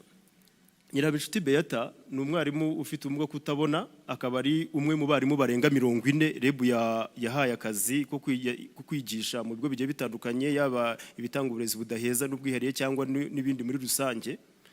Kandi akaba ari umwarimu ushobora kubaho, akaba ahembwa buri kwezi, akaba atunze umuryango, akaba ateza imbere igihugu ndetse n'umuryango we muri rusange. Ubwo birahura n'ibyo Berthe yavugaga yuko nabo bagomba gufashwa kugira ngo bashe kwibeshaho. Ariko se mu by'ukuri tubwire Beata, wowe Nyirahabinshuti, mu by'ukuri wadusangiza mu by'ukuri akahe gashya kaba karakozwe, waba warakoze wowe nko ku kigo wigishaho cya JS Gisozi, mu by'ukuri kugira ngo ufashe gutanga uburezi budaheza. Nyuma yaho unatuganire mu kazi kawe ka buri munsi cyangwa se na bagenzi bawe bafite ubumuga yo kutabona bigisha mu bigo bigiye bitandukanye, imbogamizi bahura nazo ni zihe, utanga wenda n'umuti mu buryo burashe. Murakoze cyane.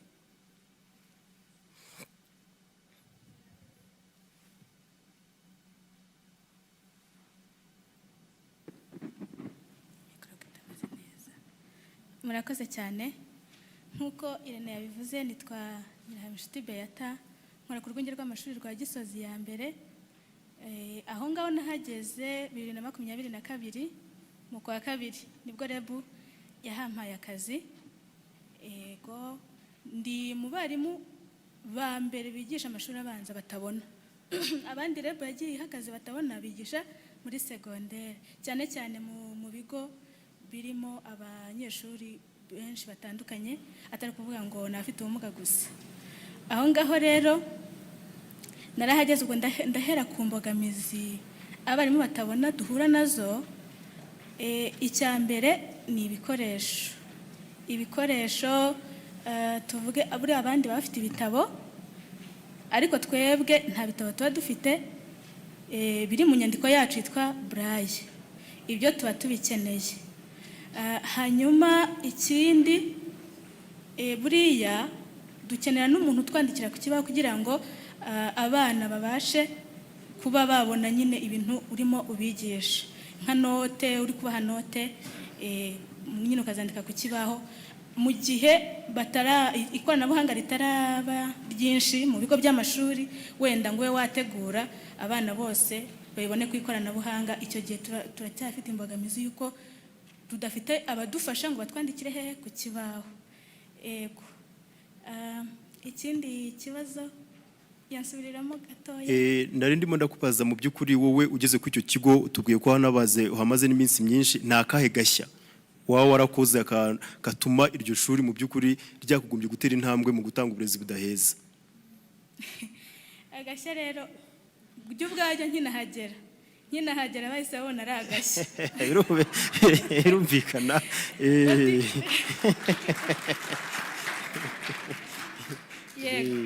Bati umwarimu utabona ageze ahangaha azabasha kwigisha. Ibyo babanje kubyibazaho, ariko barampa amasomo, umuyobozi w'amasomo arayampa, ushinzwe amasomo arayampa, abona mbikora neza ko aranansura nk'abandi bose. Ego ibyo rero nagashya. Noneho n'ababyeyi baharerera akavuga bati uriya mwarimu akora kuri Gisozi ya mbere, rero n'umwana wanjye ufite ubumuga yajyayo kandi yakwiga kandi akabasha no kwibesha nk'uko uriya mwarimu utabona hakora. Voilà. Arakoze cyane Beata. Beata ni ikintu gikomeye, ubundi urebye ukuntu ari passionate n'uburyo bivuga mu Gifaransa niko bajya baca umugani ngo on n'éduque pas par ce qu'on dit mais par ce qu'on est. Ni ukuvuga ngo ubwo ngubwo uburyo yabashije kugenda agakora awareness ni agashya gakomeye cyane. Mureke twongere tubyongera amashyi. Rero rwose bantu turi kumwe aha ngaha mwitabiriye inama yo kuburezi budaheza ku nshuro ya kabiri, munyemerere nongere nsabire amashyi abapaneliste banjye kuko basobanuriye mu by'ukuri inclusive education in practice. Ubu rero mu by'ukuri ntabwo ari uko twareshyaga, umuntu ushobora kutwegeraho tuba twicaye nkanjye panel moderator yaza akambwira, noneho nk'ibibazo ashobora kumbwira mu by'ukuri mu buryo bwimbitse nkabasha kubageza ku bapaneliste banjye. Murakoze cyane.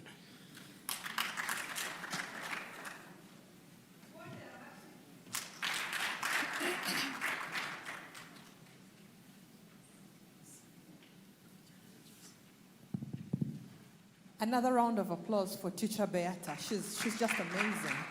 She's a role model. The parents who see her every day at the school are inspired to bring their kids with disability to the school. We want so many heroes like her. Yeah, thank you very much. I've really been inspired by what you've just said. So we have no questions so far. Mwanyuzwe nta bibazo mushaka kubaza? Mwanyuzwe nkanje? Okay, great. Yeah. So reka twumve ikiganiro cya nyuma tugiye kugezwaho na Rwanda Parents Initiative on Autism, UPHLS representative uri hano, Dr. Subi, abahagarariye Chance for Childhood na Troupe de Personnes Handicapées twuzuzanye, THT. Moderator w'iyi session ni Julius Sebuharara ari hano. Julius, please take your seat and welcome your panelists. They're going to be discussing strategies for disability-led community action. And it's good that these are really organizations that are working towards supporting children with disability, and they're doing amazing work. You'll really be interested to hear from them. So welcome, Julius. The floor is yours. Thank you.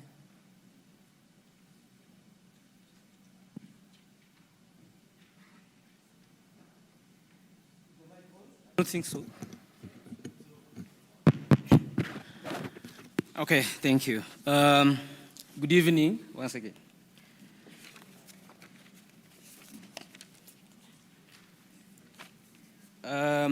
Mindful of time, we are going to be a little bit quick because I can see where we are now. Welcome our panelists. Thank you for joining even before I invited you, but it's because of time, and I understand. I just want to give 1 minute for each and everyone here to introduce yourself and talk about your organization briefly. Dr. Subi. Thank you. Is it on? Yes. Yes. I'm Patrick Subi. I am the chairperson of UPHLS. That's a French acronym for an organization that brings together DPOs for the purpose of interventions in health and other areas of life, including education. But for me, okay, as well as being the chair of UPHLS, I'm also a lecturer in the School of Inclusive and Special Needs Education, University of Rwanda College of Education. Thank you, Dr. Subi. Yes, please, go ahead. Thank you. My name is Larissa Omutoni, and I'm the chairperson of Rwanda Parents Initiative on Autism. And what we do advocacy on autism, awareness, trainings for parents, and counseling, and also to ensure that people with autism have their rights and the needs and get the services that they also need. Thank you. I'm Félicien Turatsins. I'm the country director for Chance for Childhood, but also head programs of Chance for Childhood for East Africa region. Apart from that, I am the chairman for Izerumbiye as one of the organizations that does a lot of work in inclusive education in Rwanda. And in Rwanda, we also do a lot of work related to inclusive education, community-based inclusive development, and juvenile justice in the region. Thank you. Thank you. My name is David Twizerimana. I'm the executive director of THT. THT is Troupe de Personnes Handicapées twuzuzanye. We do advocacy and raising awareness on disability rights through theater performance and other artistic strategy which can help to mobilize community and challenging negative attitudes on disability-related barriers. Thank you. Thank you very much for the very nice introduction. I'll begin with Larissa, as a parent. Can you share with us your role as a parents' organization in influencing policy and practice at a local level? As I said earlier that we do advocacy, we have had a chance, I can call it a chance of engaging with high-level institutions such as in the Ministry of Education, whereby we met with the Honorable Minister of Education, informing them the gaps that are in the education. The panelists who were here talked about the challenges in education. That is what we were advocating for. And we are really grateful of how they welcomed us when we approached them. And also we have worked hand in hand with RAIB, and whereby this year we were able to have the first ever national conference on autism. I would say what we have also done, we do awareness a lot.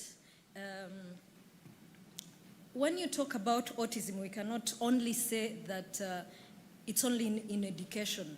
They talked about multi-sectoral. As I've said, we also engaged MIGEPROF, whereby we also met with the Honorable Minister of MIGEPROF, showing them the challenges also the family face, because there is a lot of stigma and also misunderstandings in family, whereby even families can lead to divorce or misunderstanding, saying that autism came from your family, not my side. So through that, having the awareness with them, we saw that it will we would also break some gaps of misconception. And also we do awareness with religious leaders, faith, because some think that it's a demonic thing. Their children were bewitched, and they just go to pray. Here, yes, praying is good.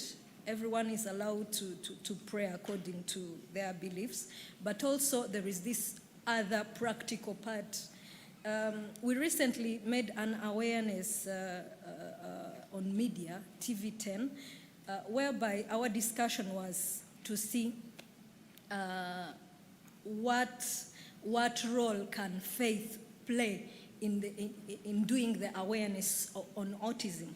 When we were doing that awareness, because at the end of the awareness we give numbers. So there is one of the parents who called and said, "You were just talking about me because I thought my child was bewitched, and for 18 years we have been going to church, praying. I've not taken this kid to school." So whereby I would say awareness is so important. We do it through media, TVs, engaging the community. We also had awareness in Huye, whereby we got a huge number of parents who really knew that their children were bewitched or they are not able to do something. So we also do collaboration. We work with the district, we work with local NGOs, international NGOs, and also we work with NUDO hand in hand for the capacity of the organization so that it can be able to run and be able to support the parents and their children. And also training to parents, because it's really important. A kid is always at home many hours. They're at home. Maybe if they are from school, they should get support from home. So we equip them with knowledge and skills. And recently, through that collaboration, there are some experts from Sweden, whereby some parents are starting trainings in January. In those engagements and conversations, we were with Prof. Gishoma of RBC, and also through those conversations, we also wanted teachers also to be trained, and the titles were changed. It was Deje Baguma, HOD. Baguma was the one in the conversation, but they told us in the future they'll think about also engaging teachers to be trained. I would say that we want to give more knowledge and skills to parents, but not only parents, but we want also to see the teachers trained. For instance, we do have some, for instance, like the schools that are going to come up in the province. We are really requesting that as we are waiting for those schools to come, at least the teachers to have that knowledge and skills, so that all will be set by the time the centers will be there.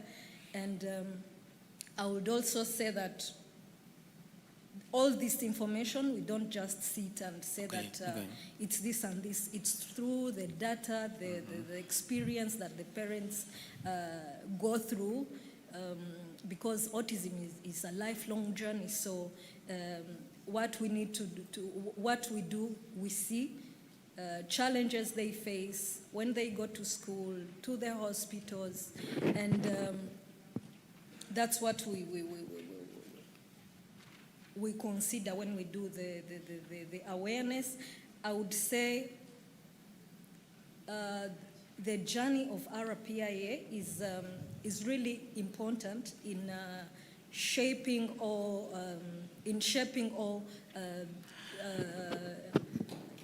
yeah, I understand. It's all around. I can understand. Yeah, I understand. or in changing some of the policies to see that at least children with autism are also able to be admitted to schools, because not every school Can that accommodate. you go to, they accept them. So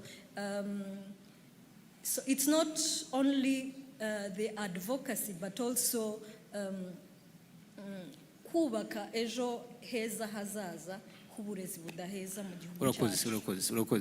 Thank you so much. Thank you so much.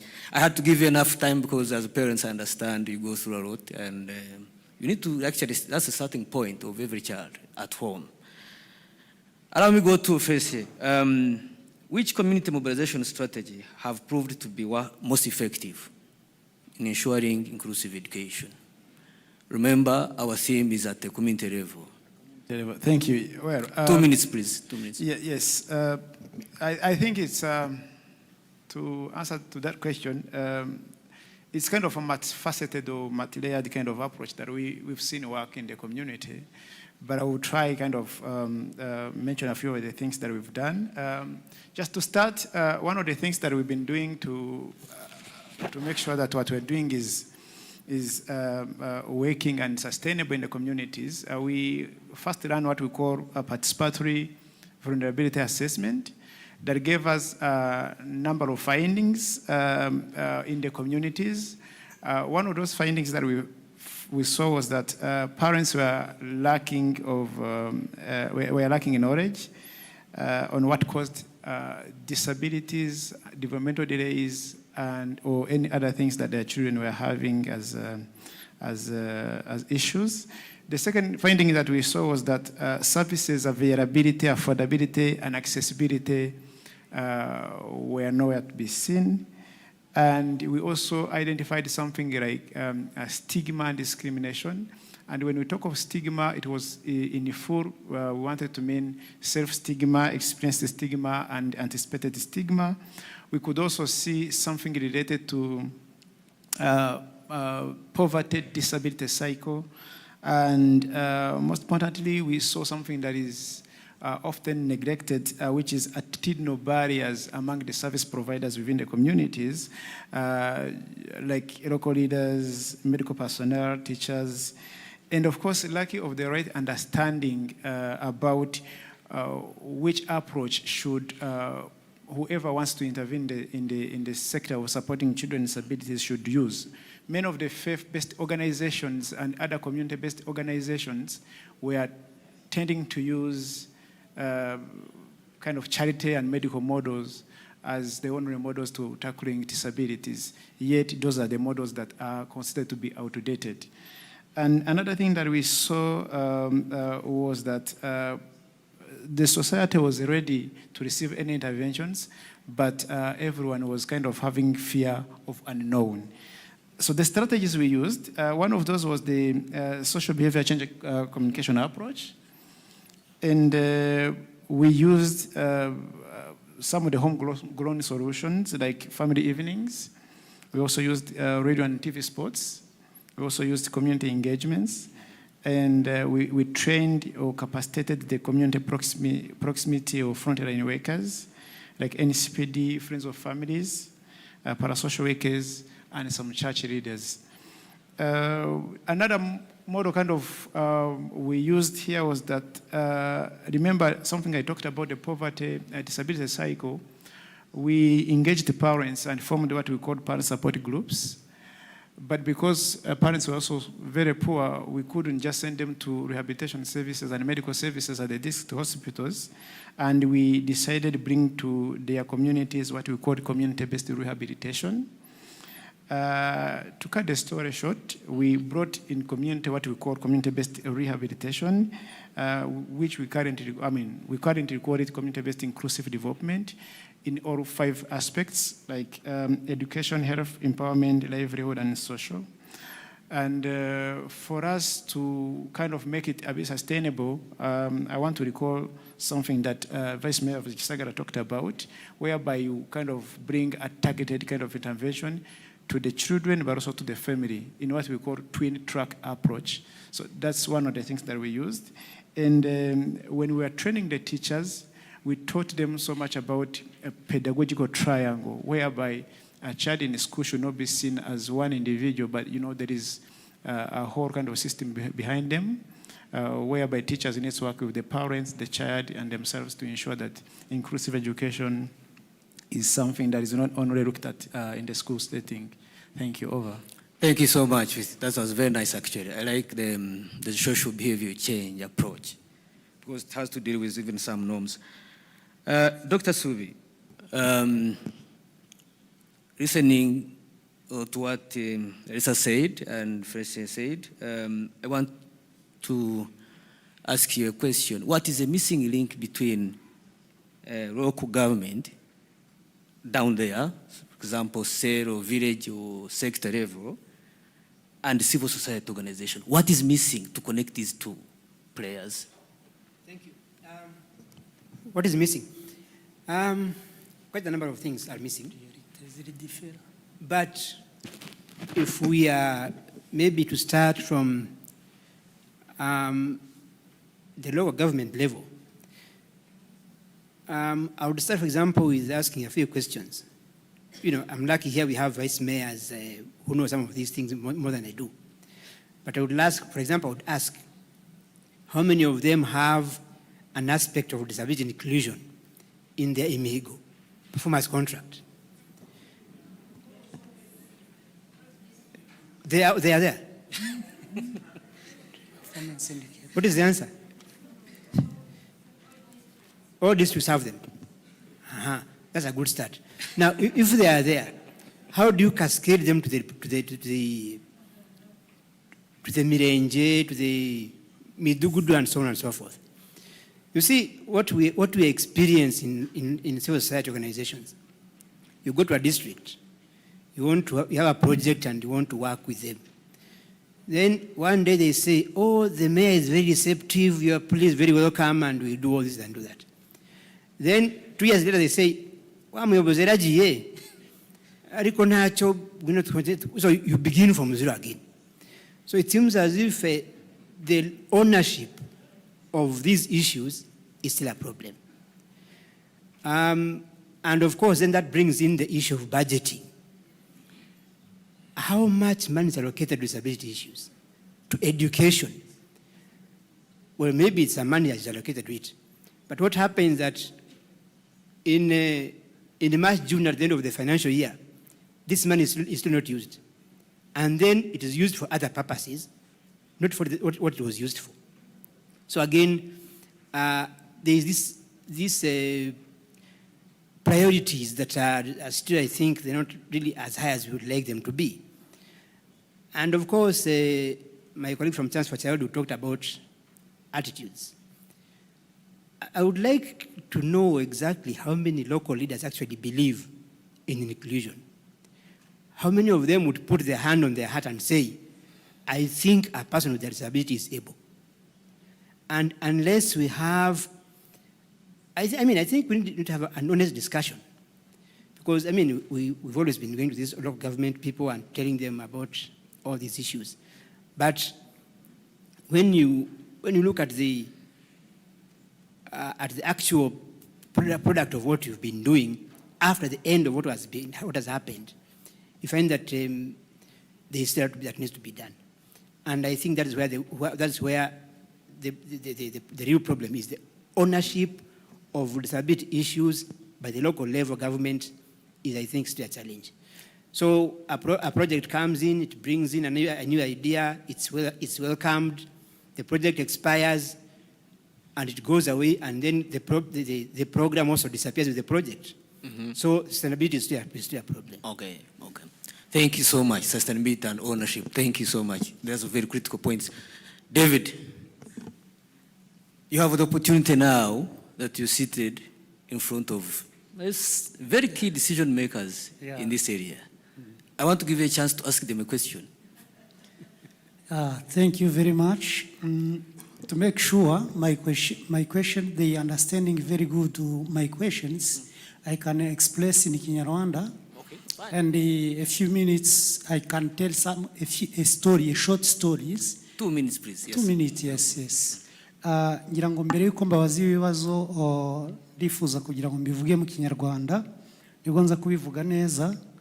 Numvaga iminota ikunze, hari agastori gatoya nari kubaha kugira ngo nibura mu byumve neza kurushaho. Gusa kubera iminota ntabwo bikunze, ariko ikibazo cya mbere ni kimwe, turahera kuri Minisiteri y'Uburezi. Munyongeye ibiri, murakoze cyane. Buriya uku tuvuga ururimi ni ikintu gikomeye cyane. Nababwiye ko umuryango wacu ukora ikinamico, twigisha abaturage tukabahindura. Hari inkuru intoya y'abagabo bo mu gihugu cy'abaturanyi baserebura buri mwaka. Iyo umwaka ugiye kurangira barahura bagasereburatinga, bagafata itungo, bagahurira hamwe bakanywa bakarya. Hanyuma noneho umwaka umwe barabiteguye, bamaze kubitegura bigeze hagati haza umuntu arongorera ati bashizemo akantu, harimo poison. Hanyuma batariko ibi bintu nitubirya turapfa, reka tubireke. Hatangira discussion, havamo umuntu umwe aravuga ati ariko mureke mabwire, hariya dufite imbwa yitwa makasi, reka tuyihaho dukeya, nidufatika turya ikagira ikiba turabireka, nitagira ikiba turabirya. Makasi barayihamagaye iraza, iza yiruka, barayiha irarya, babonye igejeje hagati ati ntacyo yabaye, barayirukana. Barayirukanye, igeze mu nzira ihura n'imodoka irayigonga. Imodoka yigonze, umwana waruje kuyisanganira w'umukobwa agaruka yiruka asubira ahandi habereye fete ati makasi irapfuye. Abari aho bose icyo bakoze usibye kwirukira kwa muganga, ambulance, ntibabajije atese iyi makasi yazize iki. So ngira ngo urebye rero natwe ibiganiro turimo aha ngaha, nkibaza ese ku bijyanye n'uburezi budaheza tubivuze inshuro nyinshi, imyaka myinshi.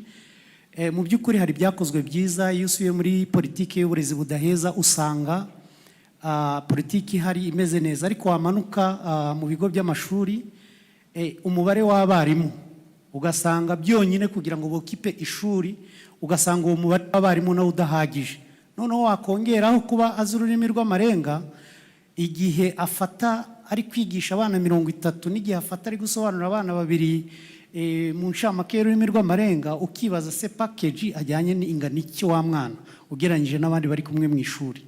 So ni ikibazo buri wese yakwibaza, hakorwa iki kugira ngo umubare w'abarimu nibura, tureke noneho no kuvuga ururimi rw'amarenga, mu kigo cy'ishuri ubu uri satisfied, abana bakwiwe, abana bari bubone package ku buryo rwose na wa mwana ufite ubumuga ari bubashe kubona bya bindi agomba kubona, ya masomo agomba kubona nka bagenzi. Icyo ni ikibazo twakwibaza hagati ya politike n'ishirwa mu bikorwa byayo. Hanyuma ikindi cya kabiri nakwibaza ku bafatanyabikorwa bahari, ese ko tukorana n'inzego zitandukanye, tugakorana n'akarere, tugakorana n'ibigo by'amashuri, ese uriya mwana urugo atahamwo ikijyanye na conflict za famiye n'ingaruka bimugeraho, ese byo duhindura ku ruhe rwego kugira ngo izo conflict zigabanuke? Cyangwa se ibijyanye na gender based violence. Ikindi wenda navuga ni ku bijyanye n'ihezwa n'ihohoterwa rikorerwa abana bafite ubumuga. Ese ho twaba dukora iki, yaba ari ukureba distance, urugendo ruri hagati y'aho umwana ava kugera ku kigo cy'ishuri, ese hari how much accessible ku rwego uriya mwana nawe ashobora kwiga ari free cyangwa se bimworoheye. Ikindi navuga nuko mu by'ukuri ubukene ari inkingi ikomeye ishobora gutera ibibazo byinshi. Nk'abafatanyabikorwa turi hano, ni iki dukora ku bijyanye no kugabanya ubukene? Ese ni ukubagurira amakayi gusa? Icyo ni kimwe, dushobora kubagurira amakayi, dushobora kugira gute? Ese ni iki dukora kugira ngo bagire mindset iri hejuru ku rwego nabo bashobora guhindura imyumvire n'ubuzima bwabo bugahinduka. So ni ibibazo twibaza, ariko na buri wese yagira icye twasaba na Minisiteri y'Uburezi. Ikibazo kimwe kiri kiritiki cyane cy'abana bafite ubumuga bwo mu mutwe, ngira ngo wenda bari abana bagira karikiramu yabo yakabaye yihariye, ifite n'abarimu babyize bashobora kwigisha bitewe na level ya capacité intellectuelle ya buri mwana. Uburezi bwabo burahenze. Ikindi kubera ko hariho gahunda y'uburezi budaheza, uburezi budaheza bwageze hose. Umwana ufite ubumuga bwo mu mutwe aragenda mu wa mbere akiga, yagera mu wa gatanu, mu wa gatandatu ubwo akaba arangije, kuko karikiramu idakomeza ngo ibe yagera no mu zindi level bitewe n'ubumenyi. Ahandi birakorwa, sinzi ikibura hano mu Rwanda kugira ngo n'abari abana nabo babone amashuri ari appropriate kandi ajyanye na level y'ubushobozi, capacité intellectuelle yabo. So ni ikibazo twakwibaza twese hamwe dufatanyije, ndetse na Minisiteri n'ibindi bigo turi kumwe hano. So ngira ngo iminota mwampaye irahagije, ariko nari ngifite ibindi. Murakoze. Urakoze cyane David, thank you so much. You brought very nice questions, and I think all of us in the room shall keep reflecting on those questions. I also think at the end of this conference, the DG will have some remarks, maybe he will react to those questions. And also my colleague here taking some notes. Those are very nice questions that we need to capture and see how they can be addressed. I understand time is not our friend. I want to open for one question if there is for the panelists, otherwise I will make close from here. Is there any burning question? Yes, Yes, thank you.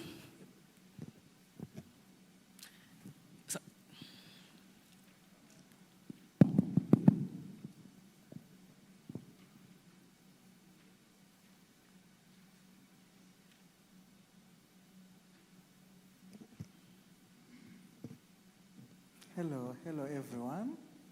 First of all, good afternoon. My name is Furaha Jean-Marie. I'm the chairman of Rwanda National Union of Persons with Deaf Blindness. I would like to thank you for inviting me in this conference. But from morning till now, I'm not yet hearing anyone mentioning this category of person with deaf blindness. You know that we really left behind. So I would like to, just as you invited us, we are happy a lot that we are at least participating, but remember that we need to get access to the health, education, in everything. In terms of communication, having experts who know how to communicate with us equitably, so because we need strong collaboration, also to mention person with deaf blindness, to sit and discuss to know how we can solve this issue of communication. We will be happy, as now we are happy that at least we are invited to come and participate in this national dialogue. So thank you a lot. Thank you. You for sure. I personally, at a personal level, I don't know what I can say about that, because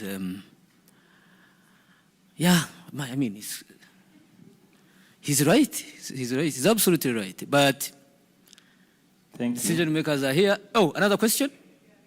Okay. I'm Tseng Felix. My question, it will be appreciation and a wish, because I've understood that my wish is somehow linked with the man's question. I don't know his name. In the first national dialogue, there were different commitments which I have appreciated that in today's presentation. I think that it was in the panel 2, where the DDG NESA said that today, REB and NESA is working collaboratively to support children with intellectual challenges in terms of curriculum development and also assessment and their reintegration, I think. So I'm appreciating this because in that meeting, which in the previous national dialogue, it was one of the commitment, as Director General Leb said. So I was happy that it was presented today that they are working collaboratively to put this in place. So what I would say as a wish is that this would be among the priorities. Why? Because those children with intellectual challenges or disability are facing different challenges. Today, with inclusion or inclusive education, there are different schools that are welcoming them to access education, but they are registering them in the SDMS as if they will do national exam. Why they are not, some of them are not able to pass the national exam as they would have their specific curriculum. So, and also their assessment is a challenge. So those schools that are welcoming them are really facing this challenge. One, this registration. Second, assessment. So if this is done, I think that many children with intellectual challenges will be attend the school and also would be assessed in the way they would be comfortable. That's enough, I think. Thank you. Thank you very much. Thank you very much. I think we can stop from here. Oh, what do I do?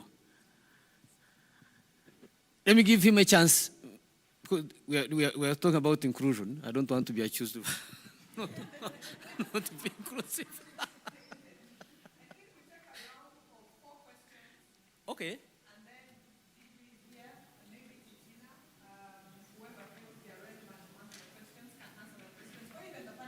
Okay.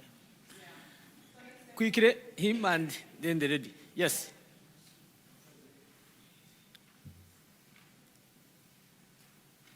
Abaza ikibazo bibiri byonyine nihuse. Nitwa Charles, naturutse mu muryango w'abantu bafite ubumuga bw'uruhu. Hari ibyo gushima byakozwe byinshi cyane cyane mu bantu bafite ubumuga bw'uruhu.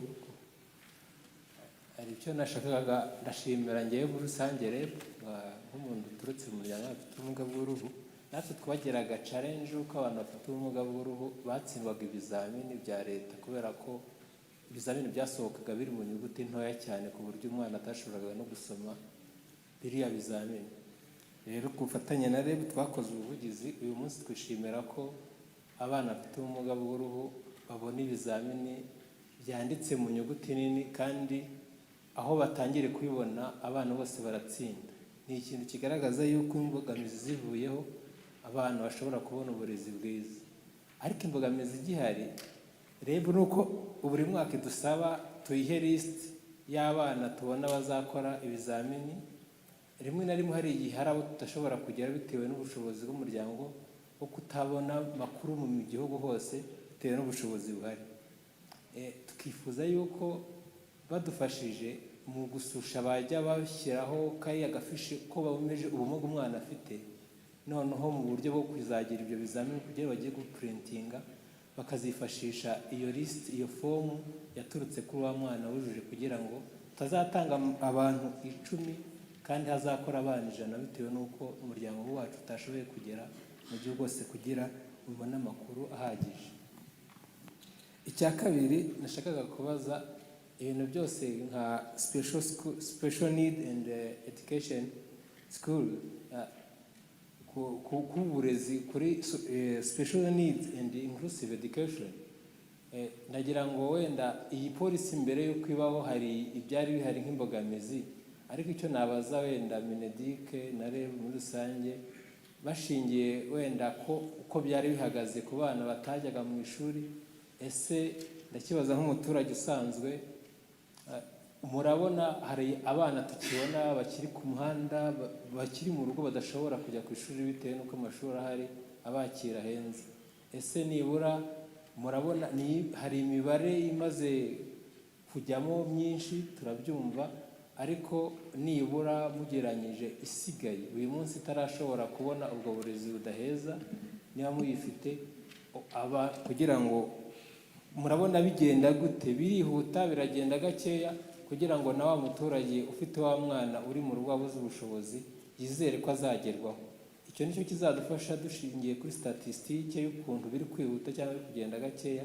Nibura mwajya buri mwaka niba mwajya mudukorera ati uyu mwaka hari abana 50 bashoboye kuva mu rugo babona uburezi budaheza, ariko dusigaranye 1000 kugira twumve ko turi kugenda dutera intambwe umunsi ku munsi. Nicyo cyifuzo numvaga mfite muri rusange. Murakoze cyane.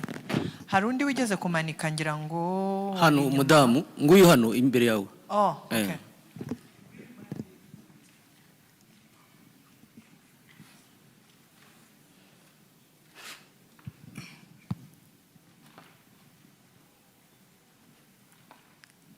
Hi everyone. I am happy to participate in this national dialogue, and the panelists were really amazing with good ideas and experience sharing. Mine is not a question, it's just an idea. I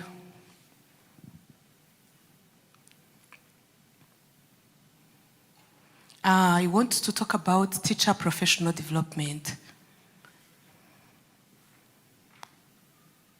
In Rwanda, we have different schools.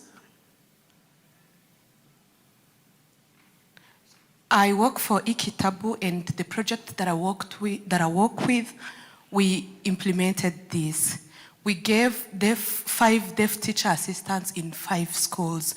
Those schools are special schools for special schools, but they have deaf learners, whereby these deaf teacher assistants are helping for a very good inclusive education for deaf learners. And these deaf teacher assistants are focusing on sign language, and they are also being role models for deaf learners in the schools. Because as many people mentioned, we don't have skilled teachers in the schools. The teachers are not fluent in sign language. Even if they are fluent, most of the times they are not getting enough time to take care of deaf learners. So I'm just suggesting this.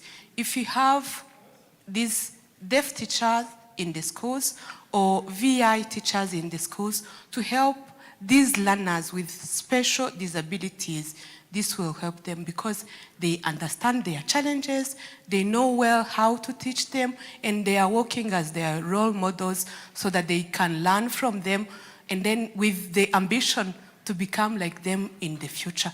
This brings a very good impact to the learners, and this helps them to develop their learning processes. So it's just a simple thing that we are doing, giving 5 deaf teachers in 5 schools. We wish this to be implemented in many schools, and it's a short project, as you know, projects. This is the opportunity that I get to advocate for this, as we are having many decision makers in this room.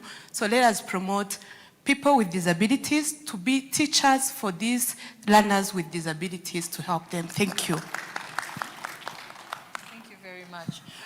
Maybe let's give DG a microphone. If there's a microphone around, and then he can respond to a few of these. I know he doesn't have all the answers. Poor guy, we are asking him to. murakoze cyane. Nashimye cyane ababajije ibibazo n'abapanalisite bose, ariko mpereye wenda ku bibazo byabajijwe na mugenzi wacu batubwiye agakuru karimo makasi. Yabajije umubare w'abarimu udahagije cyane bigisha, nk'uko babibonye kuri pano yabajije, hari umwarimu ufite ubumuga bwo kutabona wigisha. Hashize imyaka 4 tugenda mu barimu dukorera recruitment haba harimo n'abafite ubumuga bugiye butandukanye, ubw'ingingo, bwo kutabona n'abandi, bagahabwa uburenganzira kandi bagakora n'ibizamini, ariko urugendo turacyarukomeza cyane ko akenshi hari n'igihe tudasanga batari na qualified, ariko mu bufatanye na Kaminuza y'u Rwanda College of Education nabwo turi gukorana kugira ngo haba no mu barimu twohereza muri kaminuza kugira ngo bajye kwiga, ko buri mwaka twohereza abarimu 300 bajya kwiga muri Kaminuza y'u Rwanda.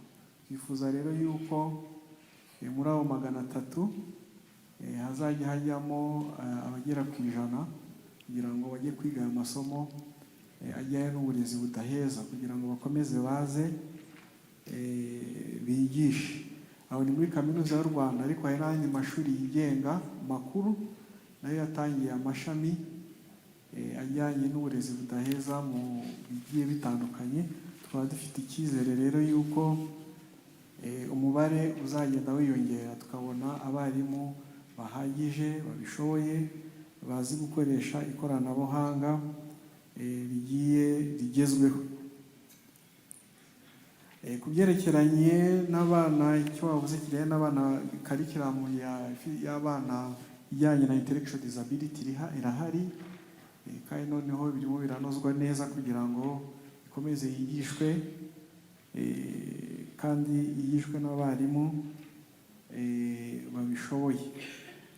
Hari ikindi kibazo wabajije kijyanye uburyo umunyeshuri cyangwa se umwana ufite ubumuga ashobora guhera mu mashuri abanza, ay'ishuke abanza, ayisumbuye na kaminuza agakomeza. Ibyo rero ngira ngo hari na pano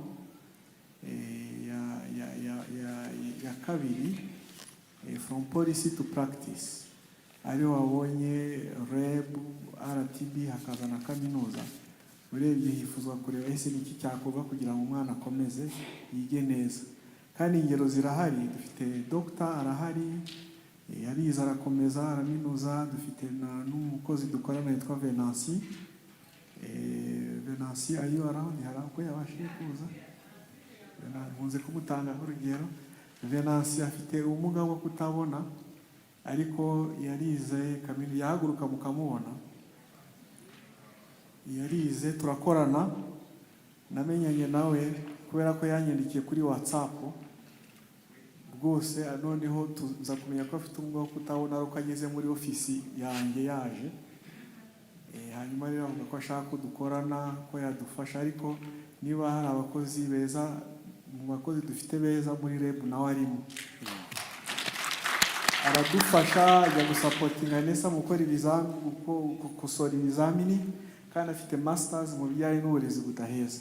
Iki rero niyo mpamvu dushaka kugira ngo tubishyiremo imbaraga, noneho twubake inzego zacu cyane z'uburezi, kugira ngo kuva mu mashuri abanza, ayisumbuye na za kaminuza, bityo aba banyeshuri bakomeze noneho banabashe no gukomeza no mu kazi. Mu nteko ishinga amategeko twari twatumiye na komisiyo bifite mu nshingano, ariko mu byo twabasabye ni uko hari amategeko ahari, ariko bakomeza kureba uburyo ki n'abarangiza bafite ubumuga babashe kurangiza amashuri yisumbuye, kaminuza mu bufatanye n'izindi nzego, akarangiza ariko akabona akazi.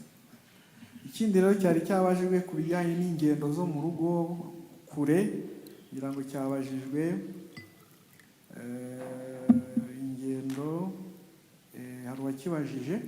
Nuko nk'uko nyakubahwa Honorable Minister yabivuze, muri First National Dialogue yabaye umwaka ushize, hari umwanzuro wafashwe yuko hubaka amashuri menshi agiye atandukanye mu ntara y'abafite ubumuga, ndetse ari inclusive n'abandi bigamo.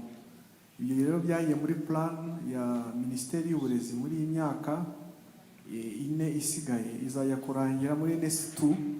Buri ntara ifite ishuri School of Excellence riri boarding, rizaba rifite ibikoresho byose, rifite abarimu bashoboye, noneho bityo abanyeshuri bari mu ntara bafite ubumuga bugiye butandukanye bazajya byibura bajya no muri iryo shuri kandi rikazajya ribacumbikira. Ibi rero bizaza ari nk'igisubizo wenda ku banyeshuri bafite ababyeyi wenda badafite amikoro ahagije. Ibyo rero bikazabaha uburenganzira bwo gukomeza kwiga kandi bikagenda neza bagakomeza bakajya imbere. Charles waje ahagarariye abafite ubumuga bw'uruhu, wakoze gushima cyane. Ku bijyanye n'ibizamini, ubutumwa ndabugeza kuri NESA kugira ngo ibyo rwose byitabweho, kugira ngo abanyeshuri bageze mu gihe cyo gukora ikizamini haba registration na assessment, ibyo tuzabikora kandi n'imvaro ndahita mbikora ku buryo muri uyu mwaka uzabona impinduka. Ngira ngo nibyo nabasha kuvuga. Murakoze. Murakoze cyane. Any other person who wants to give a comment? Titina, nothing from you? You are CE. I see the principal is here. No one wants to say anything? Yeah, Titina? No, I'll be very brief. I think DG has answered the questions, and many of them were directed to the ministry's agencies. But I think the big takeaway for me from here is there are a lot of good ideas, a lot of things that have been tested, and a lot of passion around this issue. I hope we will manage to capture them so that we are collectively committed to take action where we can. And as DG you pointed out, hopefully we'll have this dialogue continuing in the next 4 years as the ESSP and NST2 gets implemented. And we're collectively accountable for all the ideas and the commitments. Yes, I love that. Collectively accountable. Yes, Dr. Florian. Thank you very much to give me the floor. And before I proceed, I thank DG Rep for the organization of this conference and also for his own commitment, and I am here also to confirm that what he has said, that every year they are sending service teachers to come to our college to upgrade their qualification. Yes, now we are implementing the 4th edition, and we shall be doing the same on and on. And this year, to emphasize that we need teachers who are specialists in special need education. I think almost the third of the total number of students in service teachers received are enrolled in special needs education. So we are taking that move to ensure that we train many teachers. You saw that in the morning, since the establishment of the school and the programs in special need education, we have only trained around 800 teachers. Maybe we don't exactly know how many we need to train, but that number is still small compared to the population of students needing the support in our schools and the number of schools themselves. I also want to share that the College of Education is really committed to continuing training and with quality. Despite, of course, the challenges that we face, especially related to material support, but we hope that by working with these partners here, we can define the priorities and ensure that we are training towards those priorities to fill the gap. Also, research-wise and also community outreach, we would be willing to work with everyone in assessing the type and level of disability, and of course finding solution that we can propose to the needy peoples. So I want to raise a concern. We train teachers, and some of those, of course, with disability, especially those who are blind. At least I'm sharing the experience.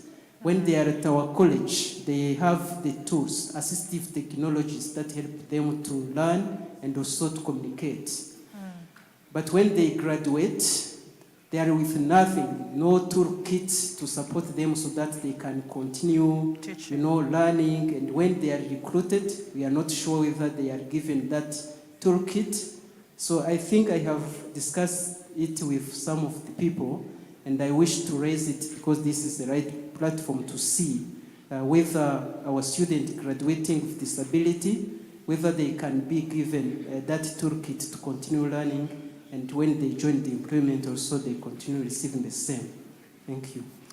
Thank you very much. And yeah, we truly appreciate the work that URCE College of Education is doing to really boost the capacity of the teachers.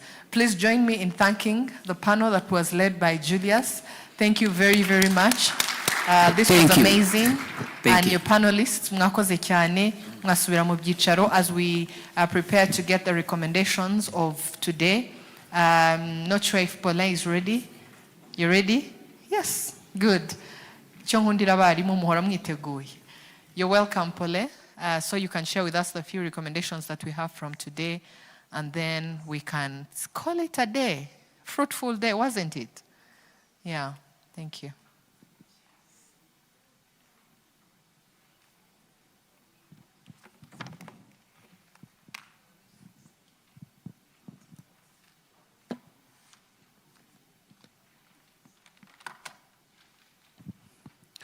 Good evening, everybody. Honorable Director General, Reb, allow me at this occasion to share 18 recommendations that I managed to capture during the sessions. The strategy I used, I actually drafted everything people said, and then later I extracted some recommendations that I am going to present to you so you can approve them, or we can continue to work on them. I will request that maybe later we sit together to see if everything was captured to perfect them. Of course, I will also request that you tolerate any imperfections because it was a live recording, and I did my best. My name is Paulin Ndahayo, and I work with Save the Children as the director of Zero Out of School Children Project for those who we haven't met yet, because I've been circulating across the country searching for children who are out of school to return them. So I met so many people. So thank you. So the summary of the recommendations presented during the second National Dialogue on Inclusive Education, Kigali Convention Center on November 27th, 2025.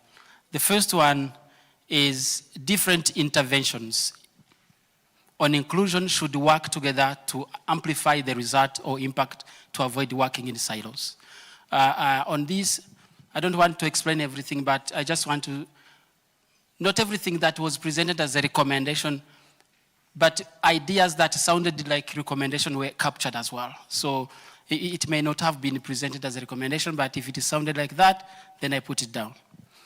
Second, various interventions should aim to improve early detection of disability to reduce the severity of their impact. Various interventions should increase the provision of assistive technologies. 4, accessibility both at school and community level must be improved.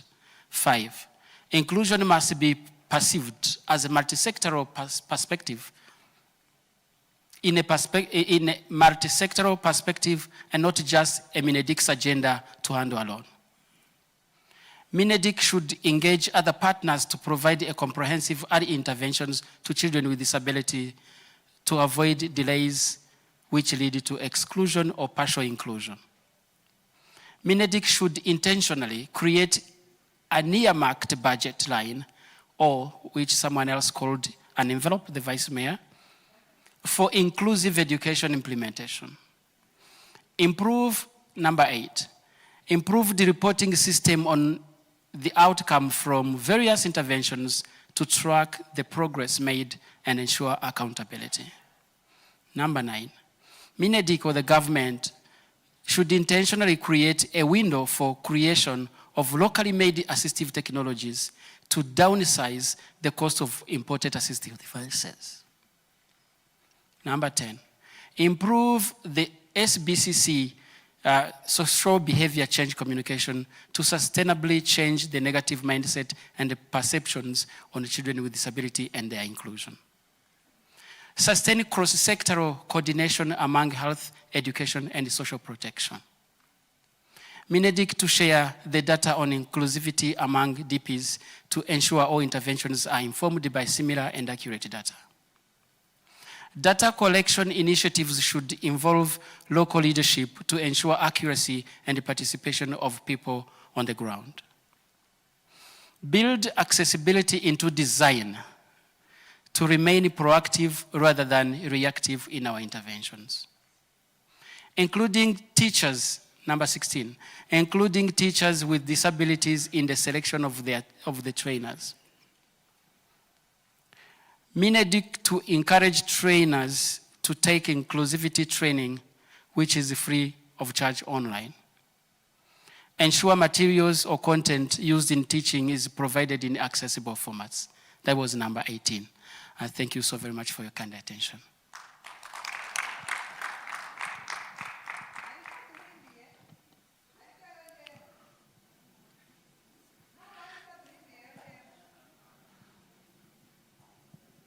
I might have left out something, but I have a bigger draft that I can improve. If you feel like yours was not captured 100%, we will sit as a team and then include everything. I had a partner who was also recording on a side, so we put together the notes. I think there's what the Vice Mayor mentioned earlier around the tools for collecting data that seem to be everybody using their own tools. So I think we should also try to work around the recommendation around evidence and try to include some of the issues that were mentioned here. So how do we do it? Do we suggest that we share the recommendations with everyone and then we provide input? Is that what you suggest? Because we have all your emails. I'm hoping everybody registered their name when they entered. Is that okay? Is that okay? Okay, good. Please, mumfasha dushimire Paulin. He did an amazing job. Kazi ko gutega amatwi ntago koroshe cyane. Thank you very, very much. So we can call it a day and request DG, our host today, to give us closing remarks and tell us the dialogue doesn't end today. We have a very interesting day tomorrow. And DG is going to tell us about it, and you don't want to miss tomorrow. Tomorrow is going to be fun. It's not going to be as serious as this. It's going to be fun. So tomorrow, everybody in your tracksuits and in your running shoes, we are going to have fun at HVP Gatagara. DG, the floor is yours. Kindly address us, and let's close this off. Thank you.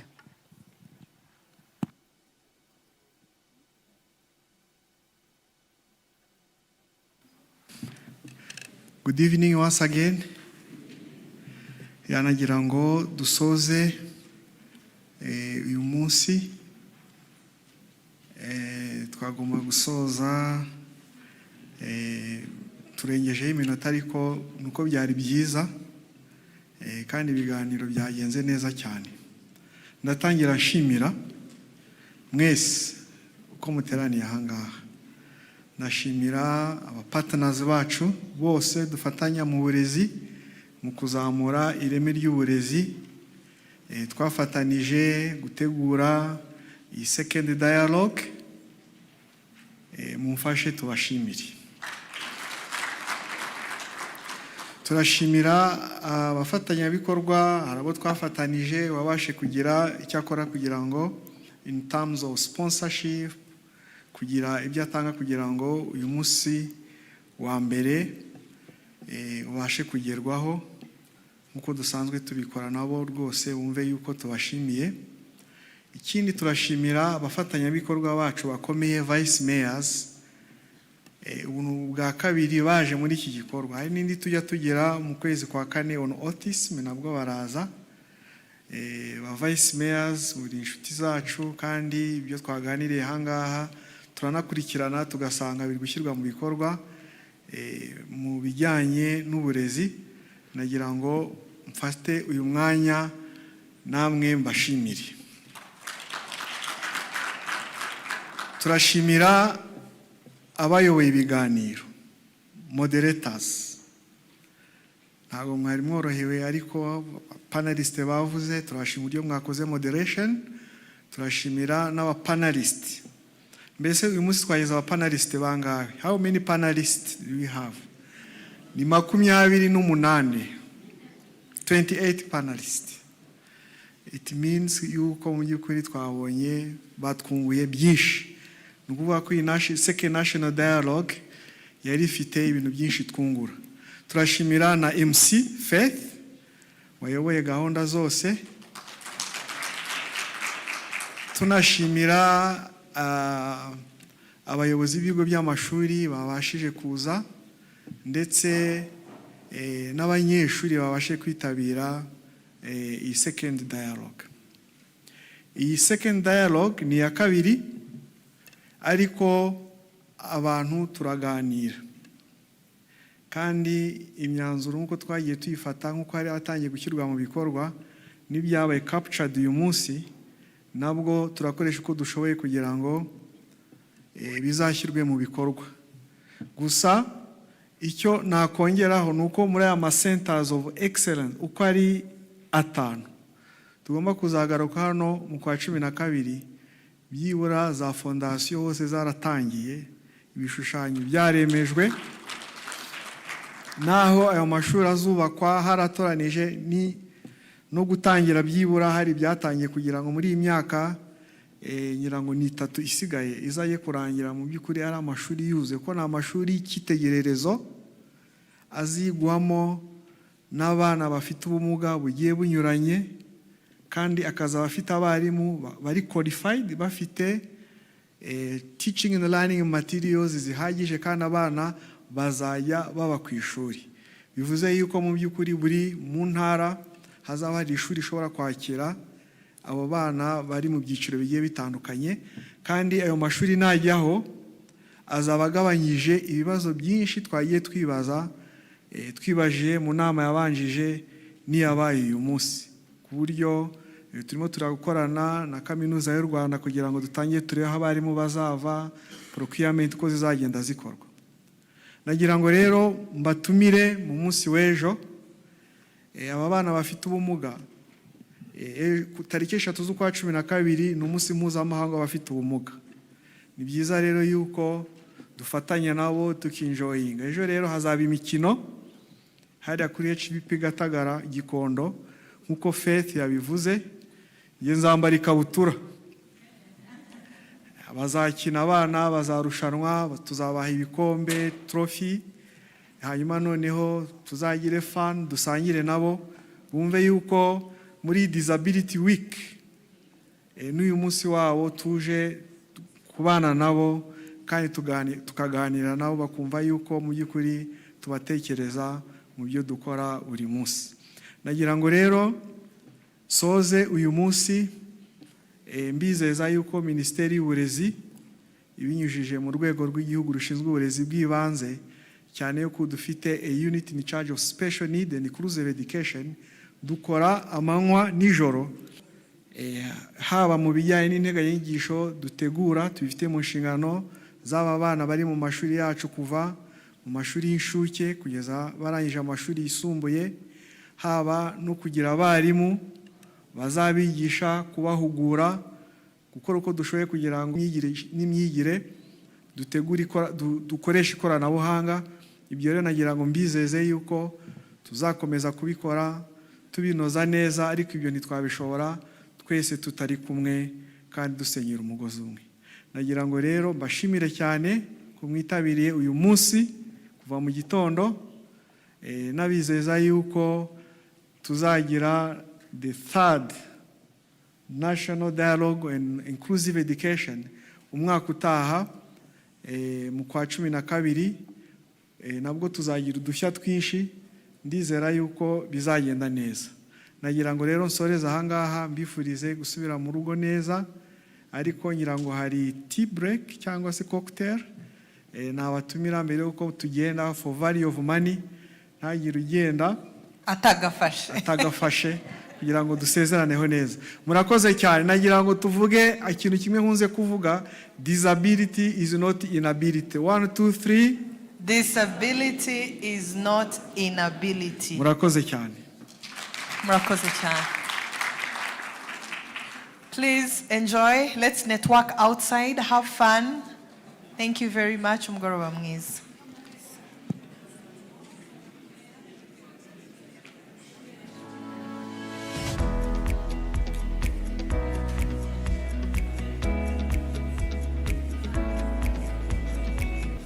nkanjye nk'umunyeshuri ufite ubumuga bwo kutabona, nifuza yuko nk'abanyeshuri bose dufite ubumuga bwo kutabona badufasha tukabasha kubona access ku ikoranabuhanga.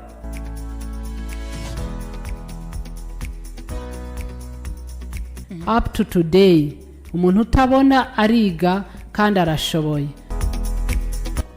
The city of Kigali embraces inclusive agenda of the country. We are very much engaged in promoting inclusion in urbanization quest.